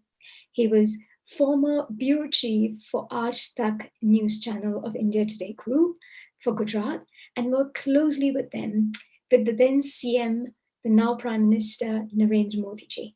His film highlights Gandhi's stay at the Sabarmati ashram, freedom struggles initiated from there, and Gandhi's journey from M.K. Gandhi to Mahatma Gandhi, while laying the foundation of 4 major institutes in Ahmedabad. Now, we're going to be presented this beautiful film by Meeta Joshi.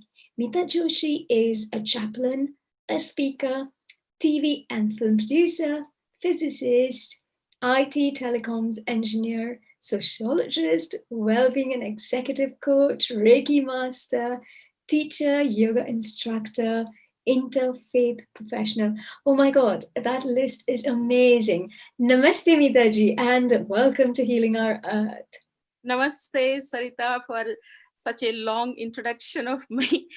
Thank you so much. And thank you for introducing the film, and Dhimant Purohit, who is a good friend of mine. We studied together, Mass Comm, Developmental Communication at Gujarat University. And he had the privilege to produce this film, which is the first ever film produced in 100 years by Gujarat Vidyapith, which was one of the main institutes started by Mahatma Gandhi himself.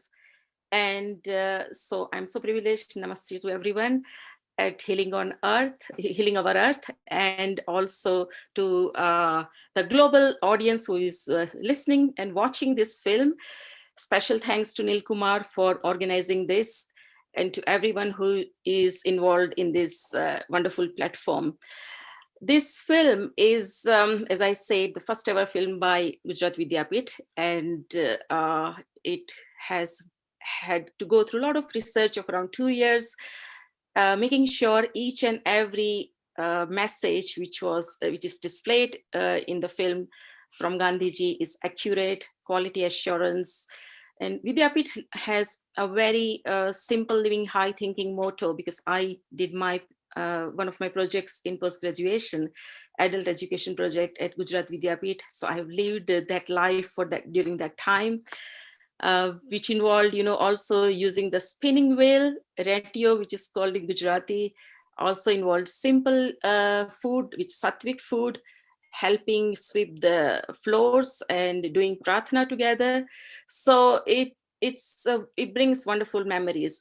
Now, without ado, I would like to share my screen. If you can bear with me, I'll show you the documentary from here. So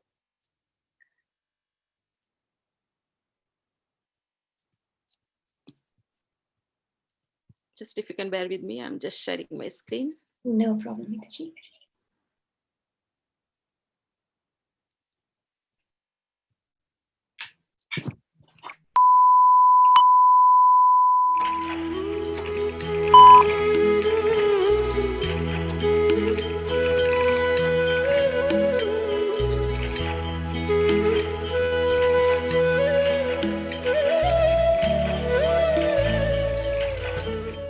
Ahmedabad, in the early 20th century, 500 years old, an extremely calm and laid-back city.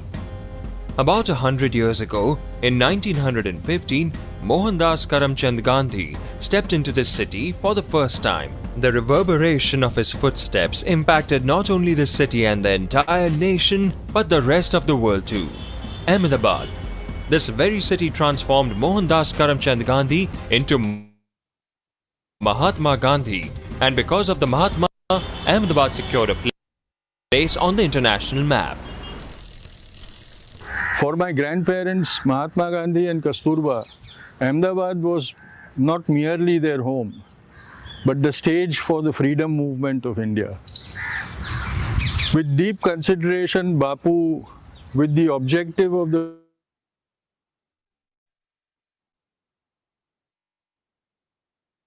freedom of our country, created 4 great institutions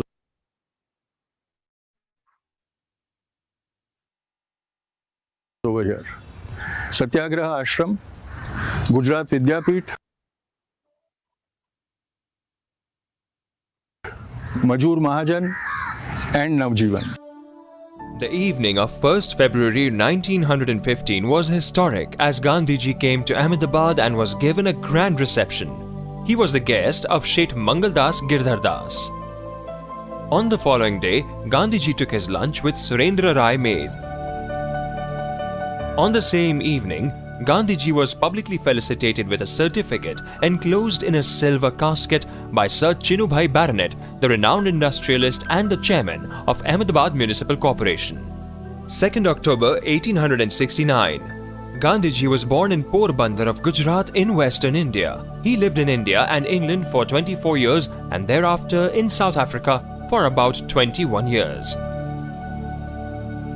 He returned to India in 1915 when he was 45 years old. He made Ahmedabad his home from 1915 to 1930. This documentary narrates the story of that period.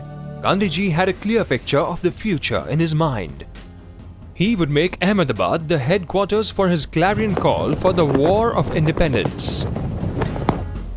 But his path was unique, as it was to begin with the ashram life.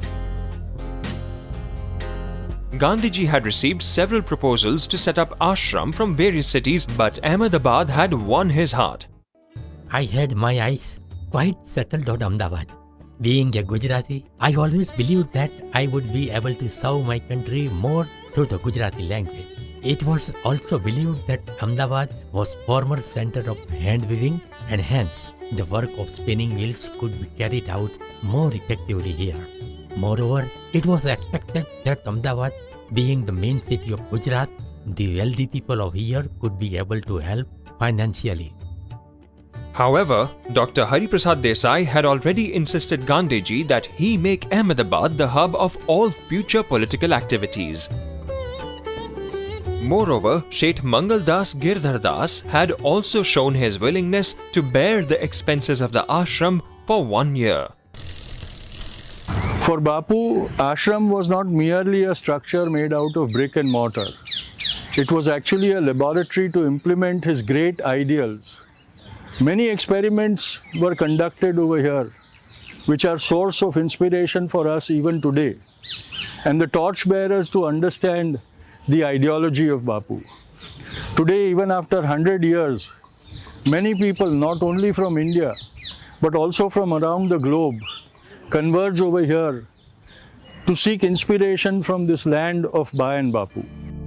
The world-renowned Sabarmati Ashram came into existence much later. Barrister Jeevanlal Vrijlal's Kochra bungalow in Ahmedabad had the honor of being the first ashram of Gandhiji in India and was given the name Satyagraha Ashram. I had a long deliberation with my friends, and eventually the institution was named Satyagraha Ashram.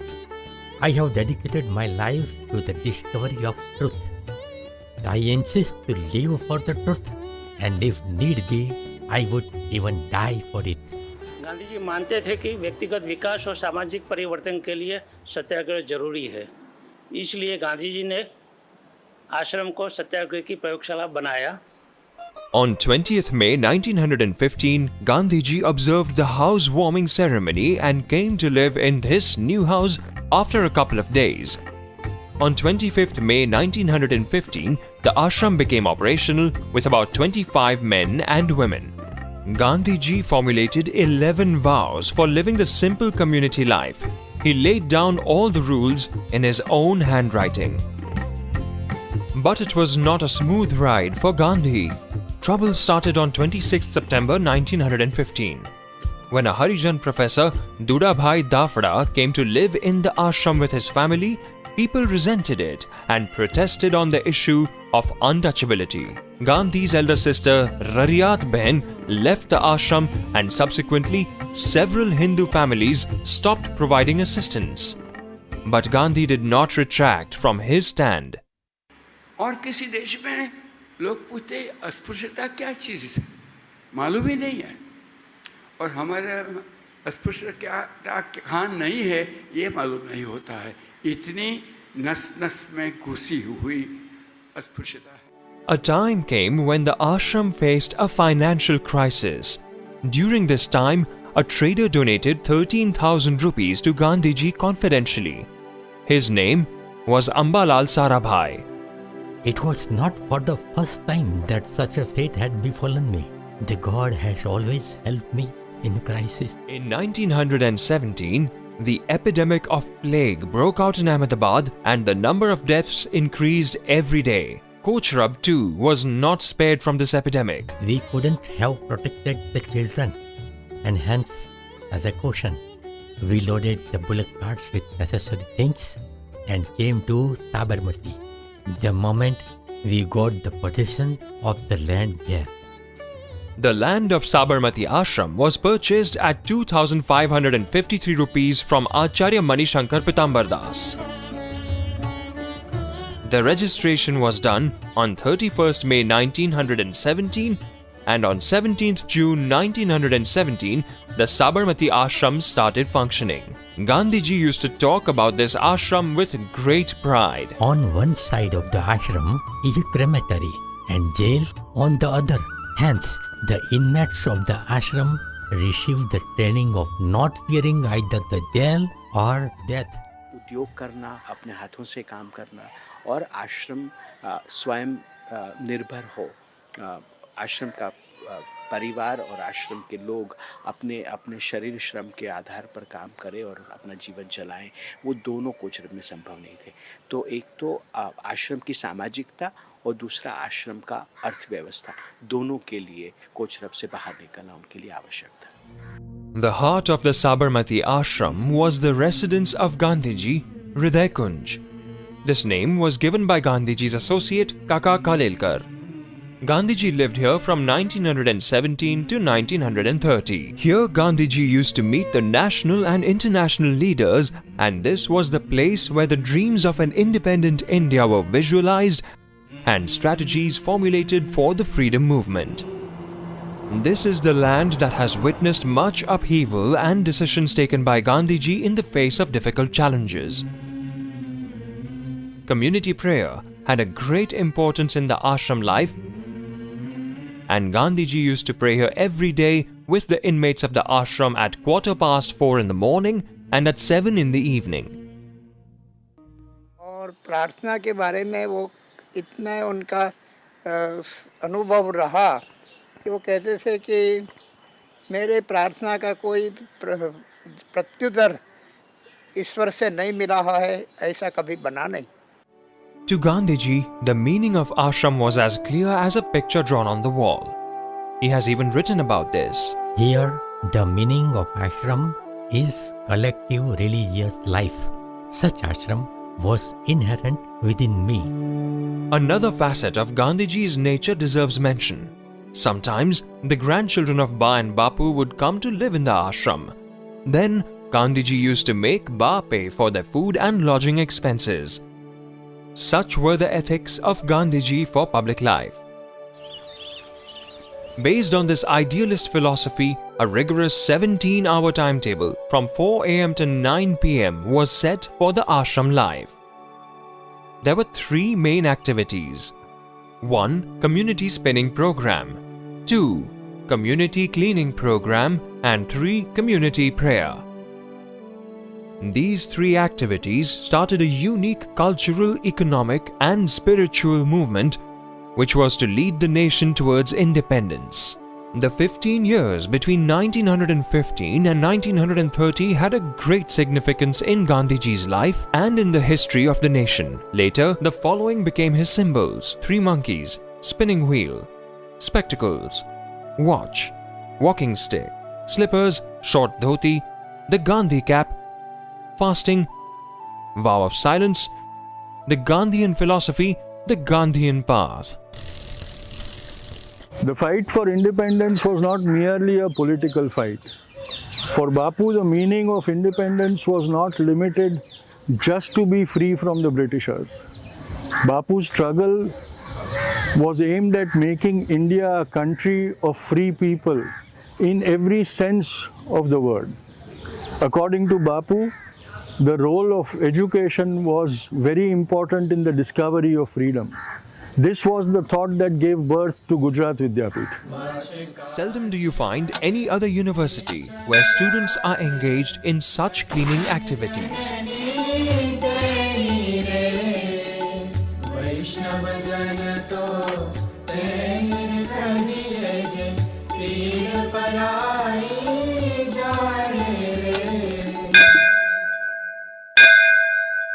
Perhaps there isn't another university in the world where students begin their daily lessons with prayers and spinning activity. This tradition, maintained in the university for a century, makes it unique. Gandhiji was aware of this at the time the university was set up. So he said, I had only given the mantra.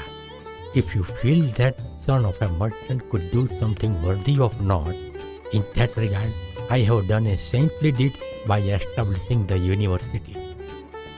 Gandhiji established the Gujarat Vidyapith on 18th October 1920, and on 15th November 1920 it started functioning in this bungalow of Dayabhai Ijjatram.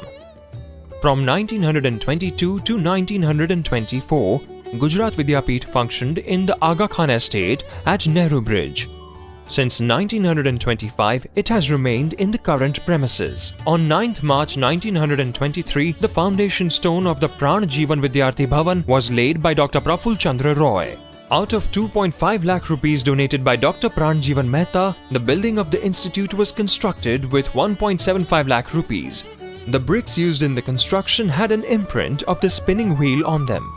On 14th January 1925, the Vice-Chancellor Mahatma Gandhi inaugurated this building and he retained the post throughout his life. The chief aim of the university was to build the character of workers for the attainment of self-rule, to inculcate the pride of hard work that is acknowledged in the syllabus of the university, to abide by the principle of cooperation without seeking any help from the government, to help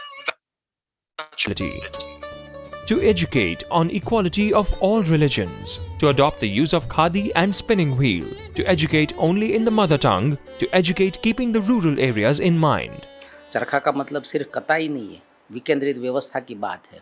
तो अगर विकेंद्रित व्यवस्था की बात हम सोचते हैं तो उसमें हमने बदलाव नहीं लिया है कि वो तो रहना चाहिए, लेकिन उसके साथ साथ अगर कंप्यूटर आ गया तो हमने कंप्यूटर को भी उसमें साथ जोड़ दिया। विकेंद्रित व्यवस्था में ये भी एक अच्छा माध्यम है कि पूरी विकेंद्रित व्यवस्था को ये बढ़ावा दे रहा है। तो इस प्रकार से बदलाव आते रहे, लेकिन जो मूल बातें हैं उसमें मैं मानता हूँ कि विद्यापीठ ने कभी समझौता नहीं किया है। With the changing times, the university has also changed. Along with the spinning wheel, now computer lessons are also given without making any compromises on Gandhiji's fundamental principles. Even after 100 years, the Gujarat Vidyapith is marching ahead on the path shown by Gandhiji. The university that started with just 59 students has gifted the nation with a number of Gandhian workers, writers, journalists, government officials and leaders in these 100 years. The relations between labor and owners still remains an unsolved puzzle, even after so many years and major conflicts too. When this matter came for the first time to Gandhi, he must have hardly had any doubts about it. For Gandhi, labor and owners are like two wheels of the same vehicle. In other words, they complement each other. And this very thought gave birth to the first and unique labor union, Mazdoor Mahajan, in which laborers and owners worked hand in hand. On 25th February 1920, Mazdoor Mahajan Sangh was established and the name was given by Gandhiji. कि महाजन मतलब बड़े दिल का आदमी, तो मजदूर भी कोई ऐसा छोटे दिल वाला नहीं है। तो जब भी अहमदाबाद शहर में कुछ भी आपत्ति आती थी तो तब वो अपना भी कंट्रीब्यूशन देते थे। Gandhiji's magazine Navjivan originally belonged to Indulal Yagnik, and its original name was Navjivan Ane Satya, which Bapu borrowed from Indulal Yagnik as a medium to spread his ideology and thoughts, and renamed it Navjivan. 7th September 1919. The moment Gandhiji's name was linked to Navjivan, the number of annual subscribers went up from 600 to around 2,500, and around 5,000 copies of the first issue were sold straight away. The circulation figure went up to 40,000, which was several times higher than that of any daily newspaper. Such was the popularity of Gandhi's Navjivan, although he wrote with his own conviction and ideology.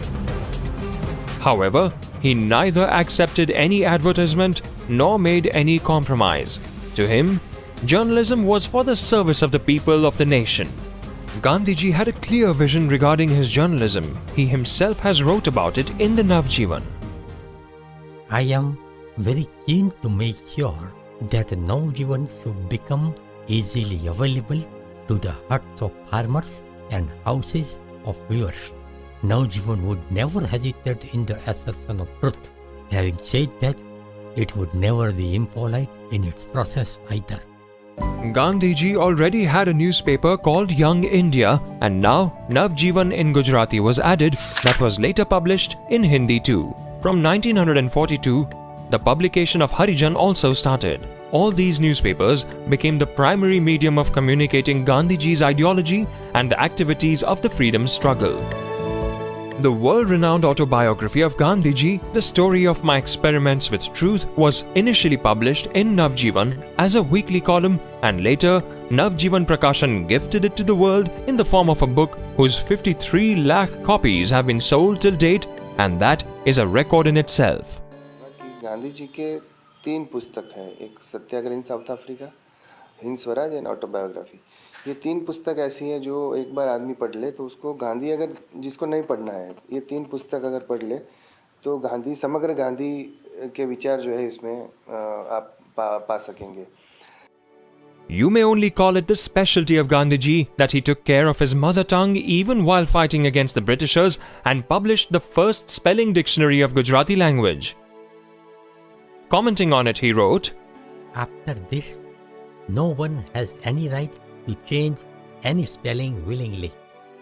Gandhiji's ideas about literature were very clear.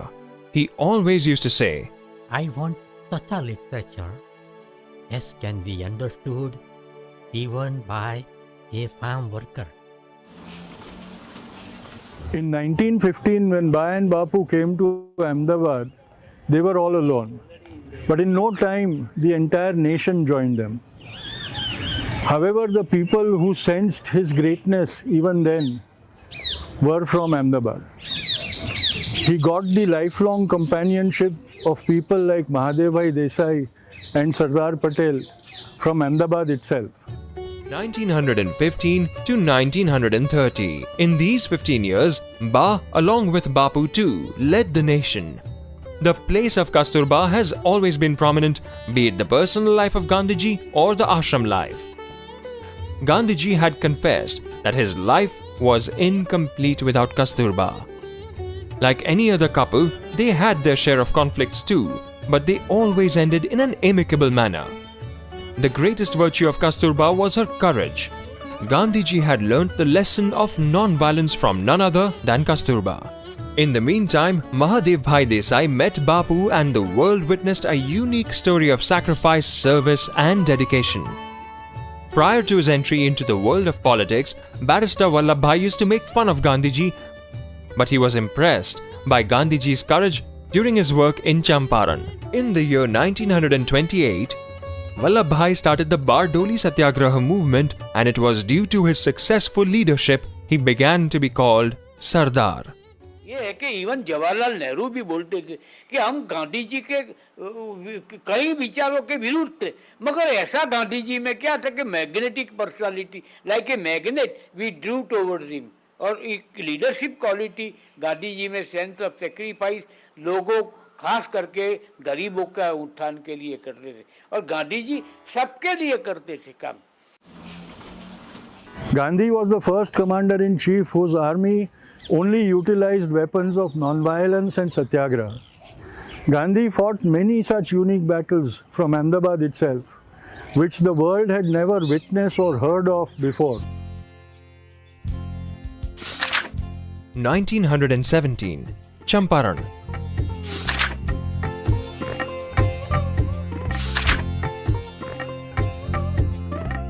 1918, the strike of laborers. 1918, Kheda Satyagraha. 1919, Rowlatt Act. 1920, Swadeshi. 1921, the first flag with spinning wheel. 1921, the non-cooperation movement. 1922, Chauri Chaura. 1922, Great Case.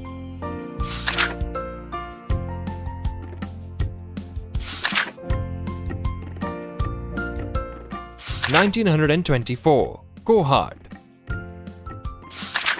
1924, Vaikom Satyagraha. 1925 Congress President. 1928 Bardoli Satyagraha. Through his satyagraha, civil disobedience, non-cooperation, non-violence and hunger strikes, Gandhiji led the nation to the path of freedom. मेरे पास के घर में, बगल के घर में या नीचे एक जो गरीब मुस्लिम बुनकर कुटुंब रहता था, उसकी आंख में उस दिन आंसू थे जब इन्होंने ये पढ़ा कि कोई एक बड़ा आदमी पकड़ा गया और अपने को बुनकर कहता है। तो इसको लगा कि मेरा जात भाई पकड़ा गया है। तो हिंदुस्तान के हर आदमी को अपना जात भाई लगे, ये गांधी की विशेषता है। The Dandi March. Among all of Gandhiji's movements, the Dandi March occupied the topmost position. The idea was Gandhiji's a satyagraha against the imposition of unjust taxes on salt, a movement that initially even leaders like Sardar Patel and Jawaharlal Nehru were not aware of. Gandhiji declared that, First, I myself would break this law of salt and would march to Dandi for the same. to undertake the 3-week journey, 79 Satyagrahi male soldiers from the ashram were chosen from 14 regions. Prayer meetings had begun on the bank of river Sabarmati a week before the march. Gandhiji emotionally expressed himself during that meeting. My birth is meant for the destruction of the British Empire. This might be my last speech on the bank of the Sabarmati, or this might be the final speech of my life. These words melted the people's hearts. 12th March, Gandhiji left Hridaykunj at 6:10 a.m. and all set out singing the hymn Vaishnav Jan at 6:30 a.m. 12 मार्च 1930 के दिन इसी रास्ते से गांधी जी आखिरी बार कूच कर गए अपनी अहिंसक सेना के साथ दांडी यात्रा के लिए। आजादी की लड़ाई, अहमदाबाद और गांधी जी तीनों के लिए दांडी यात्रा का महत्व अनूठा है। वो दांडी यात्रा ही थी जिसने अंग्रेज सल्तनत की जड़ें हिला दी, और वो दांडी यात्रा ही थी जिसके बाद गांधी जी ने अपना शहर अहमदाबाद छोड़ा। The manner in which the 61-year-young Gandhi walked, it seemed that he would wrest freedom on that very day. During the Dandi March, he had said, Without Swaraj, I will not see the ashram again. I shall die the death of a crow or a dog, but I will not return to the ashram without attaining Purna Swaraj. Gandhi was an iron-willed man. He did not stay in Ahmedabad ashram after 1930, as per his vow not to return to the ashram until he achieved independence. Yes, he did visit Ahmedabad 16 times for one or the other reasons. After 1930, Bapu was the hero of the struggle for freedom which lasted till 1947. Eventually, we won the battle and the country became independent on 15th August 1947. On the one hand, people rejoiced due to independence, and on the other hand, there was grief due to partition and bloody riots. But the greatest shock was yet to come. 30th January 1948. We lost our beloved Bapu within 5.5 months after independence.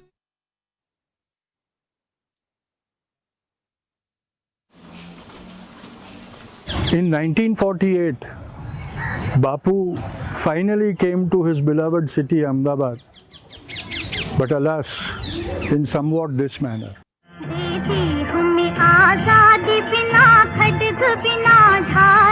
Sabarmati के संत तूने कर दिया कमाल रघुपति राघव राजा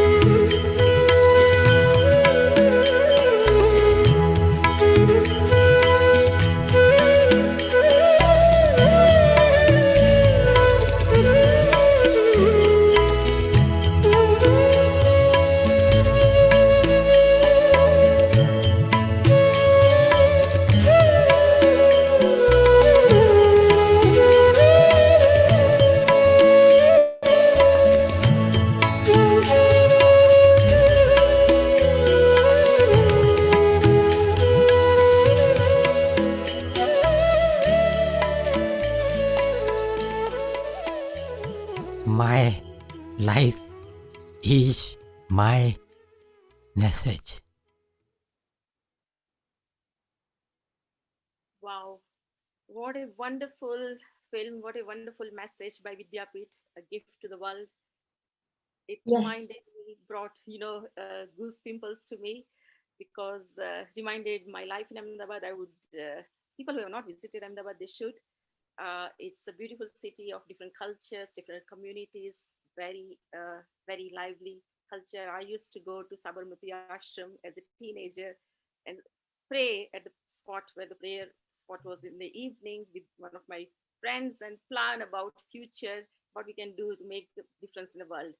Gandhiji's philosophy has made a lot of difference to the world by means of many great personalities such as Martin Luther King Jr., Nelson Mandela, and Dalai Lama, and everyone is touched by his message. So thank you so much, Healing Our Earth and Neil Kumar, for giving this opportunity to view this film. I'm ever so obliged, and thank you so much to Yapit as well. Thank you, Mitaji. Mitaji, just a quick question before you go. What if people want to learn more about this project and about the director? Who can they contact? What website? What sort of things can they? What URLs can you direct them to, please? I can, send the direct contact of email address of Dhiman Purohit, so they can directly contact him over there. I'm the person over here. If someone wants to get in touch with me, then I'll also share my contact details over here, which I'm part of the team anyway.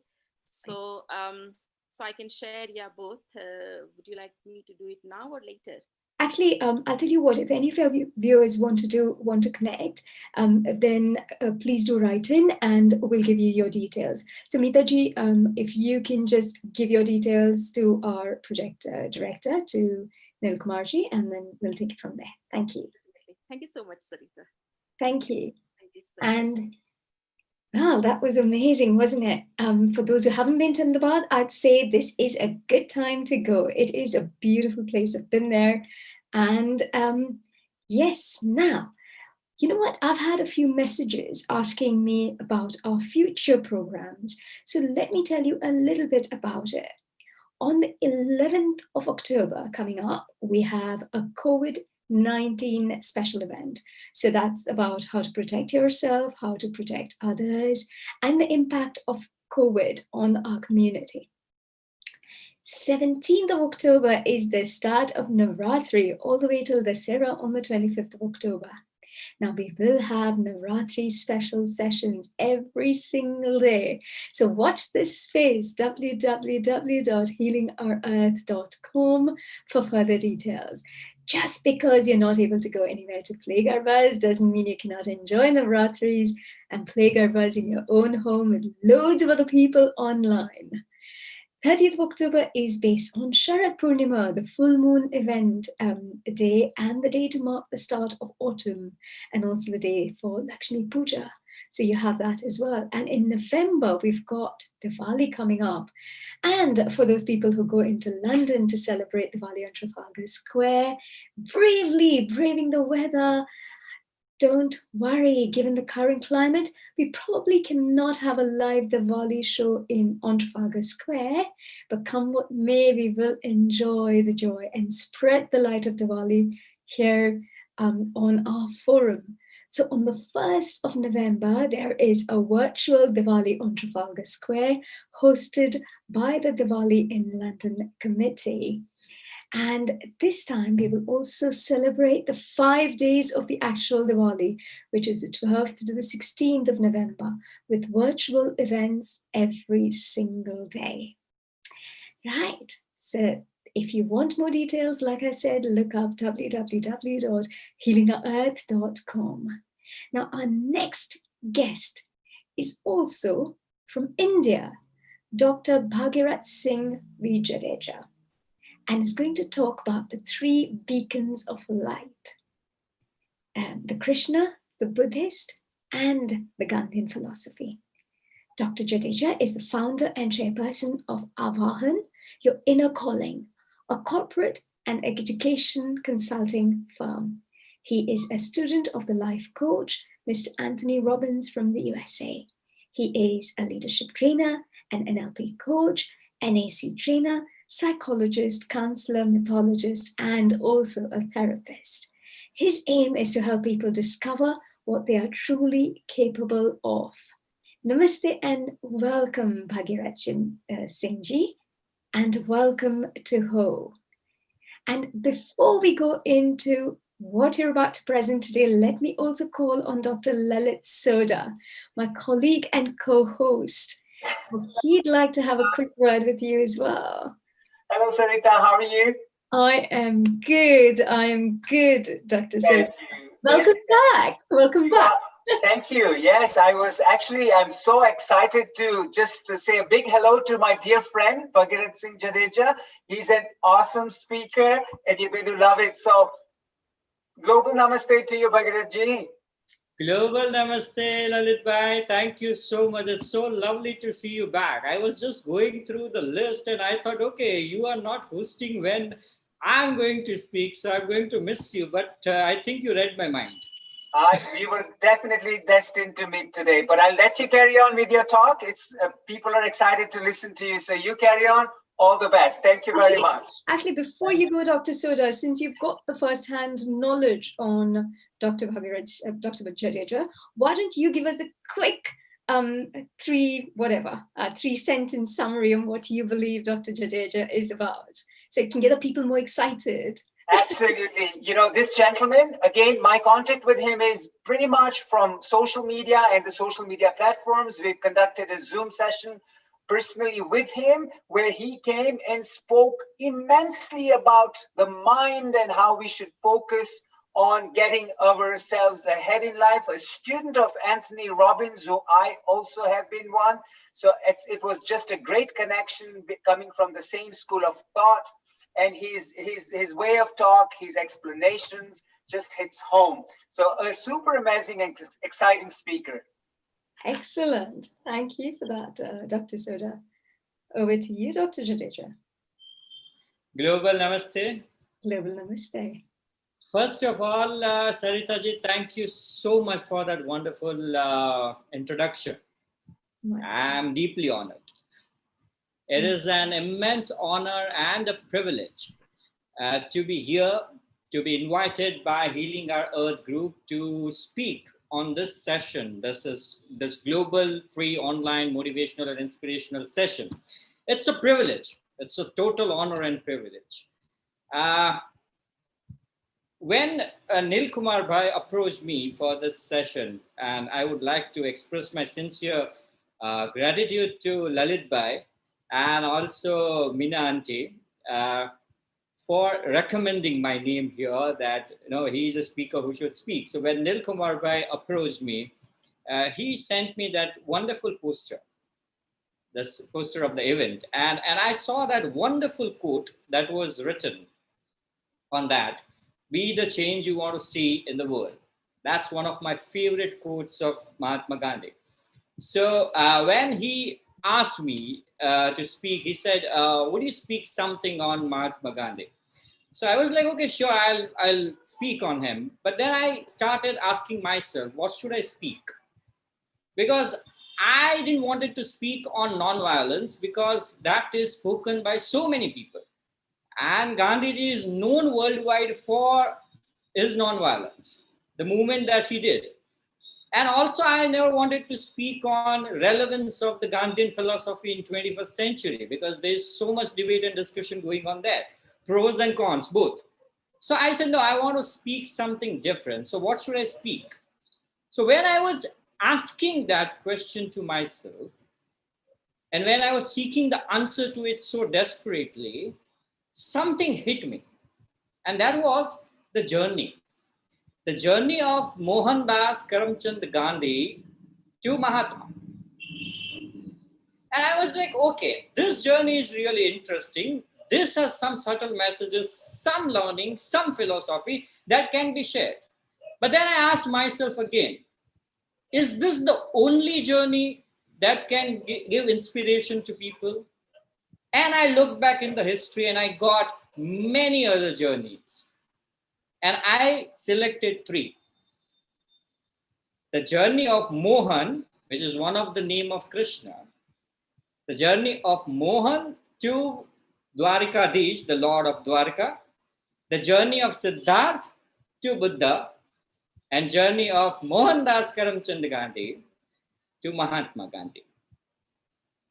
So I selected these 3. Yes, obviously there are many other wonderful journeys of Kautilya to become Chanakya, the journey of Chand Ashok to become the Samrat Ashok, the journey of Shankar to become the Adi Shankaracharya. There are many, but I selected these 3 particularly because these 3 people have not just inspired the generation, they have inspired the culture, and also they have triggered the idea of a nation. And that's very important because we are living this philosophy. Whether we agree to that, whether we don't agree to that, we are living this. So this 3 beacons of light is a talk from Mohan to Mohandas, the journey that was traveled, and what are the teachings for that. Okay, so I'm not going to go into the journey of each, but I would rather select 5 teachings that I want to share with you all, because these 3 have much in common. They have traveled a lot, they have thought a lot, and they have influenced the masses. So they have something in common. So I have gone through all the 3 lives, and I have selected 5 things for you people, and I want to share that with you. So I'll quickly go through that. First, one thing that I found very interesting, the first preliminary thing in all the 3, that is Lord Krishna, Lord Buddha, and Mahatma Gandhi. In this journey of a man becoming a god, man becoming a religion, and a man becoming a Mahatma, the 3 journeys have one thing in common. The first and foremost, they worked on themselves. That is first very important thing. They worked on themselves. If you look at Lord Krishna, when he defeated his uncle, the king of Mathura, Kans, he was offered the throne of Mathura, but he chose not to go for the throne. He chose to go for the Gurukul, to study under Rishi Sandipani. He chose to go for that. And that made all the change. He chose to work on himself. Result, instead of taking the throne of Mathura, he was able to build the golden city for himself, the city of Dwarka. And not just that, he became the kingmaker. He visualized an entire empire, the empire of Aryavrat. And he united all the states into one nation and built an empire and made Yudhishthira the emperor. So Krishna chose to work on himself. Same goes for Lord Buddha. When he was Siddharth, he was actually searching his answers. It was his suffering. He chose to live his state, his palace, his everything, and go for a life which was full of trouble. He chose to work on himself. He chose to seek the answers, and that answers took him to become Lord Buddha. And Mahatma Gandhi, his book, The Experiments of the Truth, autobiography of Gandhi. We were just seeing this wonderful documentary just before my talk. We were seeing this wonderful documentary. And in that documentary, we saw how much he has worked on himself. People say the trigger period in Mahatma Gandhi's life was when he was thrown out of train, when he was traveling in South Africa. I think no, the trigger period started, his change, his way of working on himself started when he accepted whatever he did wrong in front of his father. I think that's the moment the change started. So first and foremost thing that these people have in common is they worked on themselves. That's the first message that they have given to us.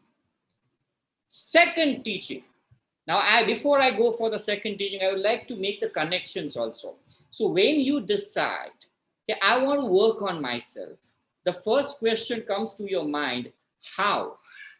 What are the tools I have in my hand? What do I have in my hand that I can use to work on my own self?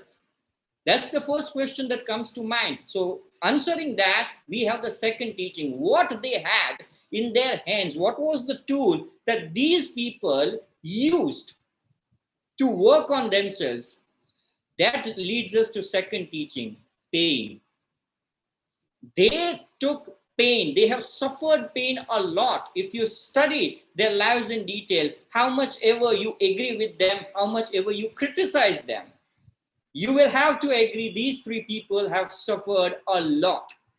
But they made that pain their tool, their weapon to work on themselves. Take the life of Krishna. Take the life of Krishna.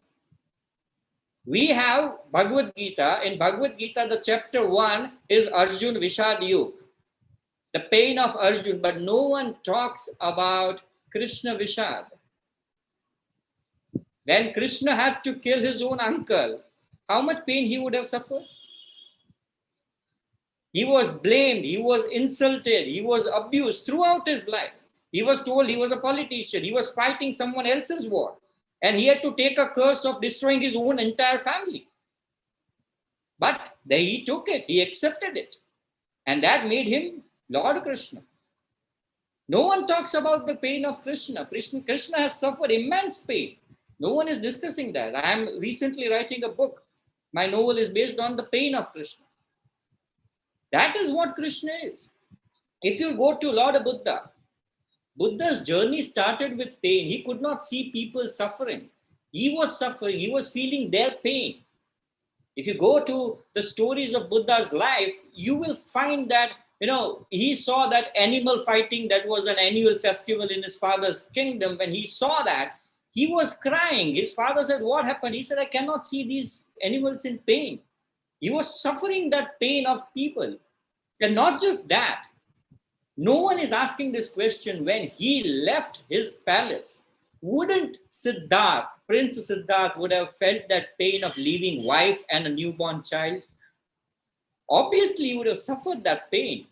But he took that pain and he went in search of the answers which can put mankind in a state where there is no pain. And that actually led to his journey. And Mahatma Gandhi's journey is also full of pain. He is still abused for many things when he is not even alive.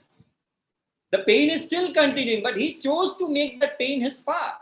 Whatever insult that he faced, whatever abuses that he faced, whatever negative emotions that he faced, during his stay in South Africa, even when he was young, he was very skin-thinned, slim person. He was bullied by other people. He has suffered that pain. But these people, they chose to make the pain their weapon, and they worked with that weapon.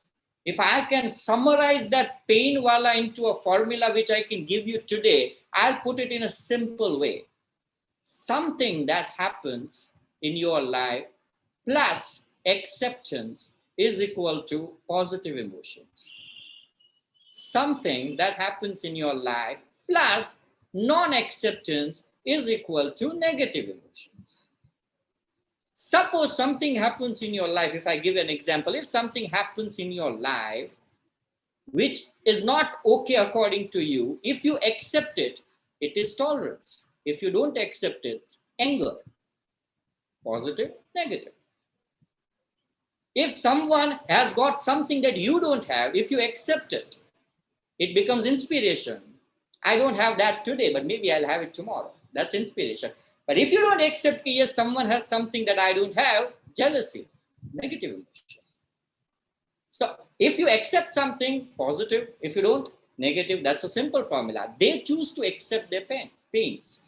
Pain became their tool. So first, they worked on themselves. What tool they used? They used pain as that tool. Now the question comes is, how to implement that philosophy into action? How to use that pain into action? So that takes us to the third teaching from their lives. Use small things, put small actions, take small actions, take small steps. They did small things. I meet so many youngsters every day, and this is what I face every day. When I talk to them about their dreams, their ambition, their goal, They come up with, I want to do this, I want to be Ambani, I want to be Zuckerberg, I want to be Jobs. But you start with something small first. Look at Krishna, what did he do? He used to steal butter, Makhan Chor. That is what his name was. Why he was stealing butter? Because butter used to go as a tax to the king of Mathura. He was attacking the economy. He inspired the people not to worship Indra, the lord of the gods. But he said, instead, worship Govardhan, the mountain. Nature awareness, going towards nature. He was inspiring small things. Rasa Leela, a social function, promoting art. He was doing small things that connected him to people. That is what Krishna was. You take Buddha. One simple breathing technique he used and he gave to people. He used it for 7 years. He got enlightenment. He gave it to people. Vipassana. That is inspiring the whole world today. Small thing, no big thing. Simple. Focus on your breath. Simple thing, small thing. Imagine small thing. You focusing on your breath, changing your life. He never gave many complicated techniques. Buddha gave one simple technique. Focus on your breath. Vipassana. You take Mahatma Gandhi. He was doing small things. Non-cooperation movement. Dandi salt satyagraha. Khadi movement. Ayurveda. What was all this? The small thing. Start with something small. People always aim to do something big. No. Big things happen because of small steps. They forget that. If you want to build a house, start with a brick. They forget that. And that is making the whole difference. I see people, and when I take sessions, no, they are talking about health. I take on mental health and all. And when they are saying, sir, I'll start from tomorrow. I'm going to work on myself. Tomorrow, I'm going to run for 10 kilometers. By start with 10 minutes. You know you're not going to fulfill that. And therefore, you won't be consistent in that. So third thing is take small steps. So first was work on yourself. What is the tool you have? Pain. How to implement that philosophy? Take small steps. How to make it consistent and how to achieve success. That is the fourth question that will come in mind. So fourth is connect to masses. They connected to masses. See, that's a one simple natural thing in us, in our mind as human. When we go and commit anything in public, we will not allow any of our fear to fail us. Krishna, Buddha, and Mahatma Gandhi connected to masses. Imagine a shepherd, a gwala. Right now it is my Krishna for everyone. He connected to so many people. My Krishna. Mera Kanhaiya. Buddha, my Buddha. Buddha is now icon. Imagine Krishna, how much Krishna inspired. If I tell to youth, I always say, he is not just Yogeshwar. One of the Krishna's name is Yogeshwar. He is not just Yogeshwar, he is Yutheshwar also. He is inspiring the youth. The Lord of the youth. If I put it in terms of, like, for example, every king was wearing the crown. He chose to put a feather, style icon. He was connecting. He was connecting to the mass. Buddha is the icon of spirituality. If you go to any place who is showing, advertising spirituality, they will have an image of Buddha. If you go to Feng Shui, laughing Buddha, sleeping Buddha, Buddha in meditative state, Buddha is the icon of spirituality. He is connected to the masses. When Buddha was born, it was prophesied either he will be an emperor or he will be a great person who will inspire generation. He chose to be the great person. He could have been the king, but then the empires came to his feet. Imagine the great Ashok took the Buddhist religion inspired by his teachings. He connected to masses. So same goes for Mahatma Gandhi. There are so many freedom struggles. You may criticize Gandhi at many points. You may agree with Gandhi's philosophy. You may disagree with Gandhi's philosophy. But when people ask me, what is the difference? between other freedom struggles that happened before Mahatma Gandhi came into picture and the freedom struggle that Mahatma Gandhi led, there is only one major difference that I can see. When the wars of freedom struggle were fought before Gandhi came into the picture, it was fought by an army. And when Gandhiji led the freedom struggle, it was fought by the people. He connected to the masses. Now that is 4 things. Work on yourself.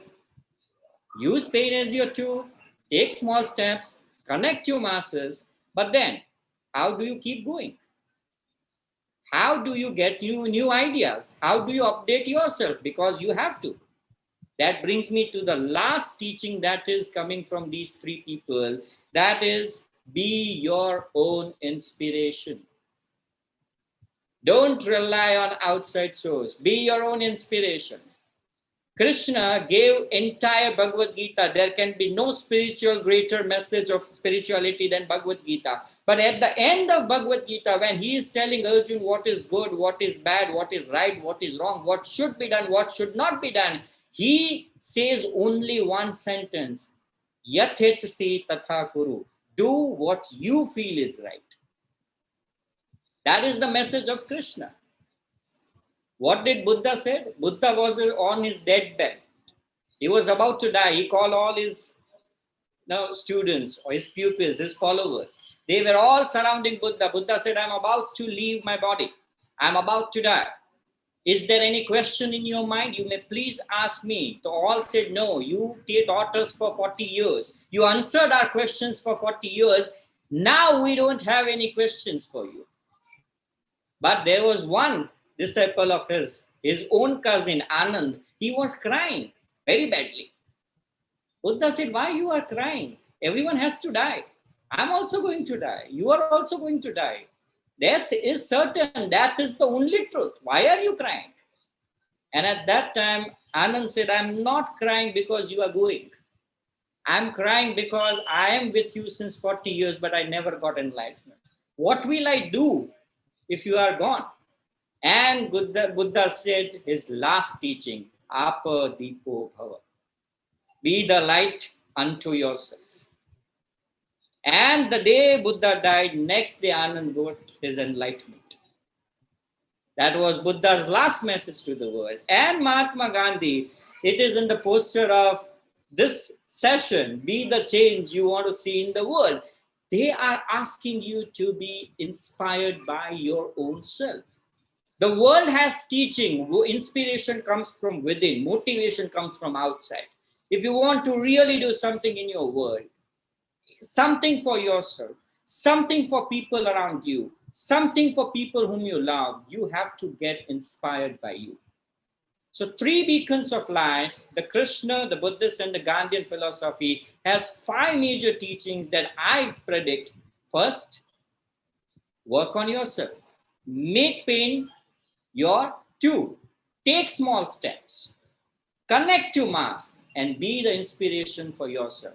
So if I have to connect, Yathechasi tatha kuru, apadipo bhava, and be the change you want to see in the world, and conclude this into one sentence, then do what you feel is right in your life, because you are the light for your own self, and you will have to do something, you will have to take action, because you only can be the change you want to see in this world. Thank you. Over to you, Sarita ji. If there are any questions, I'll be more than happy to answer. Yes, please. Sorry, it's just that was absolutely amazing, and they're all really understandable, really relatable points you've given out as well. So let's actually start with point number 1. That you work on yourself, right? So what can people do to kickstart that work onto themselves, as in their work? What do they need to do? I think first and foremost thing that people need to do is accept themselves. You need to accept yourself. We are not living our lives. We are living lives with masks.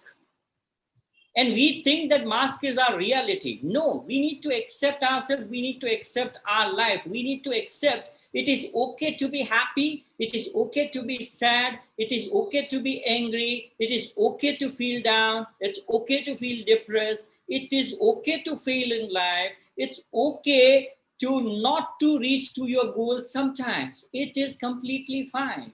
I think first thing that we need to do is accept ourselves. We are not accepting ourselves. We are trying to live someone else's life in someone else's terms and in someone else's way.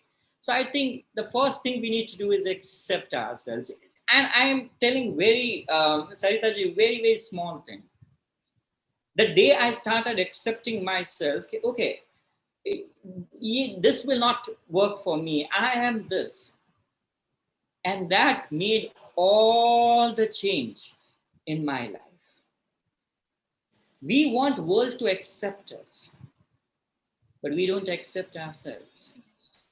There is a saying in Gujarati, કોઈ આપણને જાણે એ બહુ ગમે, પણ કોઈ જાણી જાય એ ન ગમે. ઓળખે એ ગમે, પણ આપણને ઓળખી જાય એ ન ગમે. That means, if I translate, we want the world to know us, but we don't want the world to know real us. And then we expect, everything in the career. If you are working, you want your boss and everyone to understand you, understand your situation. You want your family to understand you. You want your partner to understand you. You want the whole world to understand you. But do you accept yourself? Do you understand yourself? So start with that. Accept yourself, whatever it is. Change happens once you accept it. If you don't, nothing is going to change in your life. So I think that's the first step, I think, where people should start with. Okay, so now let's go to the second step where you said use pain as a tool to make things happen. And there may be some people in our audience who say, what pain? I don't actually feel pain. So does that mean I have to feel pain to make things happen? Or are there other ways I can make things happen? Or can I use anything else as a motivation to make things happen? I think the problem starts as this. We are being taught ever since when we were a child that there are some things which are good and there are some things which are bad. So you have to accept the good, you have to reject the bad. Now the fact is, there is no universal definition of good and bad, right? Something that is good for you is bad for me, and something that is good for me may be bad for you. And the pain actually starts from there, where I have been taught to reject something, but I have a deepest desire to do that. And I get into a struggle with my own self and I end up in pain. And then, we are asking, what should I do? What should I do? So yes, it is not necessary that you always have to end up in pain to start your journey. The point is, you need to accept whether it is pain or pleasure. You need to accept it and you need to work on it. If I put it in terms of my guru, that is Anthony Robbins' word, everything that we do in our life is either to avoid pain or to gain pleasure. And most of the time it is to avoid pain. I read in your bio, you are also NLP master, so you know this much better than me and you will be able to understand and connect much better. People run away from pain. I want to just put it is not necessary to start from pain, but the fact is this: when we start rejecting some portion of our life, we don't accept some portion of our life, that's where the pain starts. So the moment you face that pain, that portion is accepted. The portion, when it is accepted, the pain has become your friend rather than your enemy. So I think that's what people need to do. Amazing. And the next 3 points are completely self-explanatory in terms of the baby steps, the connect to the masses, and to be your own inspiration. I think you're absolutely right in that unless you want things to happen, things won't happen. So you just have to be your own inspiration. So completely agree with that. And I can see that Dr. Soda is back as well. So I wonder if he would like to add anything at all, Dr. Soda. All I can add is thank you, Sarita, for saying that. I had to step out for a few minutes because I was on another call. But yes, as I said, I'm sure this was so inspiring, talking about Krishna talking about the Buddha and the Mahatma Gandhi in you. And let me say, this is the philosophy Dr. Bhagirath is also following. Be the change you want to see in the world. He's out there to conquer the world, I can tell you that. Thank you for such an inspirational talk, Bhagirath ji. Thank you so much, Lalit Bhai. Thank you, Sarita. It's an absolute honor and privilege to be here. And I'm deeply grateful to Healing Our Earth group for inviting me here. And I could connect with so many wonderful people here. And it was an honor to meet Sarita ji here. And we have something in common, that is NLP. And I also go for NAC, that is Tony's neuroassociative conditioning thing. That's advanced version of NLP that he has done. So there is much in common, but I'll surely get back to you very soon on that, and we'll connect on that for sure. Absolutely, absolutely. And sorry, Dr. Soda, did you want to add anything else? No, I'm glad I know we are pretty much on time here. So absolutely. Thank you very much for that, Sarita. Okay, thank you. And thank you very much, Dr. Jadeja. It's been amazing. It's been a pleasure having you. It's been absolutely informative. It's been, honestly, the baby steps thing is the best thing I like. I think if everybody follows that, then everything's within reach. So thank you very much for your time, Dr. Jadeja. And certainly we must connect again. And I hope to see you again soon as well. Thank you. Thank you. Thank Absolutely. you. And namaste. Right now, with that, it gives me great pleasure to introduce our next guest, who is a singer from Italy, the Mexican musician Carlo La Bandera has a musical aim to bring joy, freedom, and harmony through music by allowing musical traditions from different continents to meet through minimal electronic music. Wow, that's amazing. His electro ritual music project recreates the necessary atmosphere for a cathartic experience, bringing music back to its powerful origins and becoming an instrument of healing as a harmonizer that may bring us back closer to nature. So with that, let's welcome Carlos La Bandera. Namaste. Namaste. Hello, everybody. Hello. Hope you can hear. It's not loud enough. Is it possible to make it a little louder, please? Of course.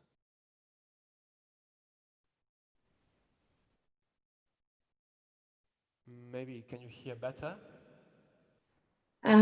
Not great, but maybe you can, I don't know, maybe try talking about it. Sorry. Here we are. That's better. That's better. Perfect. So namaste. Hello, everybody. Namaste. Nice to see you. And I'm very, very happy to be with all you here. I'm Mexican, as you have said, and but I'm living in Italy, in Bologna. And actually, as you were saying, the project of music, I believe it has much to do with spirituality than it seems, because as I was hearing all the other colleagues here, actually, in fact, we are energy, and energy is frequency, and so frequency somehow is sound. So actually we are music, kind of, right?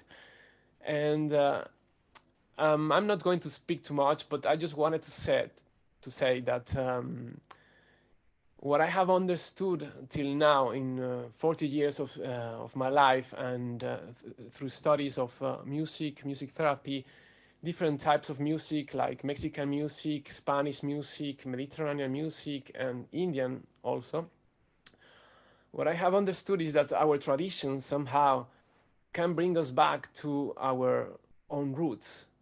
And by coming to our own roots, coming back to the seed we are, which is energy, and this I learned it with the Brahma Kumaris, Raya Yoga, we can discover actually our essence, our truth. And I was just reading that somebody was just writing that, of course, we are everybody in sorrow, somehow a little bit there's sorrow in our lives. So I just wanted to say that what I have experienced is that the only way to come out of the sorrow is to be ourselves, to be honest and transparent, just as my colleague before was saying. Actually, it is about being, right?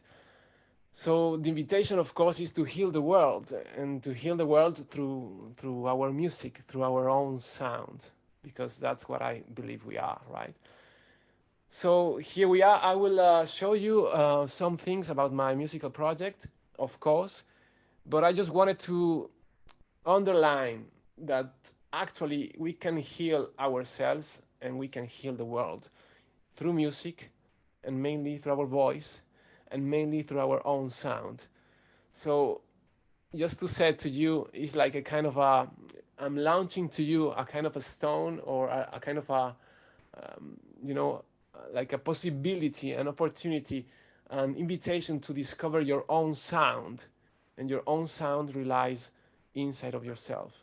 It's a frequency, and you can hear it. So, of course, I will try to give you the experience of it, and hopefully you can enjoy. But beginning, I would love to first of all begin thanking, giving thanks, gracias, diciendo gracias, grazie, to thanking our Mother Earth, the place where we are now and where we can enjoy. Is like the platform where we can enjoy our experiences, right? So why not to thank Mother Earth? And this song, it has been written to give thanks to Mother Earth. So hope you will like it and enjoy.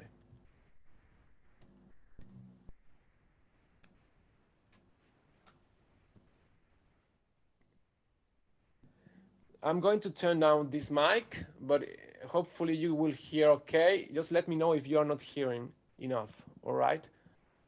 Even if you do like this or that, I will understand.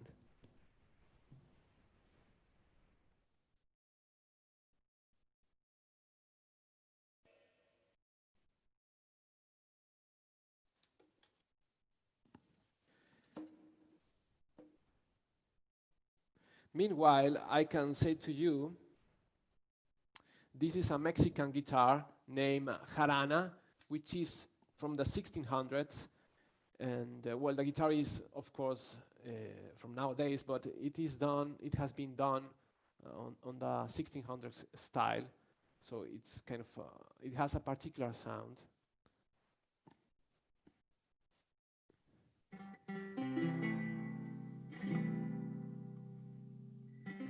Perfect.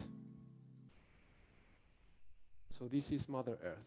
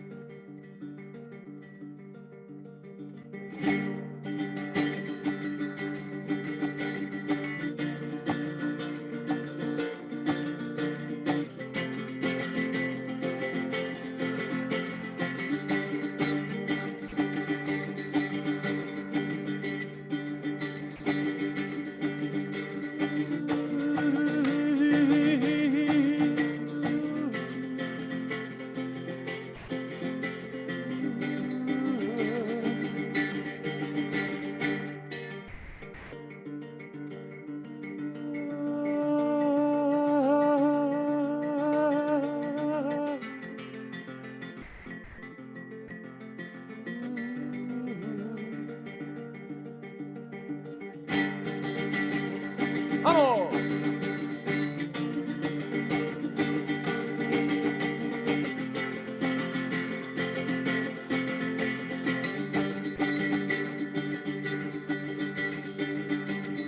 Nada más bello hay que tu madre tierra. Ay, nada más bello hay que tu madre tierra. Ay, nada más bello que tú.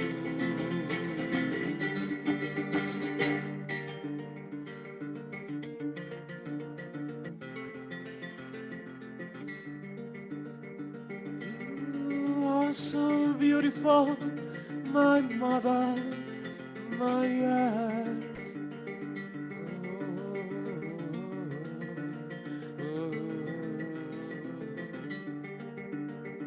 Son tus ríos, caricias eternas, son tus colinas, aroma eterna.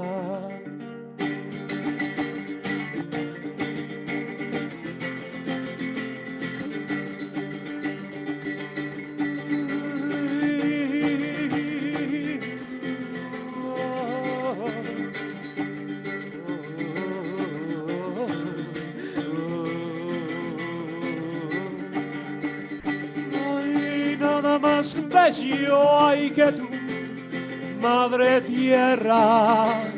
No hay nada más bello que tú.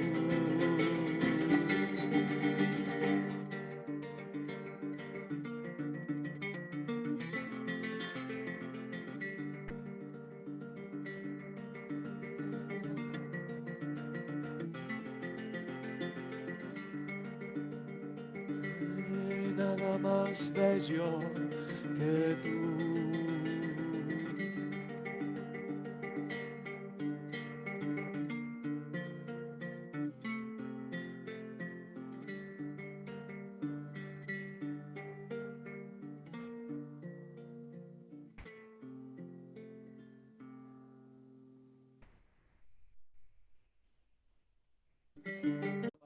My experience in music is the simplest things is the best because it can allow us to come closer to our heart, to our experience, to our emotions, to our feelings.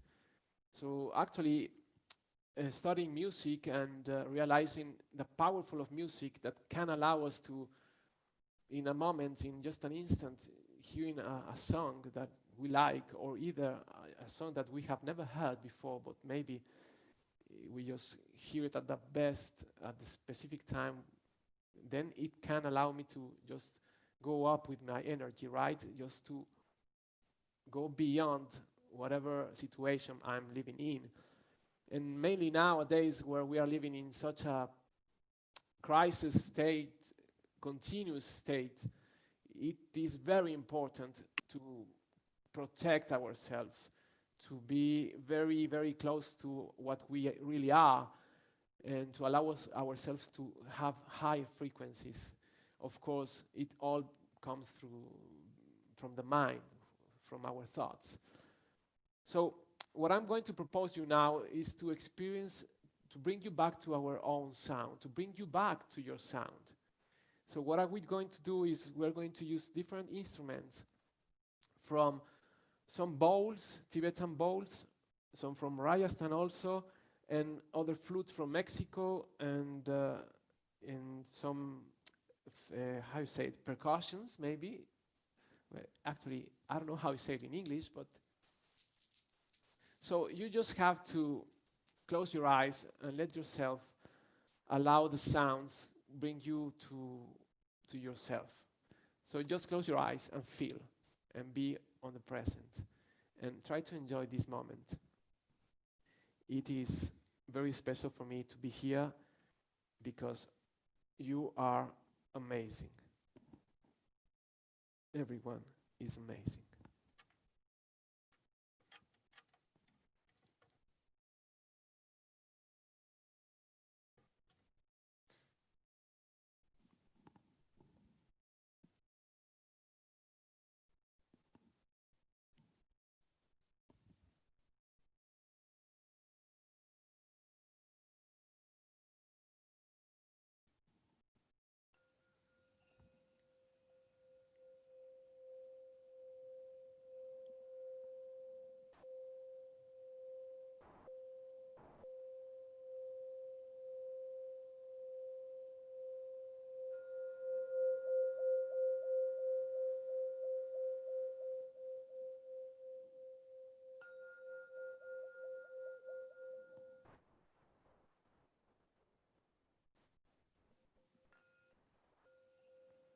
Just relax and enjoy the sound.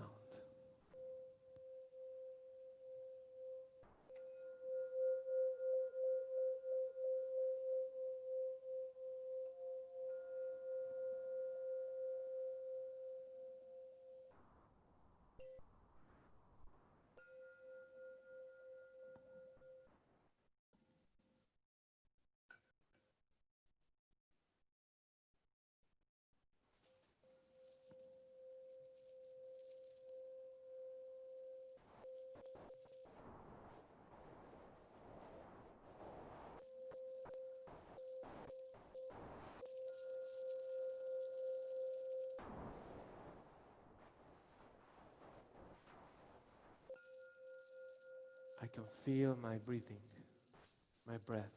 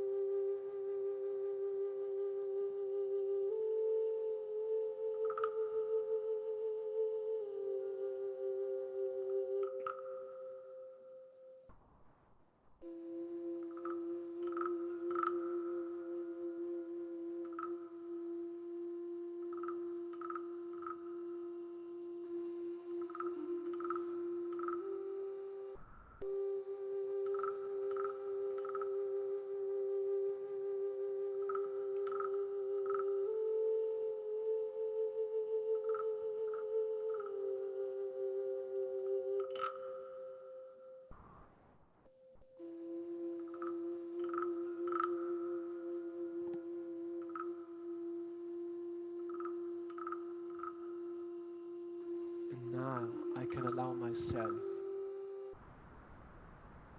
to imagine the light, the divine light that I am, lies like a star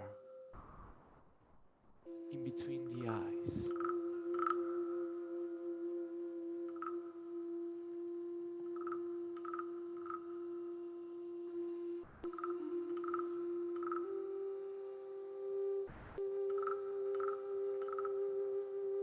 And I can hear its sound. It's like a frequency, a subtle sound.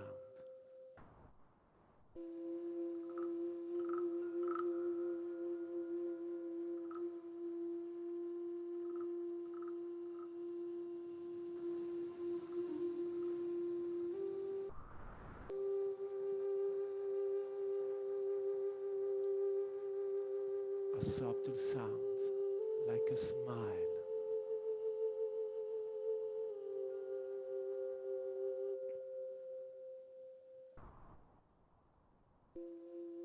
Now I'm inside myself, with myself.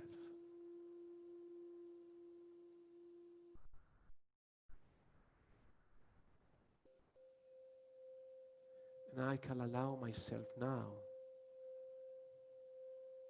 to create a sound, to allow the sound, my sound, to come out with an M, for example.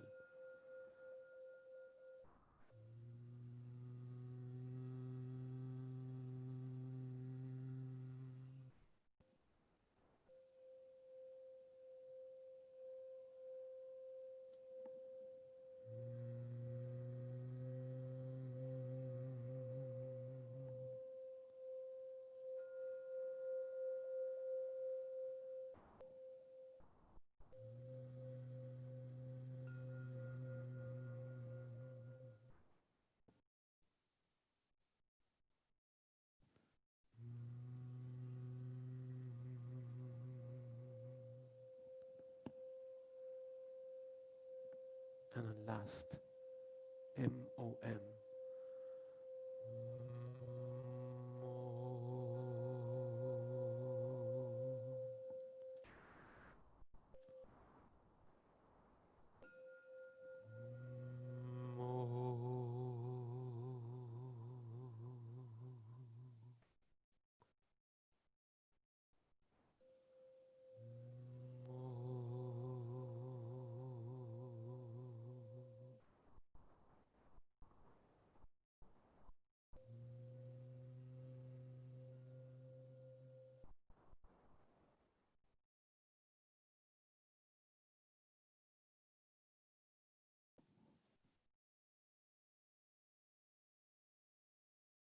And while I'm still, with eyes closed or inside myself, I can feel the drops. I can feel the sound of the new world.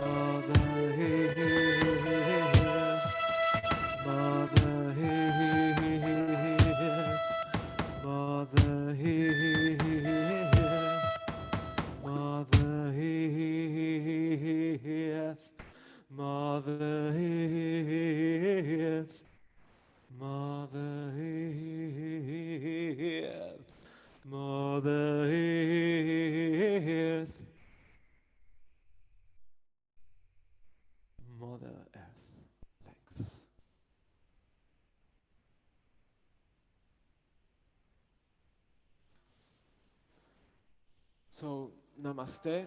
Thanks to everyone. Thanks mainly to Mother Earth. Thanks mainly to Mother Earth that give us support and give us the time, the space for being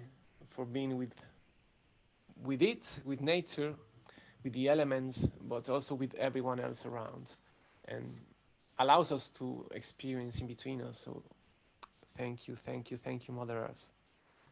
And thanks to every one of us, of you, of everyone, that allow ourselves or yourself to come back to who you really are. Shanti, Namaste. Om Shanti and Namaste. Thank you very much, Carlos. That was absolutely beautiful. And you spoke about music having an energy and a frequency that can take you back to you. And you've honestly proven that with your session today. So thank you very much. Thank you, everyone. And of course, you can find all my musical projects online on Carlos Lavandera, and hope to see you soon. And thank you to everyone, Sarita, and to Neil Kumar, to everyone there, to everyone who is listening, to Mexico, to India, to Italy, everywhere.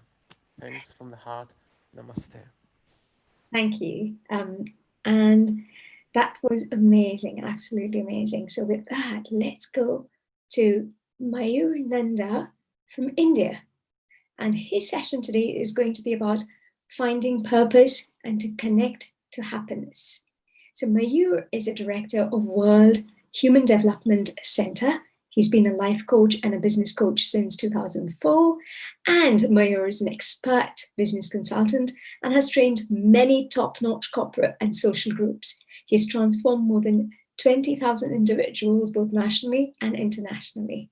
So namaste and welcome, Mayurji. Namaste, Globe. Thank you, Sarita. Thanks a lot for inviting me on this dais. Thanks a lot, healingourearth.com, for hosting this wonderful event out here. And remembering Mahatma Gandhi today, that's a very noble thing to be doing at 151st anniversary of his birth. Thanks a lot for inviting me on this wonderful platform. And today my subject, which I'm going to speak about, is find your purpose and connect to happiness. So purpose being each person, each individual, what I believe is in among 7.8 billion people, there is no second you in this entire universe. What you possess, what you have, no second human on this earth has. So the moment you understand and realize the importance of your uniqueness, automatically you will realize you've unleashed an unlimited potential and unlimited treasure for your life. And that's what I intend in the next 20 minutes to give you, to make you realize what is possible if you unleash this potential. And how do we unleash this potential? How do we realize this? How do we realize that purpose? So question comes always, okay, why is it that purpose is so important? Why is it life's purpose so important? Why is it important to find our purpose? So let me tell you, my friends, just as today we are remembering Mr. Mahatma Gandhi, similarly, all the extraordinary individuals in this world who have been the most powerful, influential people, who have been able to impact the world, all these people have one common thing. What is that thing which makes them extraordinary? It is their purpose. It is their vision. It is what they found was their life purpose and they pursued it. You see all the kind of influential people, if you see all across the world, I'll just show you.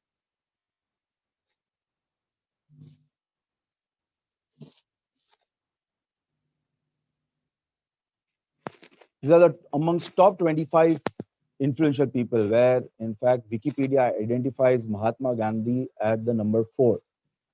Some 6 individuals of the world were able to found 6 very big religions. If you see the world's biggest religion, the top 6 ones, they all have been founded by some individual. If an individual visualizes his extraordinary vision, automatically he becomes extraordinary. He becomes the most influential person. So Gandhi, what was him? He was just a normal barrister. He was a young enthusiast who wanted to just pursue his career and wanted to run away from his home, frankly. And he pursued his studies in UK. And then again, he did not settle in India. He went to South Africa to search for a successful career. But if you see in his life, he just failed as a barrister. Where was he successful? He was successful when he started realizing that what he's meant for, the purpose behind his existence. And that is what we need to identify. The day he started working towards the freedom of the people out there in South Africa, everything changed. He received everything, whatever you want in an ideal life. We all want to be recognized. We all want to be identified, and we all want to be remembered years and years after our death. Isn't it so? But what is it? What action are you taking today so that people can remember you centuries after that? What is that thing which you are working today so that you can be remembered all years across, all across the globe? What is that thing which you can do? If you see amongst the 780 crore people, the 7.8 billion people in this world, I have a small graphic about this, how people are living. What is the kind of status they are in? So we see there is a huge number of people, 97% of people, they are just existing. I call them living dead. Why? Because as a person, you don't see life in it. Because they are living a purposeless life. A purposeless life is what? Living a routine life. You lead a routine, morning 9 to evening 9. Your routine is set, day in and day out. What are you behind? In Hindi, we say roti, kapda, makan, the basic necessity. You are just focusing on your basic need, and that's it. So you just exist. You're born, you study, you work, you get married, and that's it. Life is over. So to say, 97% of people, they are leading this kind of life. It's a machine life. It's a robotic life.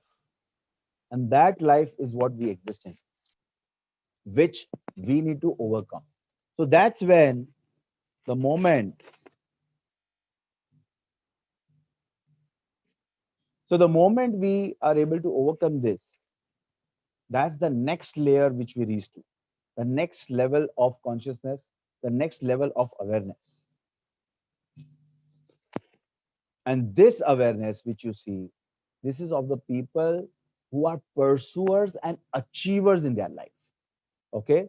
These are the people who have aspirations. These are the people who have dreams.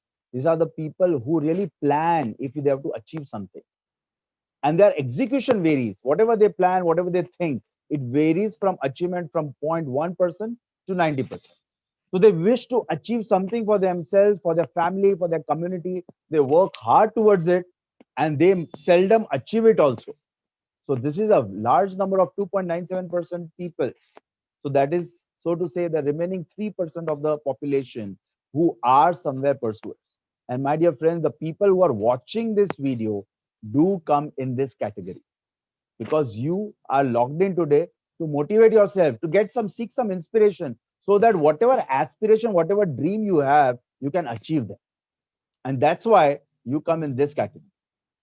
Then there is a third category of people.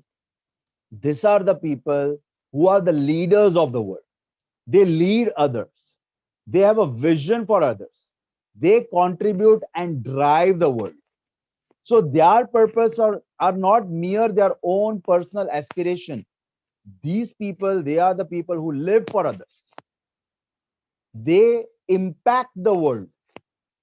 Their institute, their company, their brand, or their work, it impacts the world. It impacts the thought of the world. It impacts the way people think. It impacts the people around them. And it changes the face of world. They make a difference in people's life. These are the leaders of the world.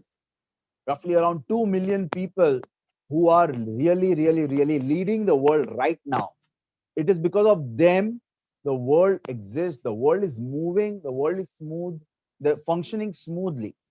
Whatever crisis we are into, right now we are in a pandemic crisis. These are the leaders who are on field. They are constantly working day and night towards finding solutions for the world. And then there is a small number, very few thousands of people who have become legends.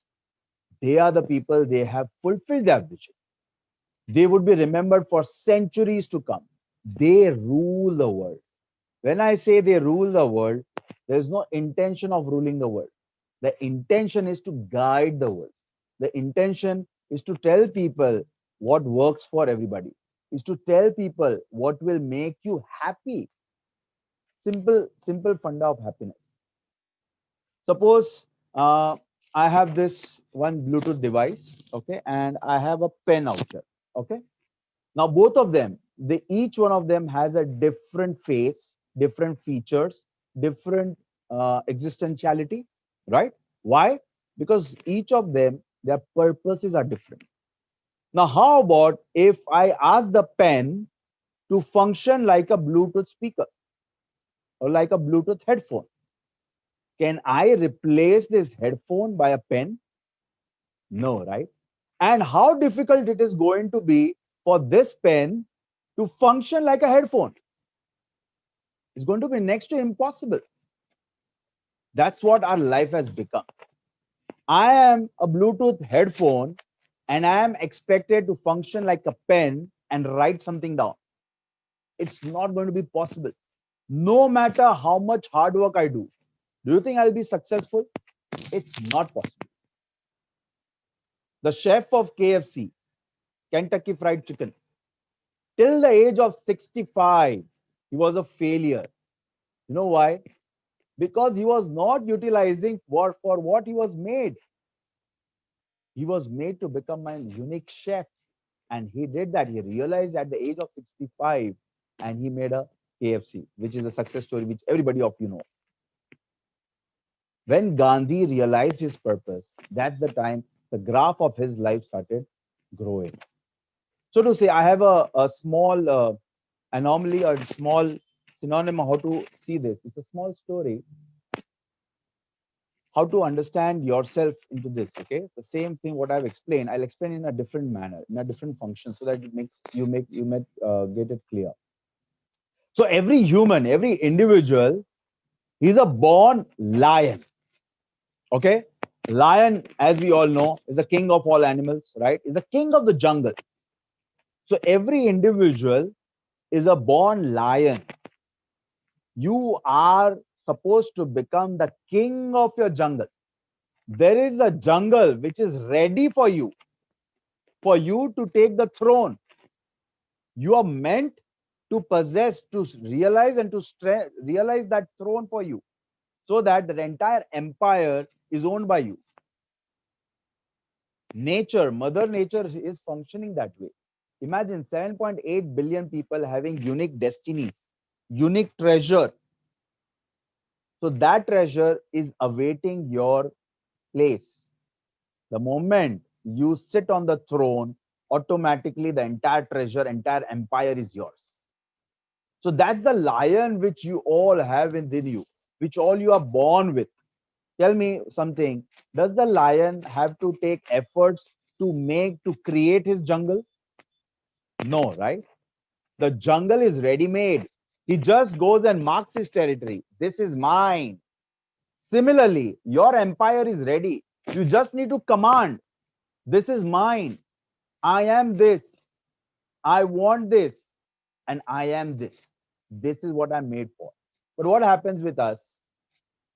Everybody around us, right from childhood, the kind of school we go, the kind of environment which we are brought up in, everybody expects us not to be a lion, but be a bear. Why bear? Bear has the strength of the lion. And bear is a person, a family person. He stays with the family and he's ever adjustable. He can adjust into any conditions. Any climatic condition, he is adjustable. He can live with vegetarian food also, as well as non-vegetarian food. So he is the good boy, a person who lives in the community, a person who follows the guidelines given by the society, doesn't indulge into any fight, doesn't indulge into any argument, and fulfills his duty 100%. Lion is a lazy person. Lion doesn't go for hunting also. Lioness will hunt for the lion. Lion always sleeps. Lion just orders, just declares. So let us not be a lion. Lion is a loner. In every jungle, there would be one lion, not more than one. So we don't want to be a lion. Let us be a bear, right? So the school which you went in, your parents, your ancestral traditions, your religion, everybody influenced you and told you, don't live like a lion. Live like a bear. If you want to be in the society, you need to follow these guidelines. You need to do this, and you can't do this. But what did we do? We are that child who likes to find what is there behind the closed door. What if I break the rule? What will happen? So we are those chimpanzees. What are chimpanzees like? Chimpanzee is a very intelligent animal. Okay, and he's a very high IQ level. Why? Because he challenges the status quo. He's a person who will always prove that he's smarter than you. By how? By copying you, but becoming a better copy. He's the rebel in you who always takes up challenges in life. So if you have achieved anything or something in life, if you have raised your bar, if you have reached to certain heights, somewhere you must have realized that you rebelled at some point of time, you took up that challenge, and you went on to become this chimpanzee. But Mother Nature is saying, boss, I made you lion. Lion has his own unique identity. You don't need to take any kind of effort. You don't need to prove yourself. It is already proven that you are one among 7.8 billion people. There is no second you. You don't need to prove. Do I need to prove that I am a man? Do you need to prove that you are a man or a woman? You don't need to prove. Similarly, you don't need to prove how different you are, how able you are, how capable you are, what you can do indigenously. You don't need to prove that. You need to believe that and just start. Just find that jungle and start. But we keep on working as a rebel. And what is the outcome of it? Finally, we become a burdenized person like a donkey. A donkey is a person who is burdened, and we lead a life of burden. How many times at the end of the day of your life, every day before going to sleep, do you feel relaxed, peaceful, no stress, not a single worry about tomorrow? How many times during the day, morning, when you wake up, you're motivated that I want to take on the world today. I want to create something which will make a difference in somebody's life. How many of you wake up joyous, happy? It's not possible if you don't wake up alive. You always wake up like a donkey who's struggling to write like a pen, but he or she is just a headphone. So you need to find your purpose to unleash the true happiness which you can get. Whatever success you want, first find what am I for? What am I made for? What are my talents? What are my skills? What is that thing which is so good about me? What is that one thing which whenever I do, whenever I utilize, whenever I be, automatically everything starts happening? Identify that. Release all the burden. Don't live life of an obligation. Don't lead a life where you just commit and overcommit to people. Don't lead a life where you're leading life just like a duty. I ask several times people, what is the question? What is life? So people say life is the time spent on earth. I say, is it that enough? So are you leading life? Are you living life? Or you are just spending time one day after another? And if you are leading one day, morning 9 to 9, the same routine for several days, are you living one day, 7 days, 70 days, or 700 days? They all mean the same. It means you just lived for one day. You did not live for several years. So I say people live for only 7 days. Ella, generally, what happens with us, we'll live only for 7 days. How is that? So we say when a child is born, in childhood, so Monday was a day of schooling. We went to the school, right? So we complete our studies, okay, 15 years, 20 years, 25 years, 28 years. We complete our schooling. After schooling, what do?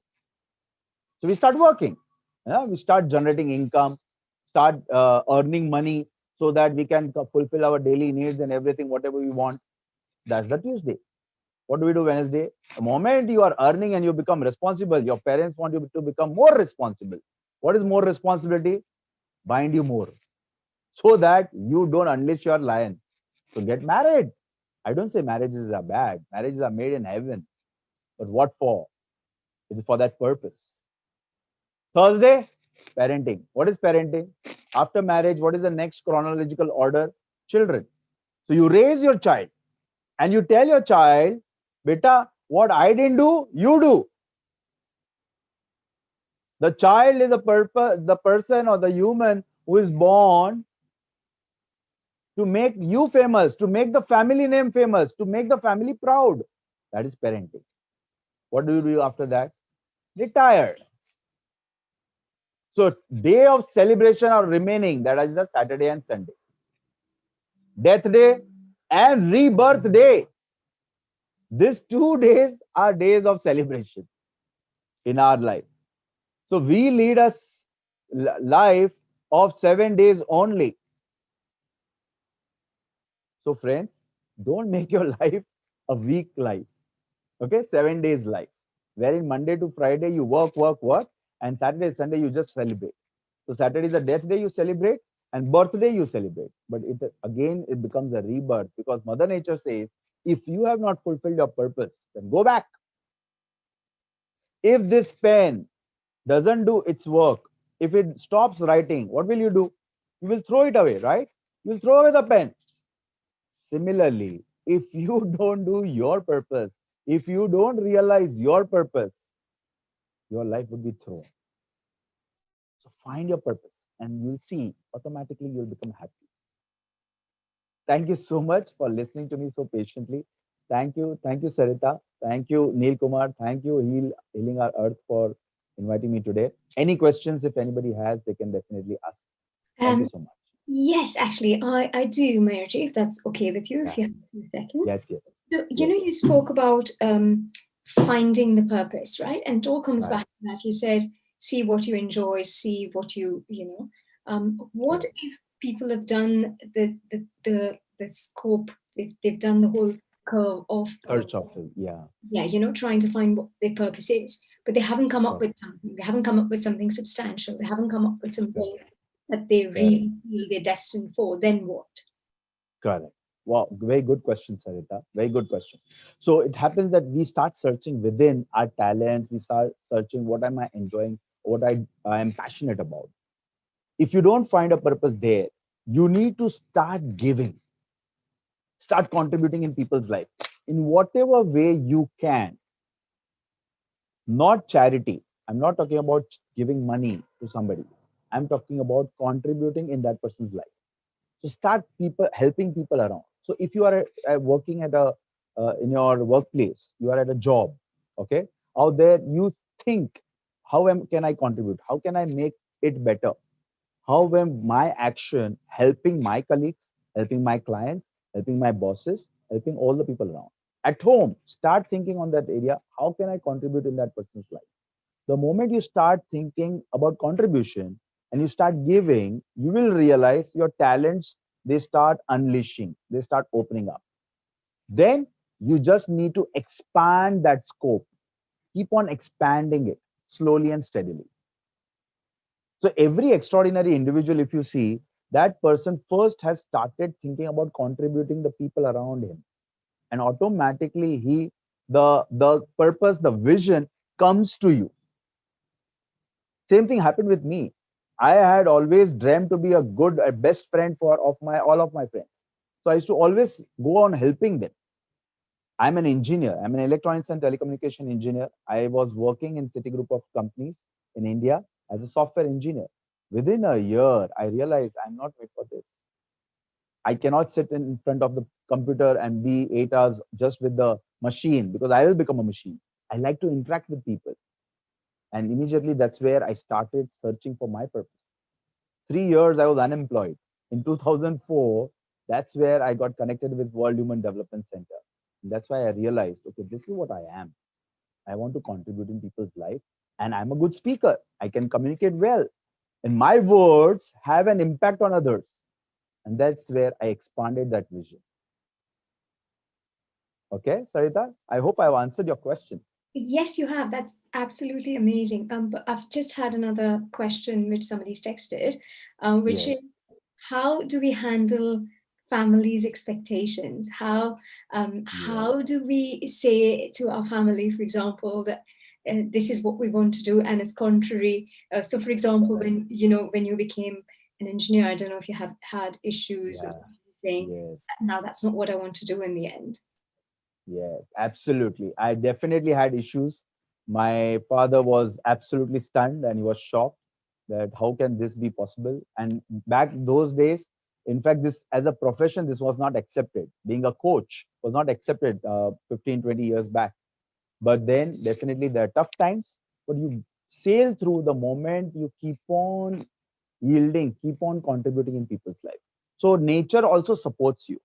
When you take work of nature, you take work of universe, okay, I am born for this. When you start walking that path, automatically help comes to you, support comes to you, but you need patience, and that patience will help you to become more passionate.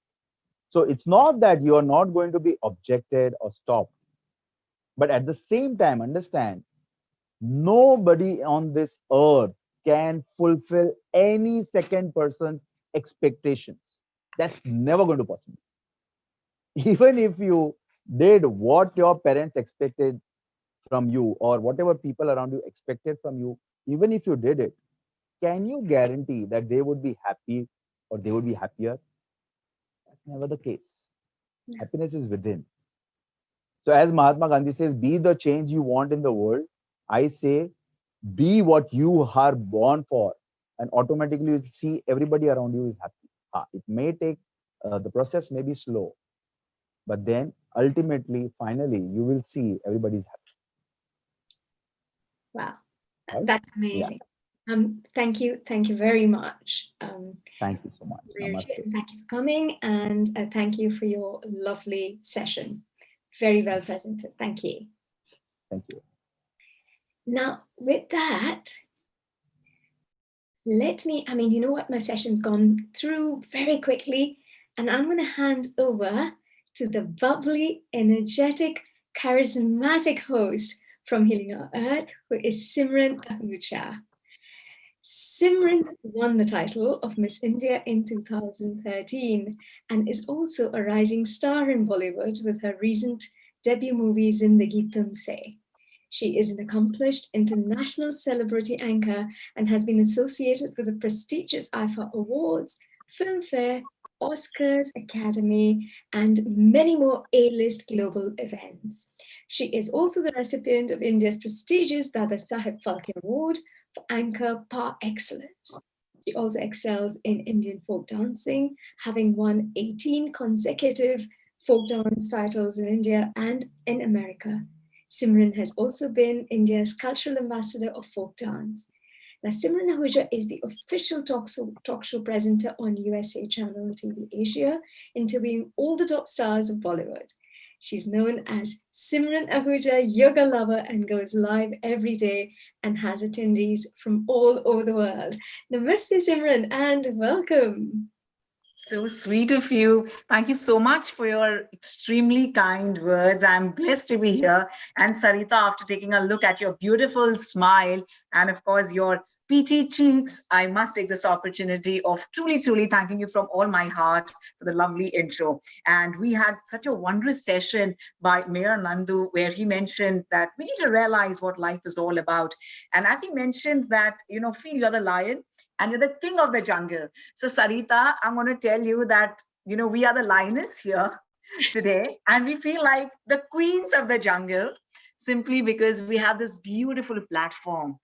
Every Sunday is extremely special. We always say Sunday, a fun day, but I'm going to say Sunday is Healing Our Earth Day, simply because we just come here and we feel completely rejuvenated. We don't really need to go for a weekend rejuvenation, go to a spa to feel rejuvenated. All you need to do is just be here with us on Healing Our Earth platform with all the facilitators from across the world, and the wonderful crew of Healing Our Earth truly makes us happy. Sarita, how do you feel being the queen of the jungle? Feels fantastic. Feels absolutely fantastic. I think go there, conquer it all. And you know what? Lockdown notwithstanding, we're still going to have a fantastic time, aren't we? So true, absolutely. And I think we must thank, our Mayor Nandu for giving us, this line. And, at the same time, when you feel like the queen of the jungle, remember, even the queen has her own challenges. And, everything can be overcome simply because, when you are humble and you accept everything with gratitude, things just fall in place. And Sarita, it's been such a lovely feeling to be here with you. I want to thank you and, thank you once again, especially to do a wondrous session. I've been with you since the past 3 hours, and thank you because this is the best platform ever. Lots of love to you, Sarita. Lots of love to you too, Simran. And I'm sure you're going to go ahead and absolutely have a cracking time for the next couple of hours too. And I'm looking forward to watching you, Thank you as well. Thanks, Rita. Wow, what a great feeling to be on the most amazing platform. At first, I'm going to take this opportunity of thanking each and every one of you for the abundance love. This month is extremely special. And 2020, this October month is all about giving. And they say, if in this particular month, you really give anything, it could be, in form of advice, knowledge, it could be love, or it could be suggestions, and help anybody. We always say it's always good to give, be a giver. We've all learned the art of living. It's time for us to learn the art of giving. We're going to start with a beautiful quote of Mahatma Gandhi ji, who says that the greatest of humanity is not by being human, but by being a good human being. And this is what we all are striving for. And when we talk about what is life, this is what really takes us ahead. As we always say, self-realization before God realization, before we realize how this entire world was created and why are we born as these beautiful souls. So I truly welcome you to this very, very amazing motivational and inspirational session that we've been having from 12 in the noon today. And I must definitely mention, I'm truly delighted and excited to welcome our speaker and our facilitator all the way from Spain. Now, I must talk about enthusiasm. Now, this is truly the need of the hour. You know, we say, where do we get enthusiasm from, especially when the whole world has gone through that everything we've experienced? But this is the answer to this. Release your spiritual power and live a life of enthusiasm. It's a great honor for all of us to welcome Enrique Simo, who is a member of the National Coordination Team of the Brahma Kumaris in Spain and the coordinator of the headquarters in Madrid.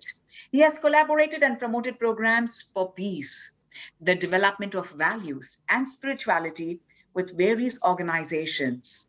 He is a Raja Yoga meditation and a personal development teacher with more than 30 years of experience. Enrique is very committed to its purpose of offering spiritual knowledge that really helps every individual find their way and be able to live with peace and happiness in their lives, and thus make this world a better place for each and every one of us. Enrique Simo works as an executive coach and as a facilitator in leadership development programs, helping senior managers and their teams meet their personal and professional goals. He also collaborates as a coach and a lecturer at Francisco de Victoria University, Madrid. He's a faculty at the IE University.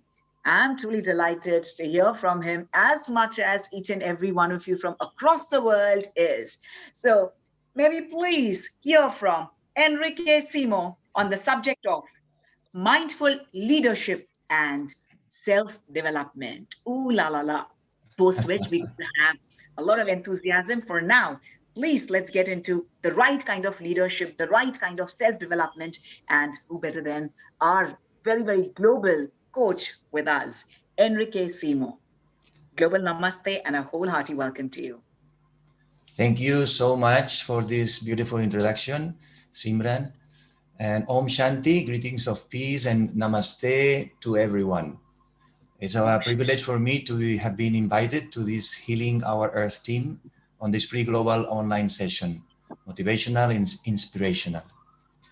So I will be sharing about how to release our spiritual power and how to live with enthusiasm. As you said, I'm a coach also. I work as a coach, but the main thing that creates in me this inner power, this spiritual power, is the meditation. I've been meditating for many years, and I've been observing in myself the change that happened when this energy that all of us have inside ourselves release and becomes something practical in our lives. I believe, and I've seen that in my coaching sessions and in my interaction with people and giving courses and trainings and courses of meditation, I've seen that everyone has this resource of power within. Everyone has energy within that allows us to deal with the challenges of life and to live a life of peace, love, and enthusiasm. Everyone. But the thing is, why we don't use this power? Why we don't experience this inner power? And well, I've observed that most of the people lives with their attention outside. They are connected with everything that's happened outside.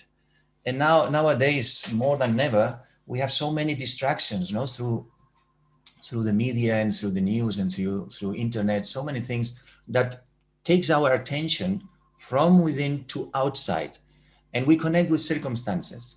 And there is a sentence that I like very much, and is, where attention goes, energy flows. And where energy flows, there I create my experience. Where my attention goes, energy flows. And where energy flows, I create my experience there. So if my attention goes outside and flows my energy outside, I connect with the things outside, and my experience in life is connected with what is happening outside. And now we know and we see that what is happening outside is not really very powerful. It's very confusing, is very a lot of fear.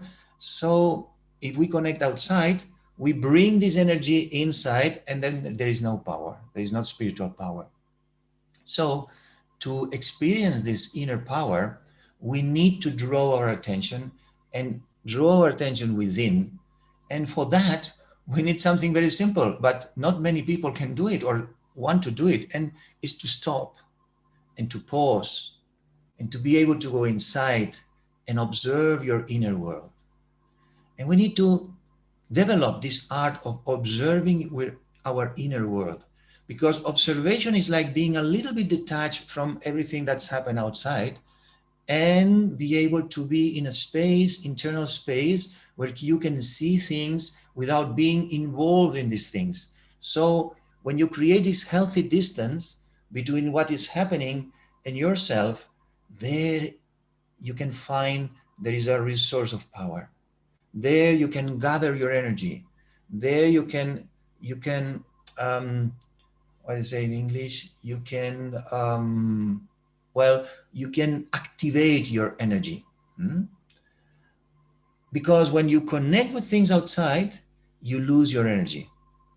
You use energy to connect with things and to deal with these things. But when you are inside yourself and you gather this energy and you just observe, then you have the space and time to think, to decide, and to use the right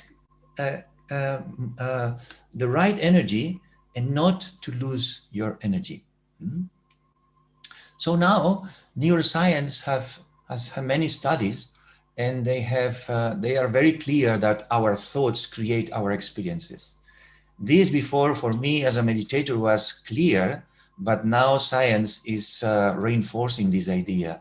And it's very clear now because they see that thoughts create connections in your brain. These connections create chemicals. These chemicals go into your blood, and then you feel an emotion. An emotion is connected with these chemicals. So thoughts activates these chemicals, and this creates emotions. So this is very clear now. So when we create the art of being the detached observer, we also can create our thoughts, be the creator of our thoughts. And when we realize that we can create thoughts, that thoughts doesn't come from the outside world, but we are the creators of these thoughts, then we can create our experience. And this is where power, spiritual power lies. And it's very important to connect with, with our identity, with what do I identify myself? When we go outside with our attention, we identify ourselves with our role, we identify ourselves with our body, we identify ourselves with what we have, with what we do. But when we go inside ourselves, we start to understand that there is an energy, there is a life force that gives life to this body. There is a life force, it's like the actor inside that is acting outside and acting with the character that you are performing in your life. But you know that you are the actor. And we can call it the soul, we can call it the spirit, we can call it the life force. But in meditation, when you are able to go inside yourself, when you are able to connect, to bring your attention, remember where attention goes, energy flows, to bring your attention to this little point in the center of the forehead. In India, they say the third eye, no? Where is the third eye? Where they put the tilak here, no? In the center of the forehead. So this is a very powerful place. And when you bring your attention there and you focus your energy there, you can feel that there is energy. Now, if you are listening to me, you can also try to bring your energy, bring your attention to this point inside yourself. It's like being behind your eyes. And from there, you're able to see the world, to observe the world as you are in a control table, no, inside, where you can control everything that's happened outside. And in this space, you can find that there is a lot of power. And then this power is not physical power. This is not the power to be controlling other people. This is not the political power. No, no, this is very soft, very beautiful, very gentle, very loving power, very compassionate power. Is an energy. We call it power, but it's an energy that allows you to have a big heart, allows you to be compassionate to the rest of the world, allows, like Gandhi did, no? He connected with this power, and then with this power he knew that he needed a lot of power to be able to do all this immense work that he did. And so he started to meditate deeply, and he follows so many disciplines, no? The ahimsa, I think it's called in India, no? So all these disciplines, these disciplines allow you to tap into your power and bring this power outside and be able to deal with very difficult situations as he was dealing, no? So every one of us can connect with this inner power. And for that, we need to understand that we are much more than this body. We need to understand that we are this living force that gives life to this body. And in meditation is where you can start to understand these things. When I started to meditate in the Brahma Kumaris, I already was meditating before, but the first time I went to the center and I met the sisters there, and well, we had a very nice chat, and they invited me to sit in the hall of meditation for a while. So I sat there, and after a few minutes, I felt like a shower of peace, or like a cascade of peace over me. So my mind was quiet, my heart was quiet, my body was quiet, and I was aware. It's not that I was sleeping nowhere. No, no, I was completely aware, and at the same time, everything was still, quiet. I've never had before this experience in my life, never. So when I had this experience, I thought, wow, what's this? This is beautiful. This is something that I've never had. Such a beautiful peace, stillness, and like energy of enthusiasm also, because it was like life energy, you know. It was not passive, it was energetic.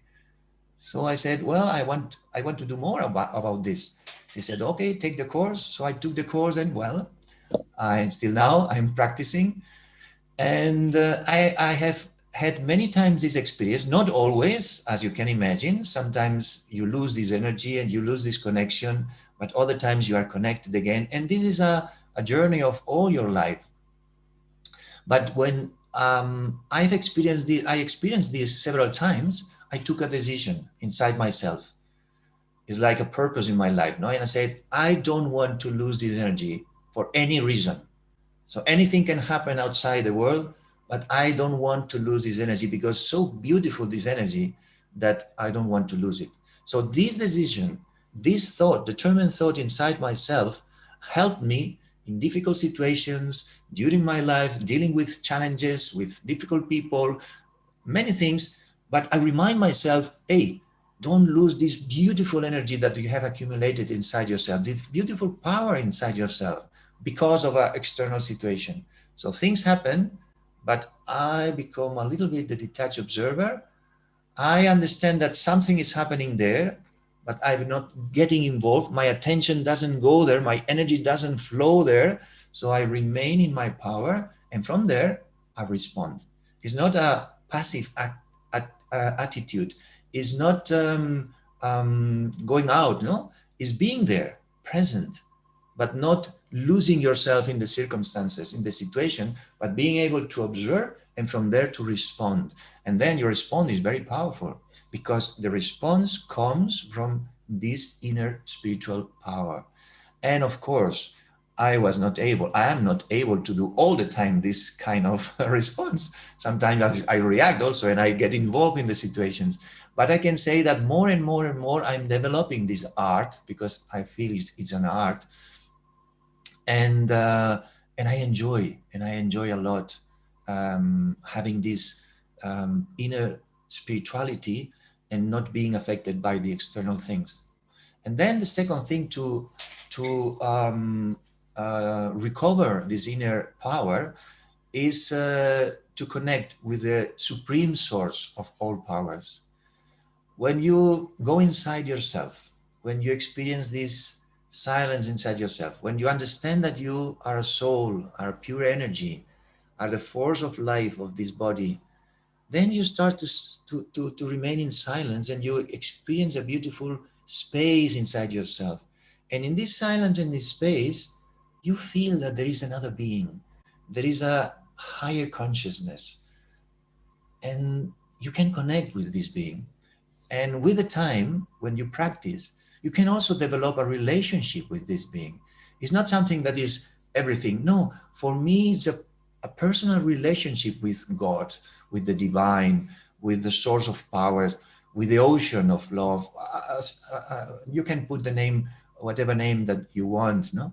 But this connection is a connection that transforms you inside yourself from within and makes you into a human being who is more stable, who is more peaceful, who is more enthusiastic, and who is more loving, more compassionate. So this energy is like awakens your spiritual energy, and not only awakens your energy, but gives you still more energy. Because enthusiasm comes from the Greeks, and the meaning of enthusiasm is in theos. Theos means God. In theos, enthusiasm. So this energy of enthusiasm is the energy that comes when you are in God, with God, connected with God. And then this energy gives you a new life. This energy gives you a new understanding of life. And this energy becomes a source of inspiration for many people, for many others. As Gandhi said, no, that become the change that the people want to see in the world. So then with this spiritual energy, you become a reference for those people, saying, okay, it's not easy, yes. It's not difficult, yes. But there is someone here that is practicing this and is giving this experience to other people. So if this person can do this, I can do it also. So this is the beautiful thing, no? And I move myself in the field of corporate people and business people, and they don't think much about meditation in general. But when they see me and they know me and I talk to them that I do meditation, they see my state, that I'm peaceful, that I'm happy, then start to ask me, how you are like this, how you don't react so quickly, how you remain so stable. So this is my responsibility, to remain and to continue to practice, because words don't reach people now. It's the experience, your personal experience, your energy, your vibrations that reach people, especially these people who are so busy and so engaged in their business. They are very smart, very clever, but they need time to connect with themselves. And now I can see that more and more people are connecting with meditation. And also for my happiness, meditation is being introduced in many corporate fields, and really is becoming something very important, and a resource that many companies start to understand that is important. Maybe sometimes it's in the form of mindfulness or in the form of relaxation, but they start to understand that it's so important. So I would like to finish just with 1 minute. 1 minute of concentration and 1 minute of connection inside, in silence. So let's be there, just 1 moment, maybe 2 minutes, but breathe deeply and let your breathe go in and go out. Just be there, connect with this present moment. Yes. And connect with your inner life force, with the soul in the center of the forehead. Just feel that there is an energy there, beautiful energy of light. Wonderful. And now feel that there is a pure ray of divine light coming from the universe, descending to your soul and giving you this beautiful light, this divine light, this powerful light. awakening your spiritual power. And just be there in silence for a short moment, connecting with the source of power.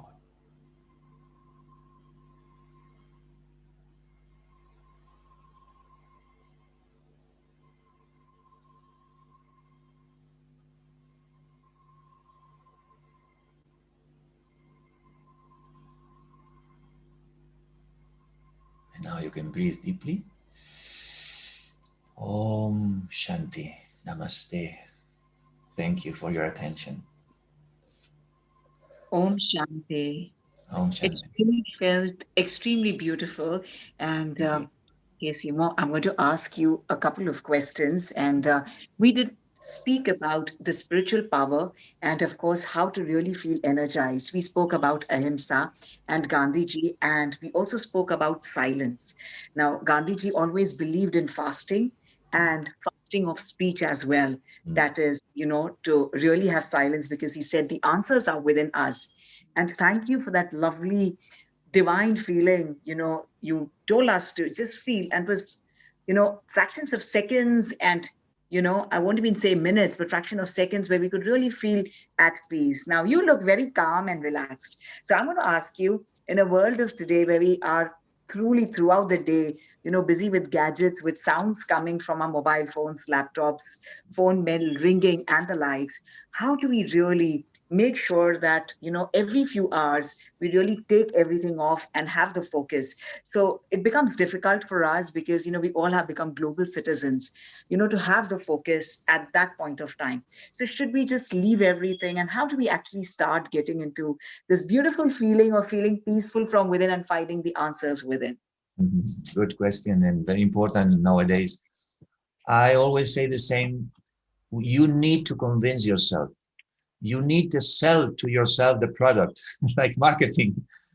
When someone sells us a product, they give us the benefits, they give us everything, no? And you read a list of many things, and at the end you say, yes, I buy it, because you see so many things. And now it's very often you find an email or some marketing advice, advertising. So you need to sell yourself the product. You need to convince yourself.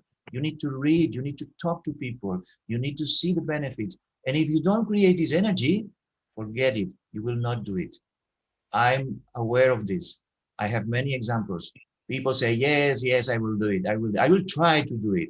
I see, no, you will not do it, because you need to be convinced. You need to create this motivational drive, no, this inner energy, because you see that it's important for you, and you need to transform something in your life, and you want to be peaceful, and then you will do it. But if you are not convinced, you will not do it. Mhm. Beautiful. I just want to compliment you, but I was busy looking at you and I really was trying to pen down some notes, because I just liked what you said: when tension flows, energy flows. And when energy flows, we all create our own experience. How is it that you are so relaxed and you look so charming, and you don't belong to this world? It seems like you come from some different world. So how is that? Please tell us and reveal your secrets to everyone in the world today.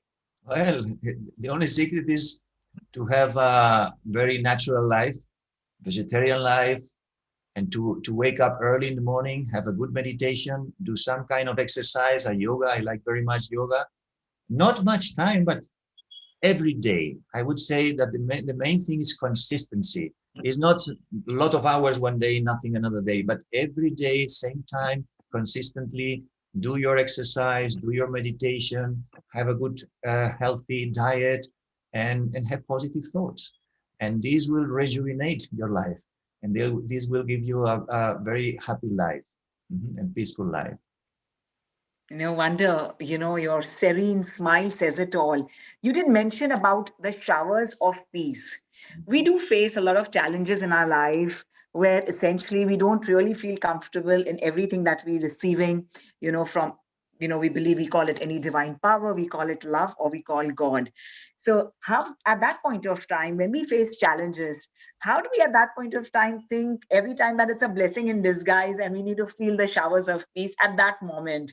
Is there any mantra or anything to do, or is it that it's just that life teaches you, experience that? How do we go about that? Well, I think what I've done is to change the perception of situations. So yes, we are used to react to the bad situations in life, and we have learned that from our parents with the best intention, from our teachers, from our gurus, or from everyone. But now we have to change this and see that circumstances come to help us to grow and to more develop more and to teach us something. So you need to work on that inside yourself and change the perspective, how you understand life and circumstances and situations. And then, as I said before, you need to practice so that you can experience some kind of peace or silence or happiness inside, and then decide, very determined, decide decision, I don't want to lose this energy for any reason. And you have to have patience, because this is not something that you say and happens. It happens after many years, and still sometimes you react. But every time you react less and less and less, and then you are more inside yourself and be able to respond instead of reacting. And with practice, with patience, with determination, you need practice, constancy, determination, and time. And then you will enjoy, because you will see that slowly, slowly, gradually, you are becoming this. And you have all your life to practice. But the main thing is start now. Don't delay. Beautiful. Beautiful. So this is the moment for all of us to start now. I have one last question, Okay. Enrique Simo. I want to know, we spoke about feeling enthusiastic with the power, spiritual energy. We always say, food is energy, and eating positive food will give us, that energy. What is the difference between the energy we get from food and the energy that we get from spirituality and prayer? Is there a difference as far as the, enthusiasm levels are concerned and the energy is concerned from both these aspects, spiritual energy and energy from food? Yeah, very good question, because the energy of food is physical energy and is very important for your body, because the soul needs a healthy body. But if the body is not so healthy, not because of your things, because sometimes karma, no, or sometimes your nature from your family, whatever, then when you connect with the spirituality and the spiritual power, then you have the power to feel peaceful, happy in life, even if the energy of the body is not strong. But if you are able to have the physical energy and the spiritual energy together, then you have a whole life and much better. But spiritual energy is a higher level and physical level. But if physical level is not growing well, if you don't eat well, you don't do exercise, then it's very difficult to connect with your spiritual energy. So there is a big relationship between both of them. And if we can put attention to both, this is the best thing we can do. Mm-hmm. This is truly amazing, and thank you for really giving us the clarity between the energies. So, yes, we always say we are what we eat, but we are also what our mind eats. So, Exactly. thank you for having that and giving us that clarity. And we have Enrique Simo here with us from Spain. And when both the energies meet, you will definitely aesthetically and inwardly look like Enrique Simo, where you have showers of blessing and peace. Our humble thanks to you, and thank Thank you you for so much. giving us the clarity in our thoughts, and they will all stay deep within us from the entire world. I'm going to take this opportunity and the platform of healing our earth. Om Shanti, and our Om humble thanks to Shanti and Enrique. Namaste. Thank you so much. Thank you so much. Thank you so much. I'm like, all over, feeling enthusiastic that now it's going to be not just, what you eat, but also what the mind eats. And that's all about let the soul feel happy. And it's the spiritual energy, which, we also need to focus on. Besides, we're talking of the food and the energy which we get by having good foods and the superfoods. So I want to once again take this opportunity of thanking our Healing Our Earth platform, because they really, cover every aspect of being a good human being. And we all need to remember the saying of Saint Mirdad, who says that, yes, we are all the beautiful spiritual souls going through this human experience. And let us all do it together, because love is the most important essence of life. And we only feel it after we have the spiritual energy along with the worldly energy together. So thank you very much. And that was Enrique Simo. And we have yet another interesting session from USA. But I want to take this opportunity of thanking all of you, everyone who's present here from all across the world, to be with us on this very amazing 27th Healing Our Earth event. And the mission is to bring love, unity, peace, harmony, comfort, and information at your doorstep wherever you are on this earth. Our special thanks to all our contributors, and the session, which is on from 12 in the noon to 7 p.m. British summer time. I want to truly thank everyone who's present here with us, all the facilitators from across the world, of course, the entire family of Healing Our Earth, and to every viewer who's watching us live. I'm also going to take and request all of you to kindly share this on your social media handles, because you never know, which topic or which sentence could change someone's life. And let us all try and be of help to everyone. So please feel free to share every single information or to have a watch party as well. Our website is www.healingour.earth.com, where you'll get all the information about our forthcoming sessions as well.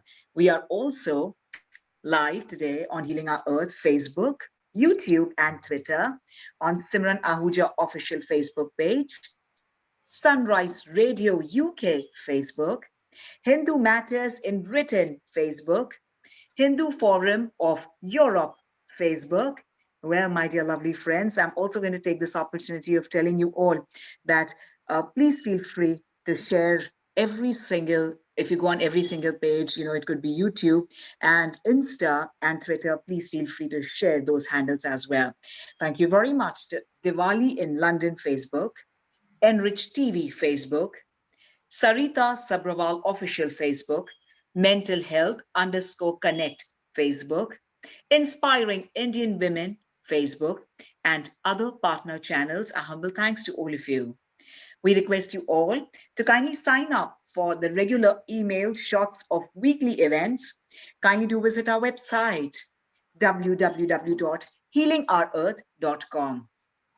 Well, my dear lovely friends and lovely souls from across the world, if you wish to get involved in this free global community channel, then kindly contact us on the WhatsApp number, which is already mentioned on the website.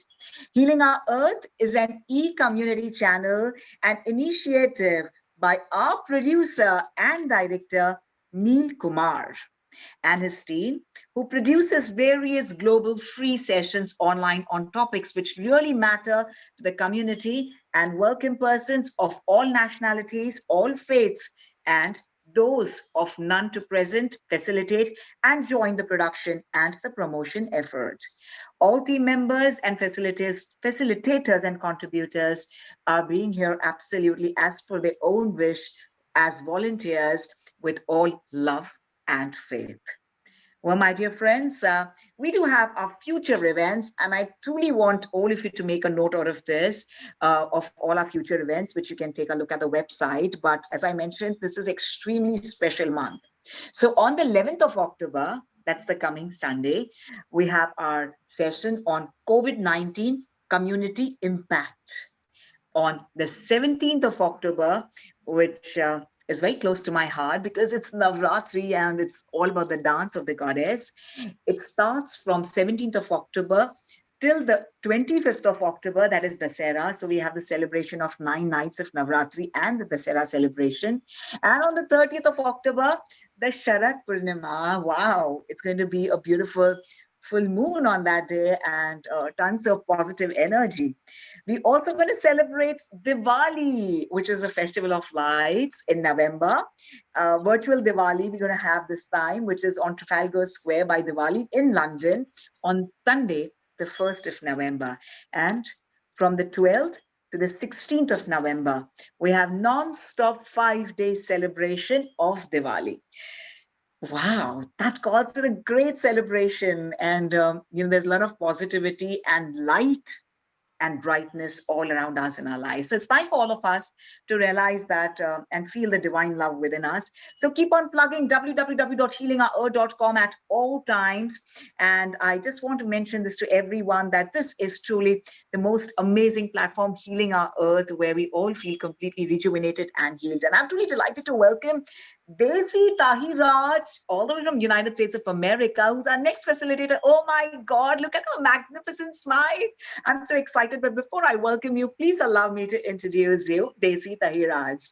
Well, let me tell you what the session is all about. You know, we've always thought about ourselves, am I successful? What is the definition of success? Well, let me tell you, all you need to do is, even if you fail, just get up and never give up. And this is all from our Desi Tahiraj. She's an executive and expert in burnout and productivity and success principles trainer, business consultant, HR professional, international speaker, and author. She's currently proven herself as an expert in many arenas. As a dynamic, results-driven leader throughout her career, she's developed a deep understanding of what causes high achievers to burn out. And as a result, Desi has established a methodology to help people avoid it. Desi studied and practiced law at the Tirana City Hall, Albania, and she's a trusted human resources and academic affairs manager at Columbia University in New York. She holds licenses in executive education and coaching and driving performance change, both accredited by Columbia University. She was selected as a top transformational coach of the year by the International Association of Top Professionals, IAOTP, for her outstanding leadership and commitment to the profession. Recently, Desi Tahiraj was recognized by the marquee Who's Who for their Lifetime Achievement Award.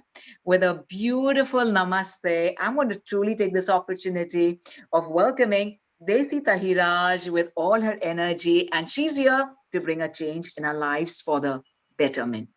Thank you. How are you doing, Desi, today? Namaste, high achievers.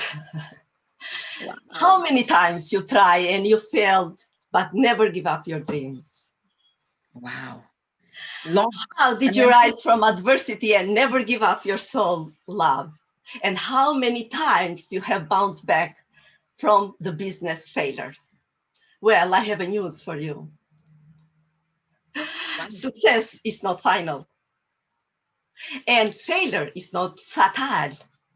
It's the courage to continue that counts.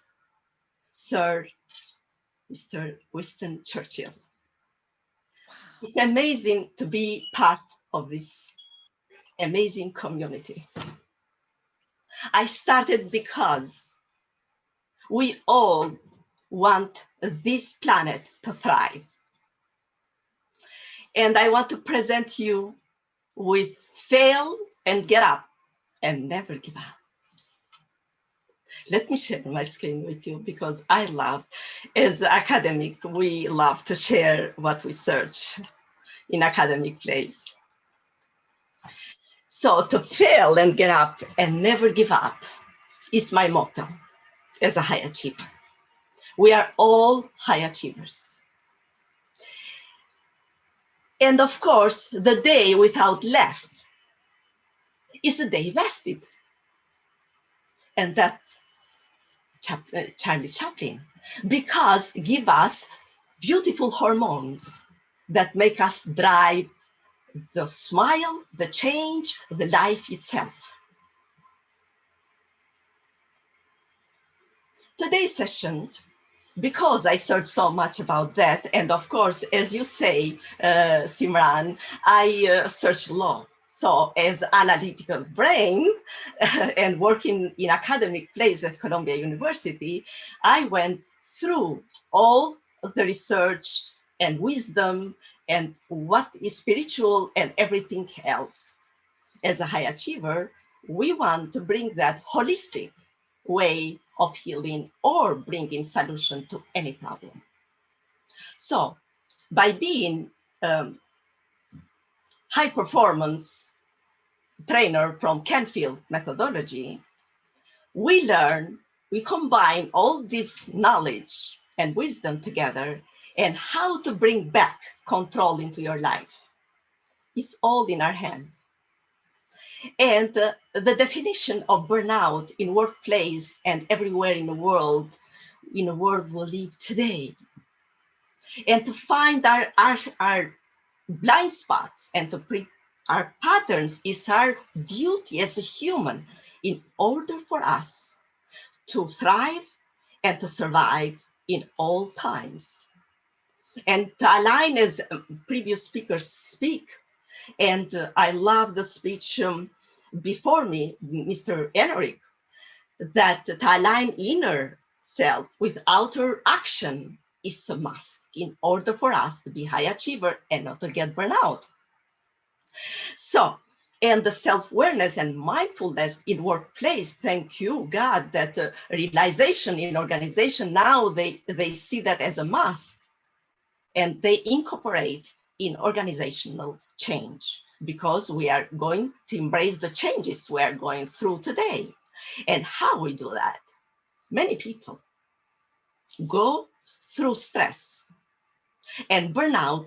40% of population go through burnout without noticing. And that is not good news.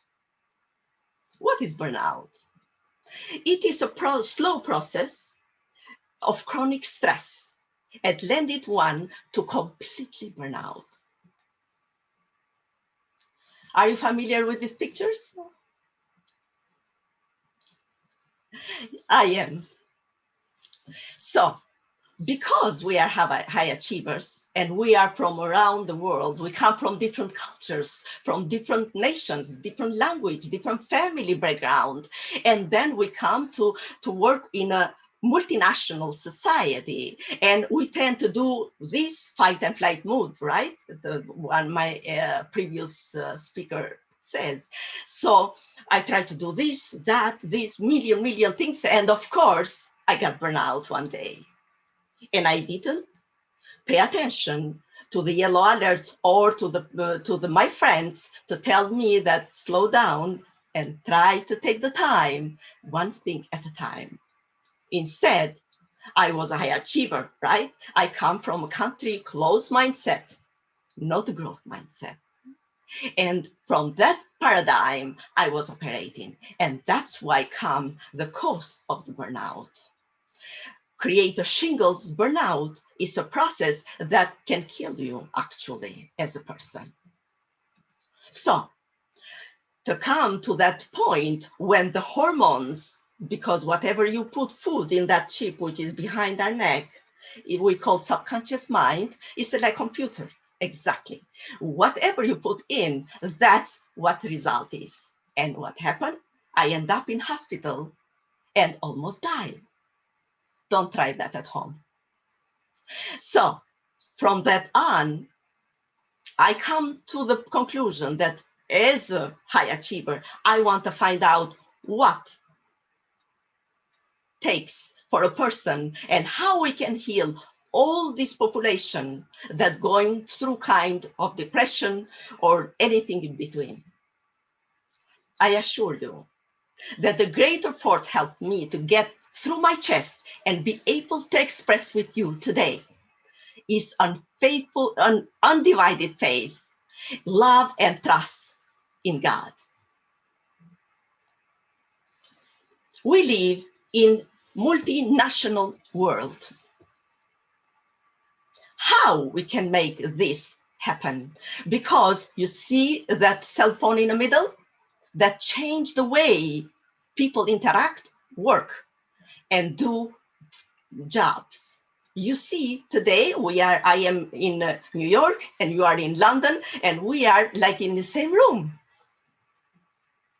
It's a beautiful that we come to this point in a life. However, how we can leverage this kind of innovation in our world today, because we share the same ocean in different boats, but we share same destination, life. So how we demand that?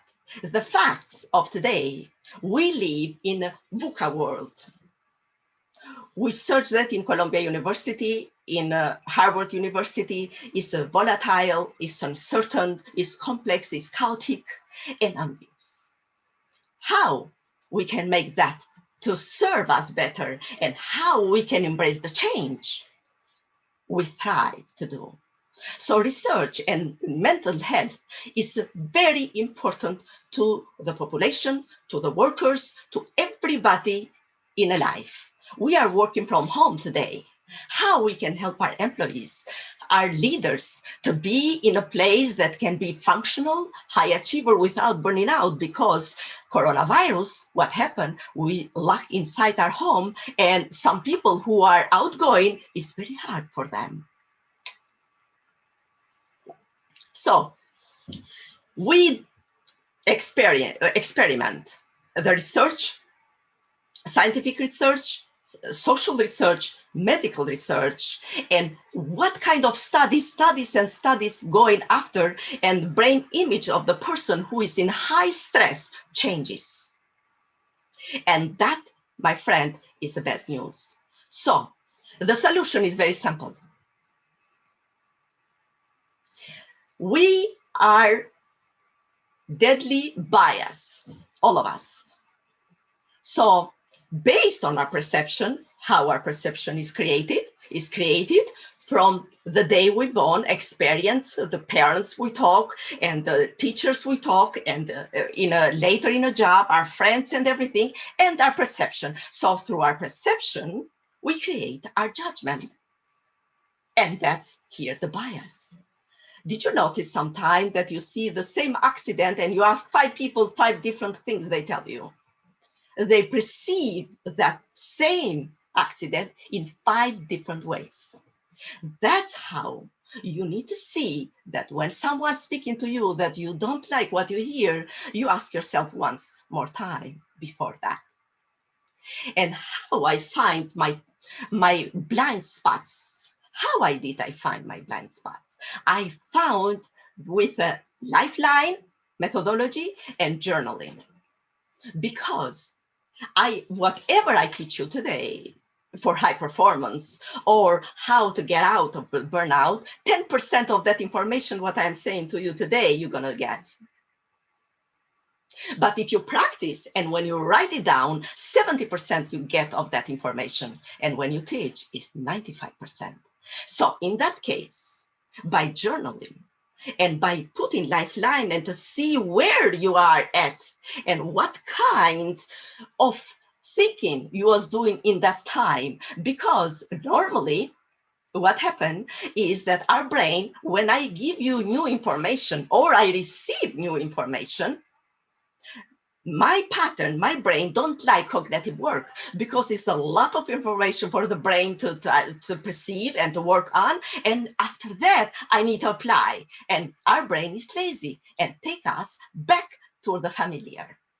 That's why they call that neuron then fires together, they wires together.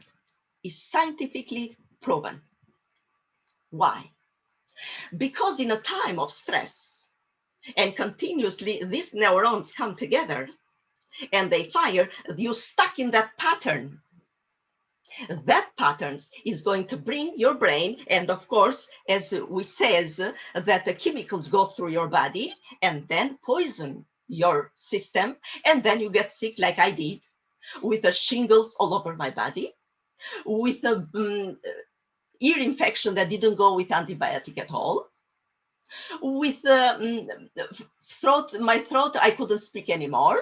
Heart, I go to that's what this chip we have behind our neck, we call subconscious mind, is exactly computer. It's a virus in a computer. We need to get it out.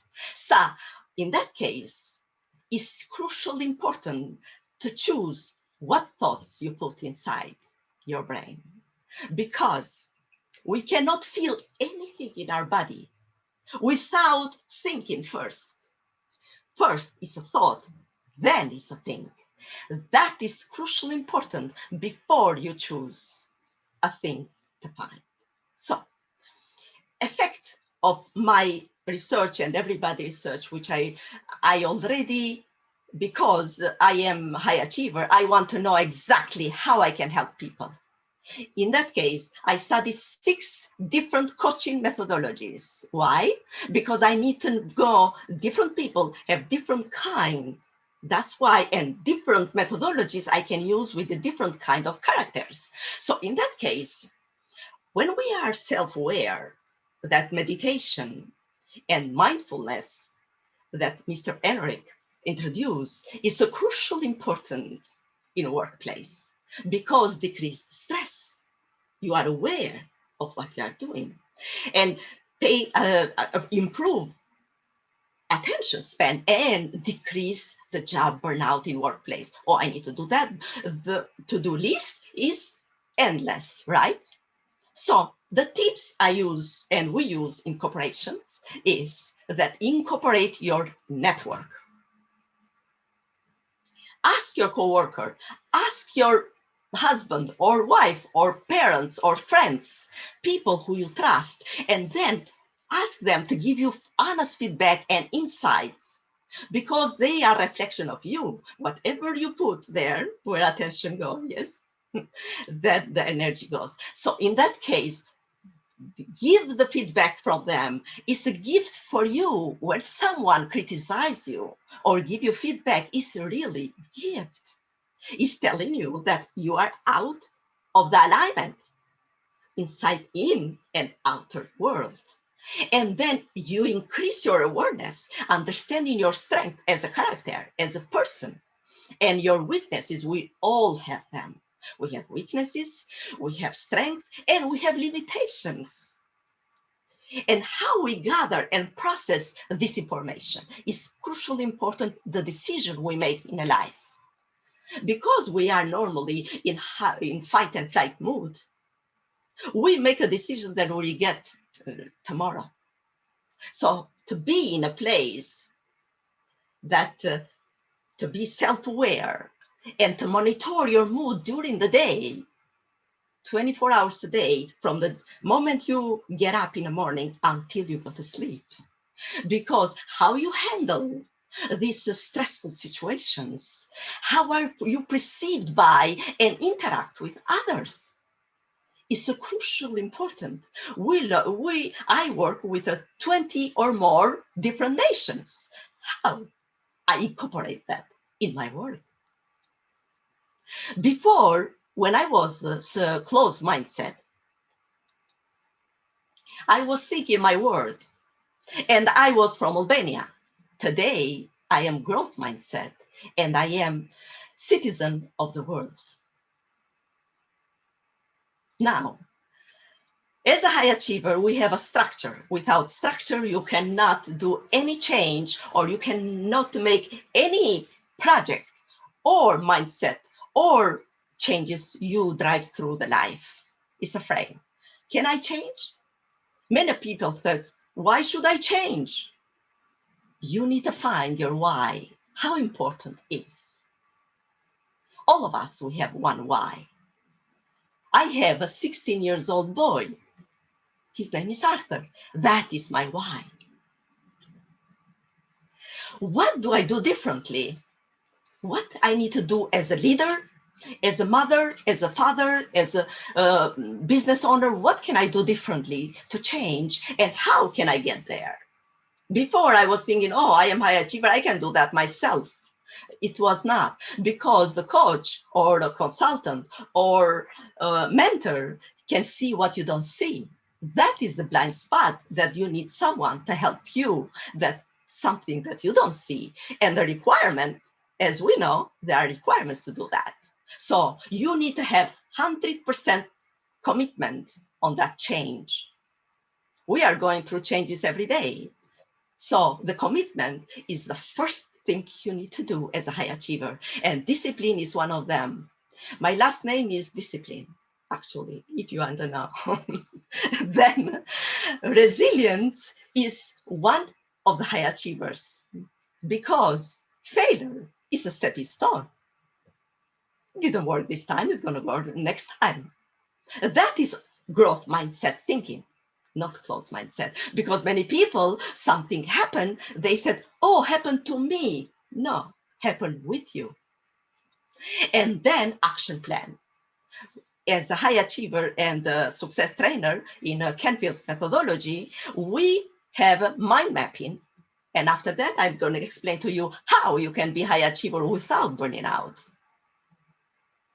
So don't worry about failures. Worry about the chances you miss when you don't even try, Mr. Jack Canfield. Every day, I have this kind of schedule. Set daily intention night before how you're gonna have your next day by intention, not by default. The next day, how it's gonna play. When you plan your day, you are out, you take out the burnout section of the day because you know your schedule. People open the morning and open the cell phone and take a look, emails they get. You are reading other people's agenda, not yours, when you do that. And then increase your awareness. It's critically important to make a right decision when you are aware of your action and what you are doing. 3 times a day, ask yourself where I am and what I am doing. And monitor your moods. Notice your mood and adjust accordingly based on what you want to experience. If you want to experience to be miserable and in a bed, yeah, think negative. But if you want to be someone to smile and to be lightful in a life and to create something in a life, then you think positive. So whatever you put in this chip in a computer, we call brain, then the life is itself. And take the music. We are human with the emotional being. So how you enhance that in your emotional being? For me, as a person, I love classical music all my life. So the classical music gives me relaxation and inspiration. So the innovation comes to me when I hear that music. What is yours? Then breathe. As Henrik explained, breathe in, give air in our brain, and then get out the stress out so you are aware and not in fight and flight mode, and engage in handwork. We are mammals. We have heads and we have legs. God created us with them. Use it. Not all day in computer. Move and do something else. When I am during the day, because I use a lot computer, what I do in the middle, I get up, I cook, or I clean, or I garden, or something else, or I walk around the block to move as a human. Because we are not robots yet, we are human. So in that case, use what God gives to us. And I love this part because I am high achiever from Columbia University. The power of transform action. We live in a time of change. Today, more than ever, we use online learning, online shopping, online paying bills, online music, online entertainment, online speaking with our loved ones overseas, and everything in between. How we can help elderly people then don't know how to pay the bills online, because by that we save paper and we help our environment that desperately need trees. So how we can leverage and help other people who have no electronic knowledge to this change? How we can educate people to help to heal our earth by doing such an action that help everyone in between. Because when we work together, we achieve more. Science, I love this expression from Dr. Stefan Ochman, CEO of Merck. The science of curiosity leverages new knowledge, recognize gaps, and open mind of people ideas that what we describe below on top, that coronavirus bring millions of innovations. You see, everything have a positive. So look the positive ones and use it. The new come with stress. Accept it to thrive. That is the duty of civilization today. We are going through changes, and we need to incorporate what healing our earth suggested from in the morning until now. All of the speakers today give a wisdom of how we can incorporate the knowledge we have today, the spiritual being that we are, and how we can build together the citizens of the world. As a high achiever, I learned that to not be frustrated all day, you need to do 5 things a day, every day, and put it in small, break it down in steps and do 5 things in a day until you do. That's how I did.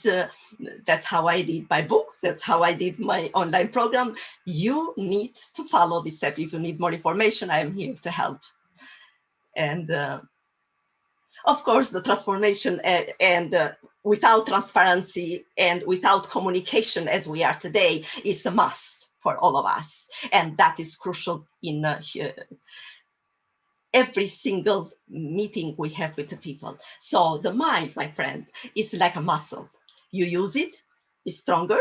You exercise it, your muscles is same thing with mind. So I leave you with that. Fail and get up and never give up. Greatness begin beyond the comfort zone. Thank you. Beautiful. I truly appreciate this, and it's been so interesting. So I want to ask you, Desi, according to you, how would you define success? Because, you know, at different levels, starting from school to college level, we've always learned to be successful. Every time we come home, we learn one thing, you know, you need to do this, you need to be successful, come on, you need to really prosper. You know, we've been taught and imbibed that, you know, so what is success, you know, at a point of time, you know, when we are, you know, we've crossed the teenage level and we are at the age of 25, 30, somehow I think, you know, we still don't know what success is, because we just know that we have to be successful, but we don't know the nitty-gritties of it. So how can we define, is there a particular definition of success where we can say that, oh, I'm successful? Oh yeah, it's beautiful, because I met many students who change them major, I don't know how many times, and they come to the point that what I'm going to do, what the profession I'm going to do. Don't ever try to see yourself and to compare yourself with others, first. And second, what is your strength as a person? Don't look the shiny names out there. There are millions of them. But what is with your inner self? What defines you? Because if you do something that you don't love because of the shiny subject, you're going to come back and do another thing and another thing. And the success is in the eye of the beholder. So to be successful is to ask a hard question to yourself. What you love to do, and to proceed and to have persistence. Sure. Thank you. I just liked, you know, the chart you had where you said set a daily intention monitor, which you need to plan the previous night. Could you just highlight, you know, how do we actually get into planning? How do we go about the next day? And that we try our best and then, you know, leave the rest, put in our effort, you know, because the best part is not to be failed, not to get scared of failure. So could you just highlight a little bit on how do we set the daily intentions at night without getting scared of the success or the failure, but just believing in action, Yes. the right action with the right mind? Yes, absolutely. Because as a success principle trainer, first you need to define what goals you have to put in a table, in mind map we call. And then you break them down And then you put in your calendar 5 things every day until you achieve it. Put it in the calendar before. You intention what you're going to eat the next day. You cooked the last night before. So the next day, when you are working and you eat junk food because it's not ready, right? So intention is to build that structure in your life night before, what I'm going to eat, what I'm going to think, what I'm going to act, who I'm going to speak with, and what job I'm going to do. When you do like this before that, in the morning, you are not, and that, my friend, take out of the window the burnout. Wow. Thank you very much. I'm going to take this opportunity of truly thanking you. And I like that sentence you said that we are still not robots, but we are all going towards the age of artificial intelligence. And I just like that because that came to us because we just throughout the day with our gadgets and with its technology is really taking on us. So this is what Desi Tahiraj has to say, that fail and fail, again get up, and again fail, again get up, and have a new beginning towards life. I'm going to take this opportunity of truly, truly thanking you. One message which goes to all the viewers. Today's a Sunday. Tomorrow is a Monday. We don't know how many of us still face the Monday morning blues. But what is that one message, Desi, you like to give to everyone, all our viewers from across the world who are watching us today, that we could do on a Sunday evening, Sunday night, so that we have a brighter Monday morning? Yes. Think we, not me, first. Sure. And second, be for people, not for you. When you think that way, your life is in a place. Beautiful. Thank you. Thank you for making us realize, and what a best way to end the weekend, by thinking about, we as, we being beautiful souls on this planet. I think that had a very strong and a deeper message. So thank you very much on behalf of the entire crew of Healing Our Earth. We are extremely thankful to you, Desi Tahiraj, for being here with us, and to all our viewers. Please be connected with her. Her website is www.desitahiraj.com. It's also mentioned on our lineup on our website. Do take a look at it, and please feel free to get in touch with her. And if you are the one who believes that success comes without failures, then I think she's the right person who's going to guide you and mentor you and show you the right path. A humble thanks to you. Thank you very much, Desi Tahiraj, for being here with us. Thank you. Lovely souls, I want to take you all the way now to South America. Let's go to Brazil. We have with us Ken O'Donnell, who is here with us. And, this is the session on spiritual lessons that we learn from these challenging times. Everyone has really become introvert at this point of time. And how about considering these lessons for the rest of our lives to make our lives bright and beautiful? So we are truly thankful to Ken O'Donnell for being here with us at first. And he is Australian born and currently living in South America. Ken is a consultant and a trainer and has worked with some of the biggest companies on 5 continents, such as AkzoNobel, the DuPont Merck, Fiat, Novartis, Goodyear, General Motors, HSBC. He's the creator of the self-management and quality of life program that has been run successfully in 29 countries and is one of the founders of the Oxford Leadership Global Consultancy. Ken designed the program of leading high-performing teams for the Telefonica Corporate University in Barcelona and was a keynote speaker at the 44th and the 50th International Congress of Human Resource Managers in Mexico. He's written 15 books.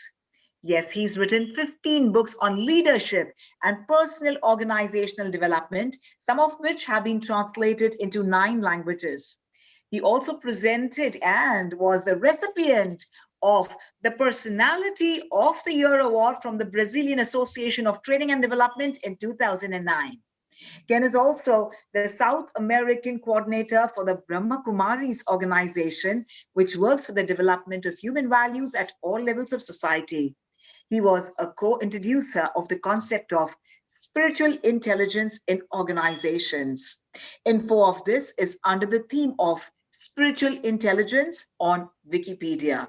It's truly an honor for all of us to welcome, all the way from Brazil, Ken O'Donnell.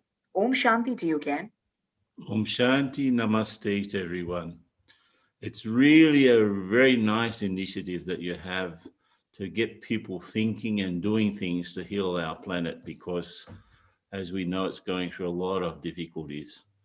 And as I just listening to the previous speaker, I was thinking what really success for me is it's a success in balancing myself with all of the things going on. Rather, it's a state of mind rather than a result.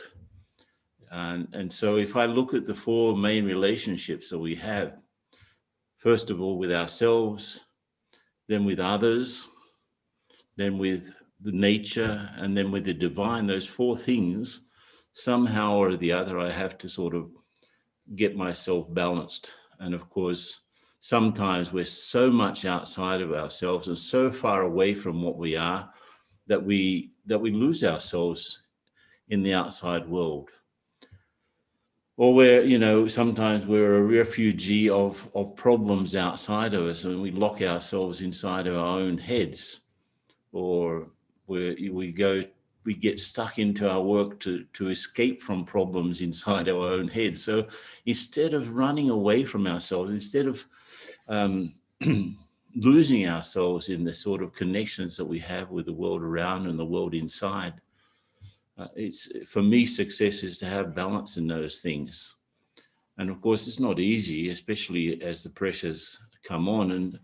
And I'm not going to repeat what's going on in the world at the moment. I think everyone's really up to date with what's happening, the losses for the world economy, the panic that surrounds the virus. Since I live in Brazil, as you know, it's probably the second highest death rate in the world after the USA. Cases, I think India is winning, but in terms of the death rate, Brazil is second. So we're mostly in lockdown here still, though it's relaxing here and there. But again, like in many countries, the resources to deal with this are much less available than in the first world. And we're seeing things happening very clearly. People have become used to working from their homes, and what's happened, they've left the cities. I have got a friend, for example, he's got a lawyer's consultancy, has about 30 lawyers working with him, and they have a downtown office in Sao Paulo. Sao Paulo is a huge city, about 20 million people. And so he's very happy that he doesn't have to face the daily traffic every day, because they've realized that they don't have to work in an office. They can work from their own homes. And so he's moved out to the countryside like all of the other lawyers.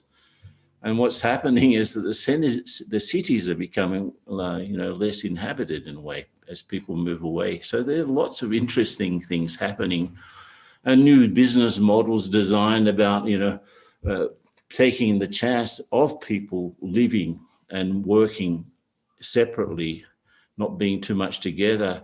So we're seeing all sorts of things of redesigning business models, redesigning community life, the impact that emptying out the cities is having. The fact that on the other side, though, we've been thrust into a situation where we're with ourselves and basically with the closest people in our lives. But there's also been an upsurge in domestic violence and drug abuse and alcohol abuse and so on. So there's a whole mix of things pressuring. And as we see in the world, also the political radicalization and trying to make mileage out of people's health here and there. I think it's a great chance on one side. We're seeing the collapse, or at least the vulnerability of our systems. This tiny little virus, which is like the size, 10,000 times smaller than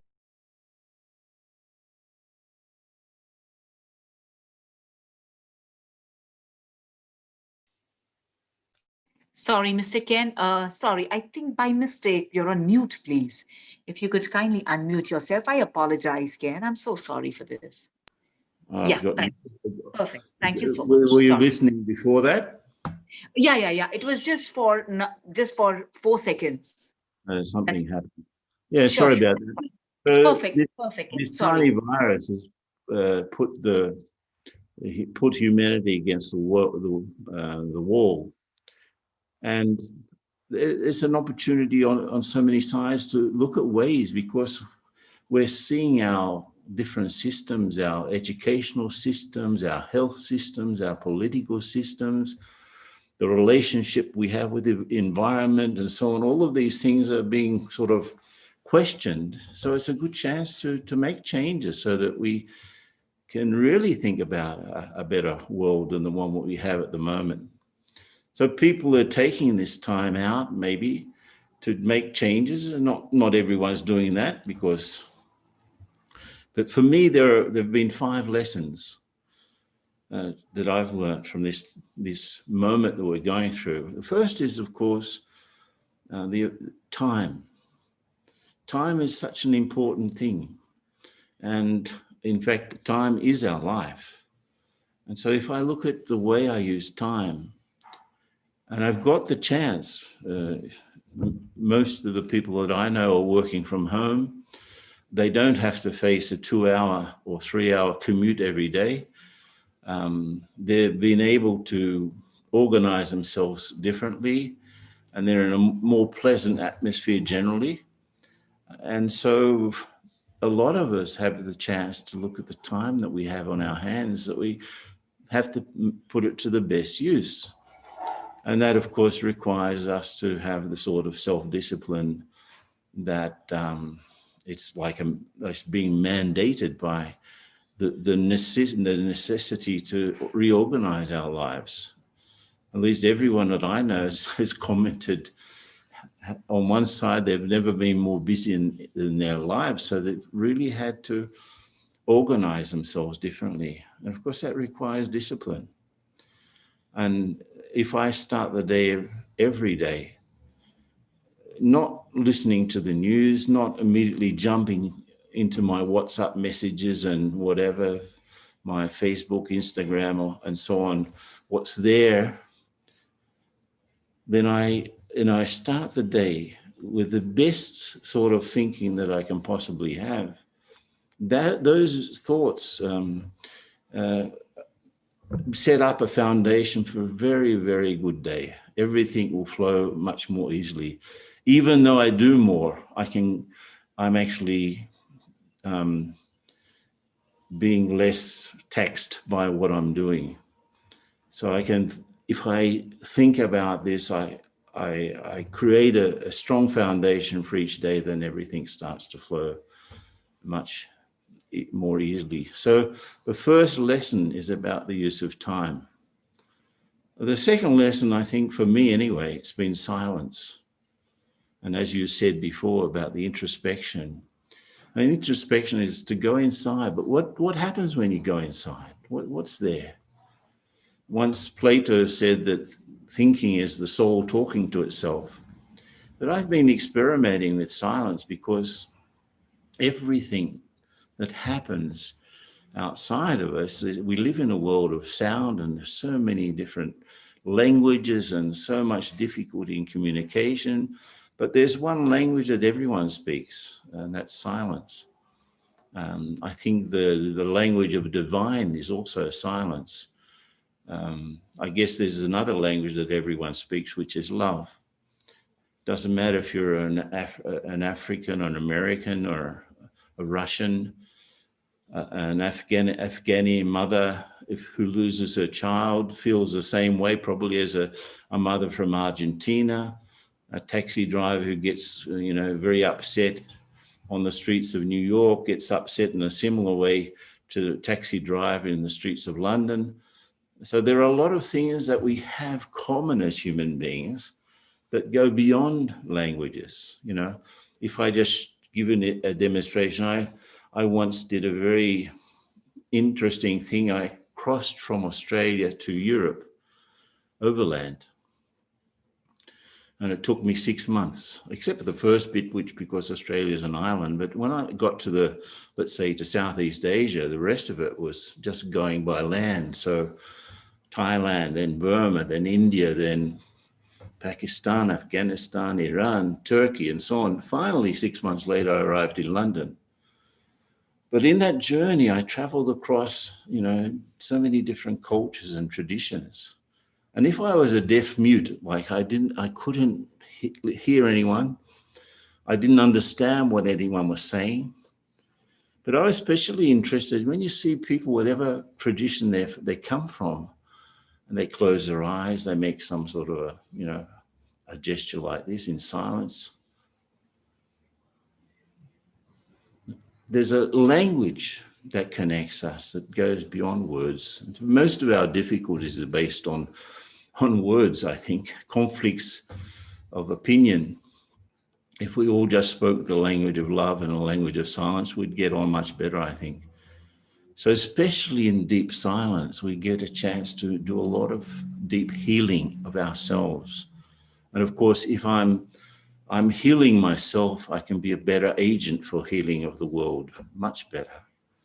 So in deep silence, I can have conversations with myself. I can have conversation with the higher source, the one that is called differently by different words that it says, but it's the same one, God, Allah, Shiva, Jehovah, the great spirit, that same source, let's say, but in silence, not just an absence of words, but it's an absence of confusion.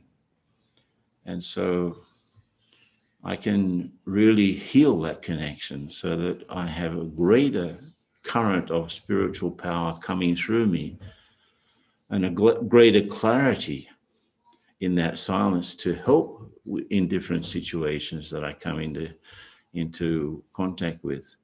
So the second great lesson from this challenging time is to appreciate silence and to use it as a healing force. The third lesson that I've taken from these challenging times that we're going through is the lesson of simplicity. We have simpler choices. A lot of the things are not available, especially in periods where we're still having lockdown. And maybe with the second surge of it, according to the lead director of the World Health Organization, there's going to be a huge second surge. So who knows what's going to happen?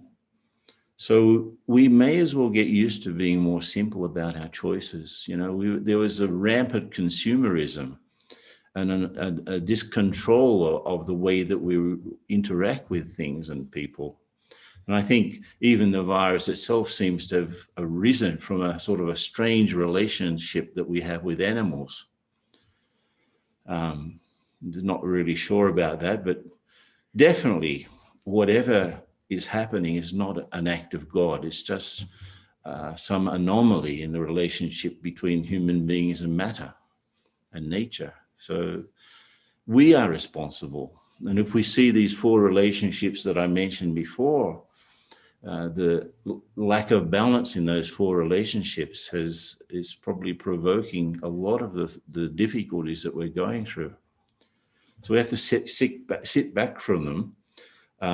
As I said, use our time properly, reflect in silence, but also consciously make simpler choices for the use of our time and the use of our thinking and the sort of activities that we get up to, even to the extent of making simpler choices regarding food.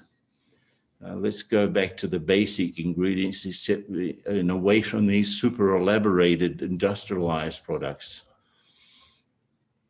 I mean, we can get by, as they say in India, you can get by on, a couple of chapatis and a bit of dal, like lentil soup. We don't need too much. So if we, as Gandhi said, and since we're around the time of Gandhi's anniversary, just the other day, there was another great phrase that he spoke, except different from the one that you have on the site, which is, be the change that you want to see. But the other one is that we have enough for our needs, but we don't have enough for our greed. So let's be more simple and go back to the basic things that we that make our life pleasurable. We don't need too many gadgets. We don't need too much. If life gives us exactly what we need and not what we want, there will be never enough for what we want. But there is always enough for what we need, and there's enough for the whole of humanity, for what humanity needs, actually. And if we're healing the earth, we have to make conscious choices about becoming simpler in the way that we live our lives, the way that we use our time, is the way that we, entertain ourselves maybe, and the things that we eat as well. So simplicity will, just give us such a sense of healing, and away from the opposite of simplicity, which is complication, right? No one really deliberately wants complicated lives. I don't know anyone. No one wants to be miserable or unhappy. I don't know anyone who's making deliberate efforts to become unhappy. So let's be simpler. The fourth lesson is, I guess, as a consequence of this challenging time that we're going through, is the fact that we are obliged to be with people whom we are close to. In this period, we've probably come closer to our family members than ever before. I know in the 60s, an average parent would spend about 45 minutes with the children. This was like 60 years ago. And just before the pandemic came up, we were actually just spending 5 minutes a day with our children, with our families, especially the children. And in fact, most children grow up without a stable sense of family life. The average marriage in the US lasts about 7 years. And therefore, most people have been married 2 or 3 times. So what does that say for stable growth opportunity for our children? So if the great gift of this time, or the great lesson, I suppose, is that I have a chance to be closer to the ones that I really love, that I am living my life with. So there may be things to sort out. There may be conversations that have been difficult that I need to do. I need to have the courage to have these conversations, and therefore to be open to the sorts of things that the world is giving me at this moment, the surroundings that I have, the people that are near me. So there may be things to forgive and forget. So it's a great chance. The big lesson of sorting out any relationship that has to be sorted out. Since we've got this little bit of extra time, we've got a little bit of less pressure, we've got a little bit of, simpler living. Let's also take the best opportunity to sort out the close relationships. And of course, the last item, I think, in terms of the lesson from this time, for me anyway, is, as I said before, seeing these different relationships and how they're absolutely connected. Me with myself, me with other people, me with nature, me with the divine, and how this sort of very beautiful network with myself at the center of it, because if I become stable, if I become peaceful, that will have an impact on all of the people and objects that are connected with me. So I don't need to do much. I can serve the whole world. That's not through Zoom and live broadcasts on Facebook and so on. That's there, of course, but I don't need to go anywhere to serve the world. I can just become peaceful. And as I become peaceful, that will impact on my immediate network of people and things. And if I become stable internally, that's the best thing that I can do for people. So understand how things are connected with each other. Because if I see more, and this is a big lesson for me, if I'm able to see more and see how all of these things are interconnected, to see, for example, that in the complexity, actually, there are just a few rules, you know, to see that everything in nature and even in our own lives is really about self-organizing in the best possible way. If I see more, I will understand more. And if I understand more, I can decide better. So these are the sorts of things that I've been playing with. Like, I've learned the lesson of self-discipline, how important it is to organize my life, to organize my time. I've also learned at this moment, the importance of self-confidence. I've been forced, like many of you, to do things that I've never even thought about doing because of the changes. And I've been pleasantly surprised that I'm able to do things that I'd never even dreamed of. The virtue of self-respect, to really value myself spiritually. I have qualities. I have internal qualities that are mine. They're my property. I am a peaceful being.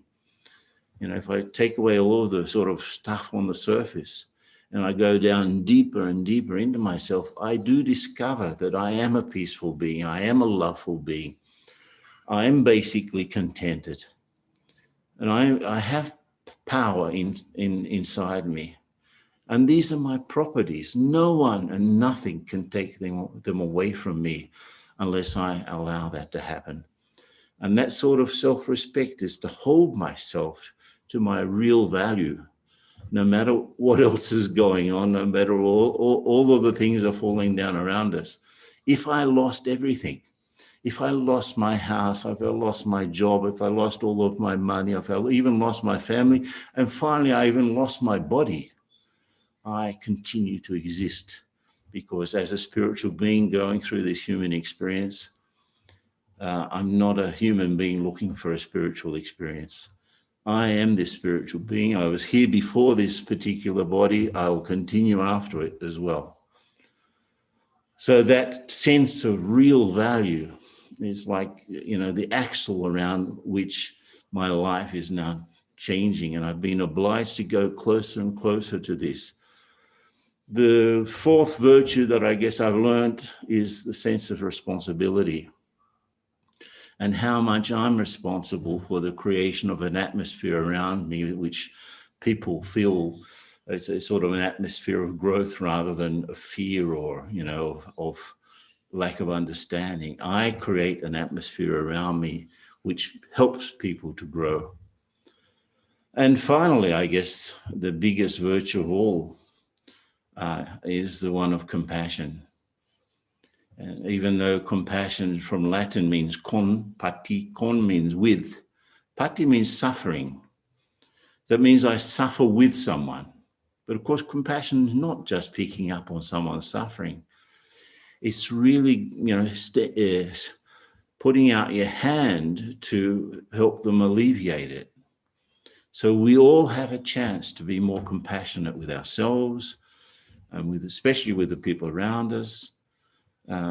We can, in our meditations, reach out to every single heart in the world to help them become a little bit more peaceful, a little bit more calm. And even that is a compassionate act that I include people. My heart becomes bigger so that it can include everyone. I've just got one or two or three people in my heart. I'm pretty selfish. I have to have a big heart that fits a lot of people. And that way I can really help at a distance. As I said before, I don't need to go somewhere to help people. I can help people sitting in my own home just by becoming a tiny lighthouse. The spiritual being is behind the middle of the void, a few centimeters, at least the controls, the control panel is here. And as a conscious being, I can sit at that control panel. I can become peaceful, I can become stable, and I can start to send out waves of love and waves of peace, if possible, to help every single person in the world. So I've learned that problems don't have a nationality, they don't have a culture, they're affecting everyone. I've learned that these four main relationships are everything: with myself, with others, with nature, and with the divine. And as I, prepare for an even more uncertain future, I really don't know how the future will be. But I guess this is a huge lesson. If I make efforts consciously to improve the connections that I have with the people around me and with myself and with nature, if I improve those relationships, and let's say the future is worse than it is now. Some people think that it will become much worse before it becomes better. So let's say the future is worse. If I make that effort to balance my relationships and do the best that I can with myself and with the people around, with nature, I'll be much more prepared to face that worse future than someone who doesn't do anything. And if the future is better, may become better in the long run. Again, if I make that effort to improve those relationships, I'll be much better prepared to embrace that good future than someone who doesn't do anything. And independent of the future being worse or better, what I do now to improve my relationship with myself and with others and with the world around, that helps me now. So I've got nothing to lose if I improve. Okay, so there were just a few thoughts that I wanted to share. I was told that I had about 25 minutes. I don't know, I guess it's about that time, but if you've got a couple of questions, why not? Yes, please. We have received. Yes, please. Ken, thank you so much. At first, let me thank you with all the lessons that you've taught us. In fact, each and every soul and human being has gone through them, but very few of us have realized it, including me. So thank you for making us realize the blessings of life and taking spiritual lessons out of these challenging times. I do, enjoy, what you mentioned, the simpler choices like chapatis, dal, and soup is all that we need. I mean, life is really that simple. It's just that we think too much, and we had everything on the platter, be it silence and time, which is of a sense, the family life, the responsibility, which you mentioned, and towards the end about compassion. What I want to ask you is, especially regards on the monetary front, Ken, not everyone is lucky enough to be working from home. So at this point of time, how do you convince yourself that better times are here? A lot of people have been taking drastic steps, just thinking short term, and not being able to cope with the stress levels. What is that one message you like to give to all those who are really thinking as if this will never end, and really thinking about it really deep, are full of stress, thinking about the situation? That one message you like to give to everyone? Yeah, it's not easy. I mean, it's true. A lot of people don't have this. Have this, availability of things. But even then, I have every single human being on this planet, no matter what their social condition is. They can stop and they can go inside and they can, like this, the ocean at the surface, such, big waves and a lot of turbulence. But if I go down just a few meters from the surface of the ocean, it becomes calm. In the same way, no matter what is going on around us and even going on in our own minds, I can become still. I can just reflect inside. I can connect up with my deeper self, and I can connect up with the source, the one that we have called by different names, the divine, God, and so on. That one is definitely the ocean of peace. So if I want peace, let me go inside, and just through that loving memory, I can connect up with the source of peace. And that will help me, that will calm me down, that will clear my mind, and I'll be able to make better decisions with the options that are around me. Even if there are few options, if I'm clear, I can make the best one. I pick out the best ones. So anyone can do that. You don't have to be an expert in meditation to do that. You don't have to have money to do that. You don't have to, you don't have to have a lot of thing in your stomach to do that. You can just go inside, reach your peace, and connect up with the source. Beautiful. Beautiful. I'm going to take this opportunity of definitely having this mention, Ken O'Donnell, the kind of, all the lessons that you've learned, what you shared with us is actually that we all have experienced but never realized. Thank you for making us realize that truth within us. And it's not always about, the monetarily being. You can always be happy without thinking of the finance aspect as well. We have a question regards your journey from Australia to London, the 6 months journey. What did you feel at that point of time? What was the best thing you experienced in that entire 6 months? Were you a different person after having the journey from Australia to London, or was there any difference, prior to the journey and after the journey? Again, if you can. Yeah, I was very curious, but especially, at the time, this was before all of these wars and so on. This was in 1973 that I did this journey. I was only 22 at the time, 21, actually 21 at the time.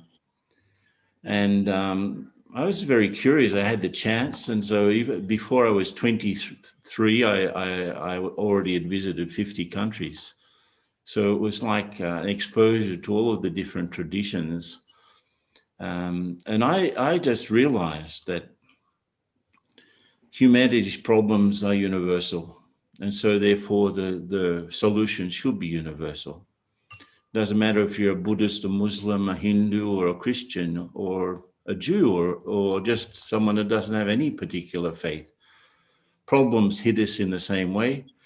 We get angry in the same way. We feel love in the same way. So the solution should also be universal. That was the big lesson.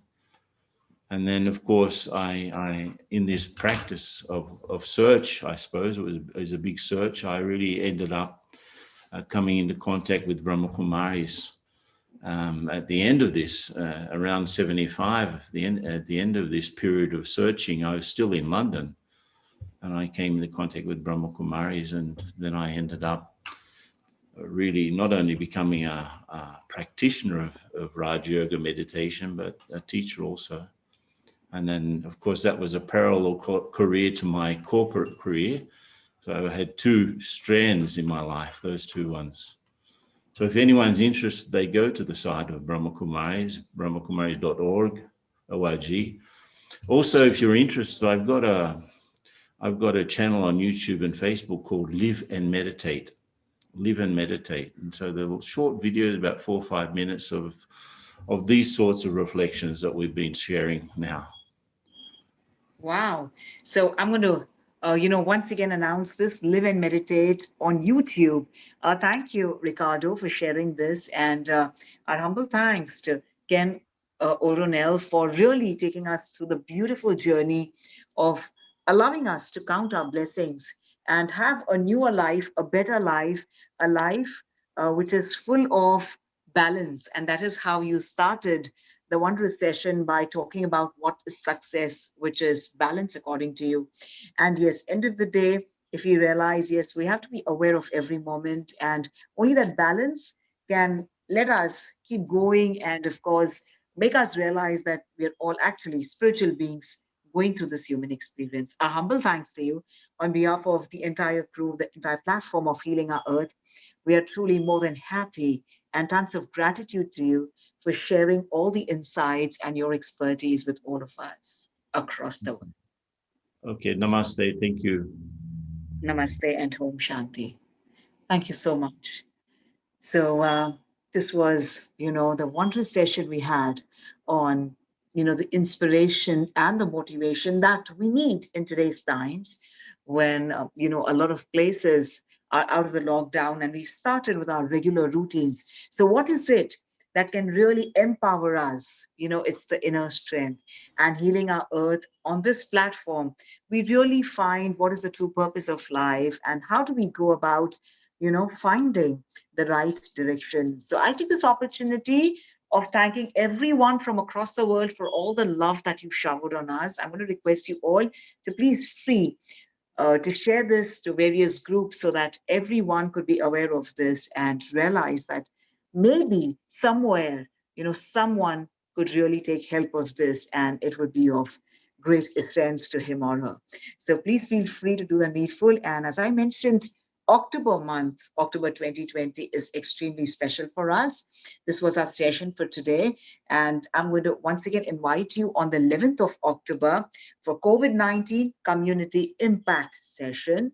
On the 17th of October is the most brilliant day for me because I'm very close to Navratri and, I feel it's all by the grace of the goddesses that there'll be a lot of positivity everywhere.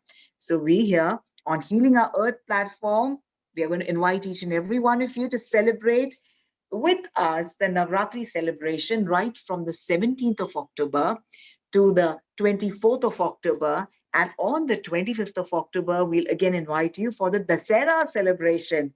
So we're going to have a non-stop celebration right from 17th of October to the 25th of October. And on the 30th of October, it's Sharad Purnima. So even if we can't go outdoors, we're going to definitely take a look at the full moon here on Healing Our Earth platform. So be connected with us and be in touch with us with all these dates mentioned here. You can also go on our website, www.healingourearth.com, and take a look at all the various sessions we have for every Sunday and the special session we have, especially for the Navratri celebration, the entire magnificent 9 days of celebration. And post which we're going to have the Diwali celebration of lights and brightness. We're going to have and bring that same brightness and lightness in our hearts.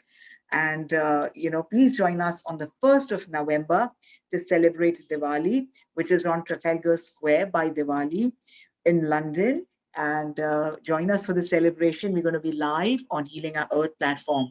And from the 12th to the 16th of November, all the 5 days of Diwali, we again going to have a wondrous session here on Healing Our Earth. So there's lots coming up.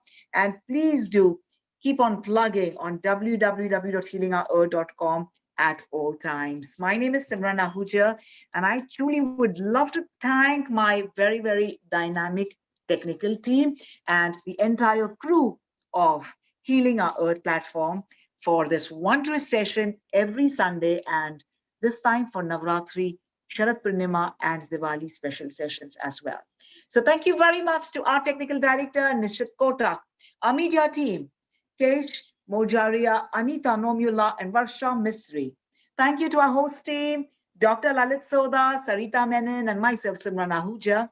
And our backup team is Varsha Mistry, Dr. Milind Shah, Prashko Techa, Malesh Kota, Jayashri Chaudhary, Bhavi Ram, Dr. Sheila Dobi, Renu Geduwal, Dr. Nora S. Vyas, Deepa Vitlani, and Rajesh Kumar Singh. Thank you very much to our facilitator team, Sister Jayanti, Clyde Masmela, Vandana Joshi, Meeta Joshi, Beeta Sethe, Ritu Sharma, and Meena Ben Kagra. Thank you very much also to our facilitator team, Maria Regina R.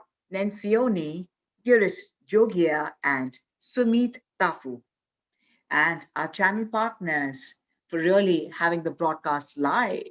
Thank you to Sunrise Radio UK, Hindu Forum of Europe, Mental Health _Connect, Hindu Matters in Britain, Enrich TV, Diwali in London, Simran Ahuja Official, Sarita Sabrawal Official, Inspiring Indian Women, and a special thanks to Strategic Web Success and www.indus.co.uk. Humble thanks to each and every one of you. My dear lovely souls, Healing Our Earth is one platform where we all come in and connect together only with that one language, the common language which everyone spoke to us, including Ken. That is the language of love. And You know, I heard this from a very renowned actress from Bollywood, and she just mentioned it to us that remember, if you we had one of the sessions where we spoke about if you don't really smile and laugh, the day is wasted, that moment is wasted. And she said the I in smile comes right in the center. So forget the I, forget about the ego.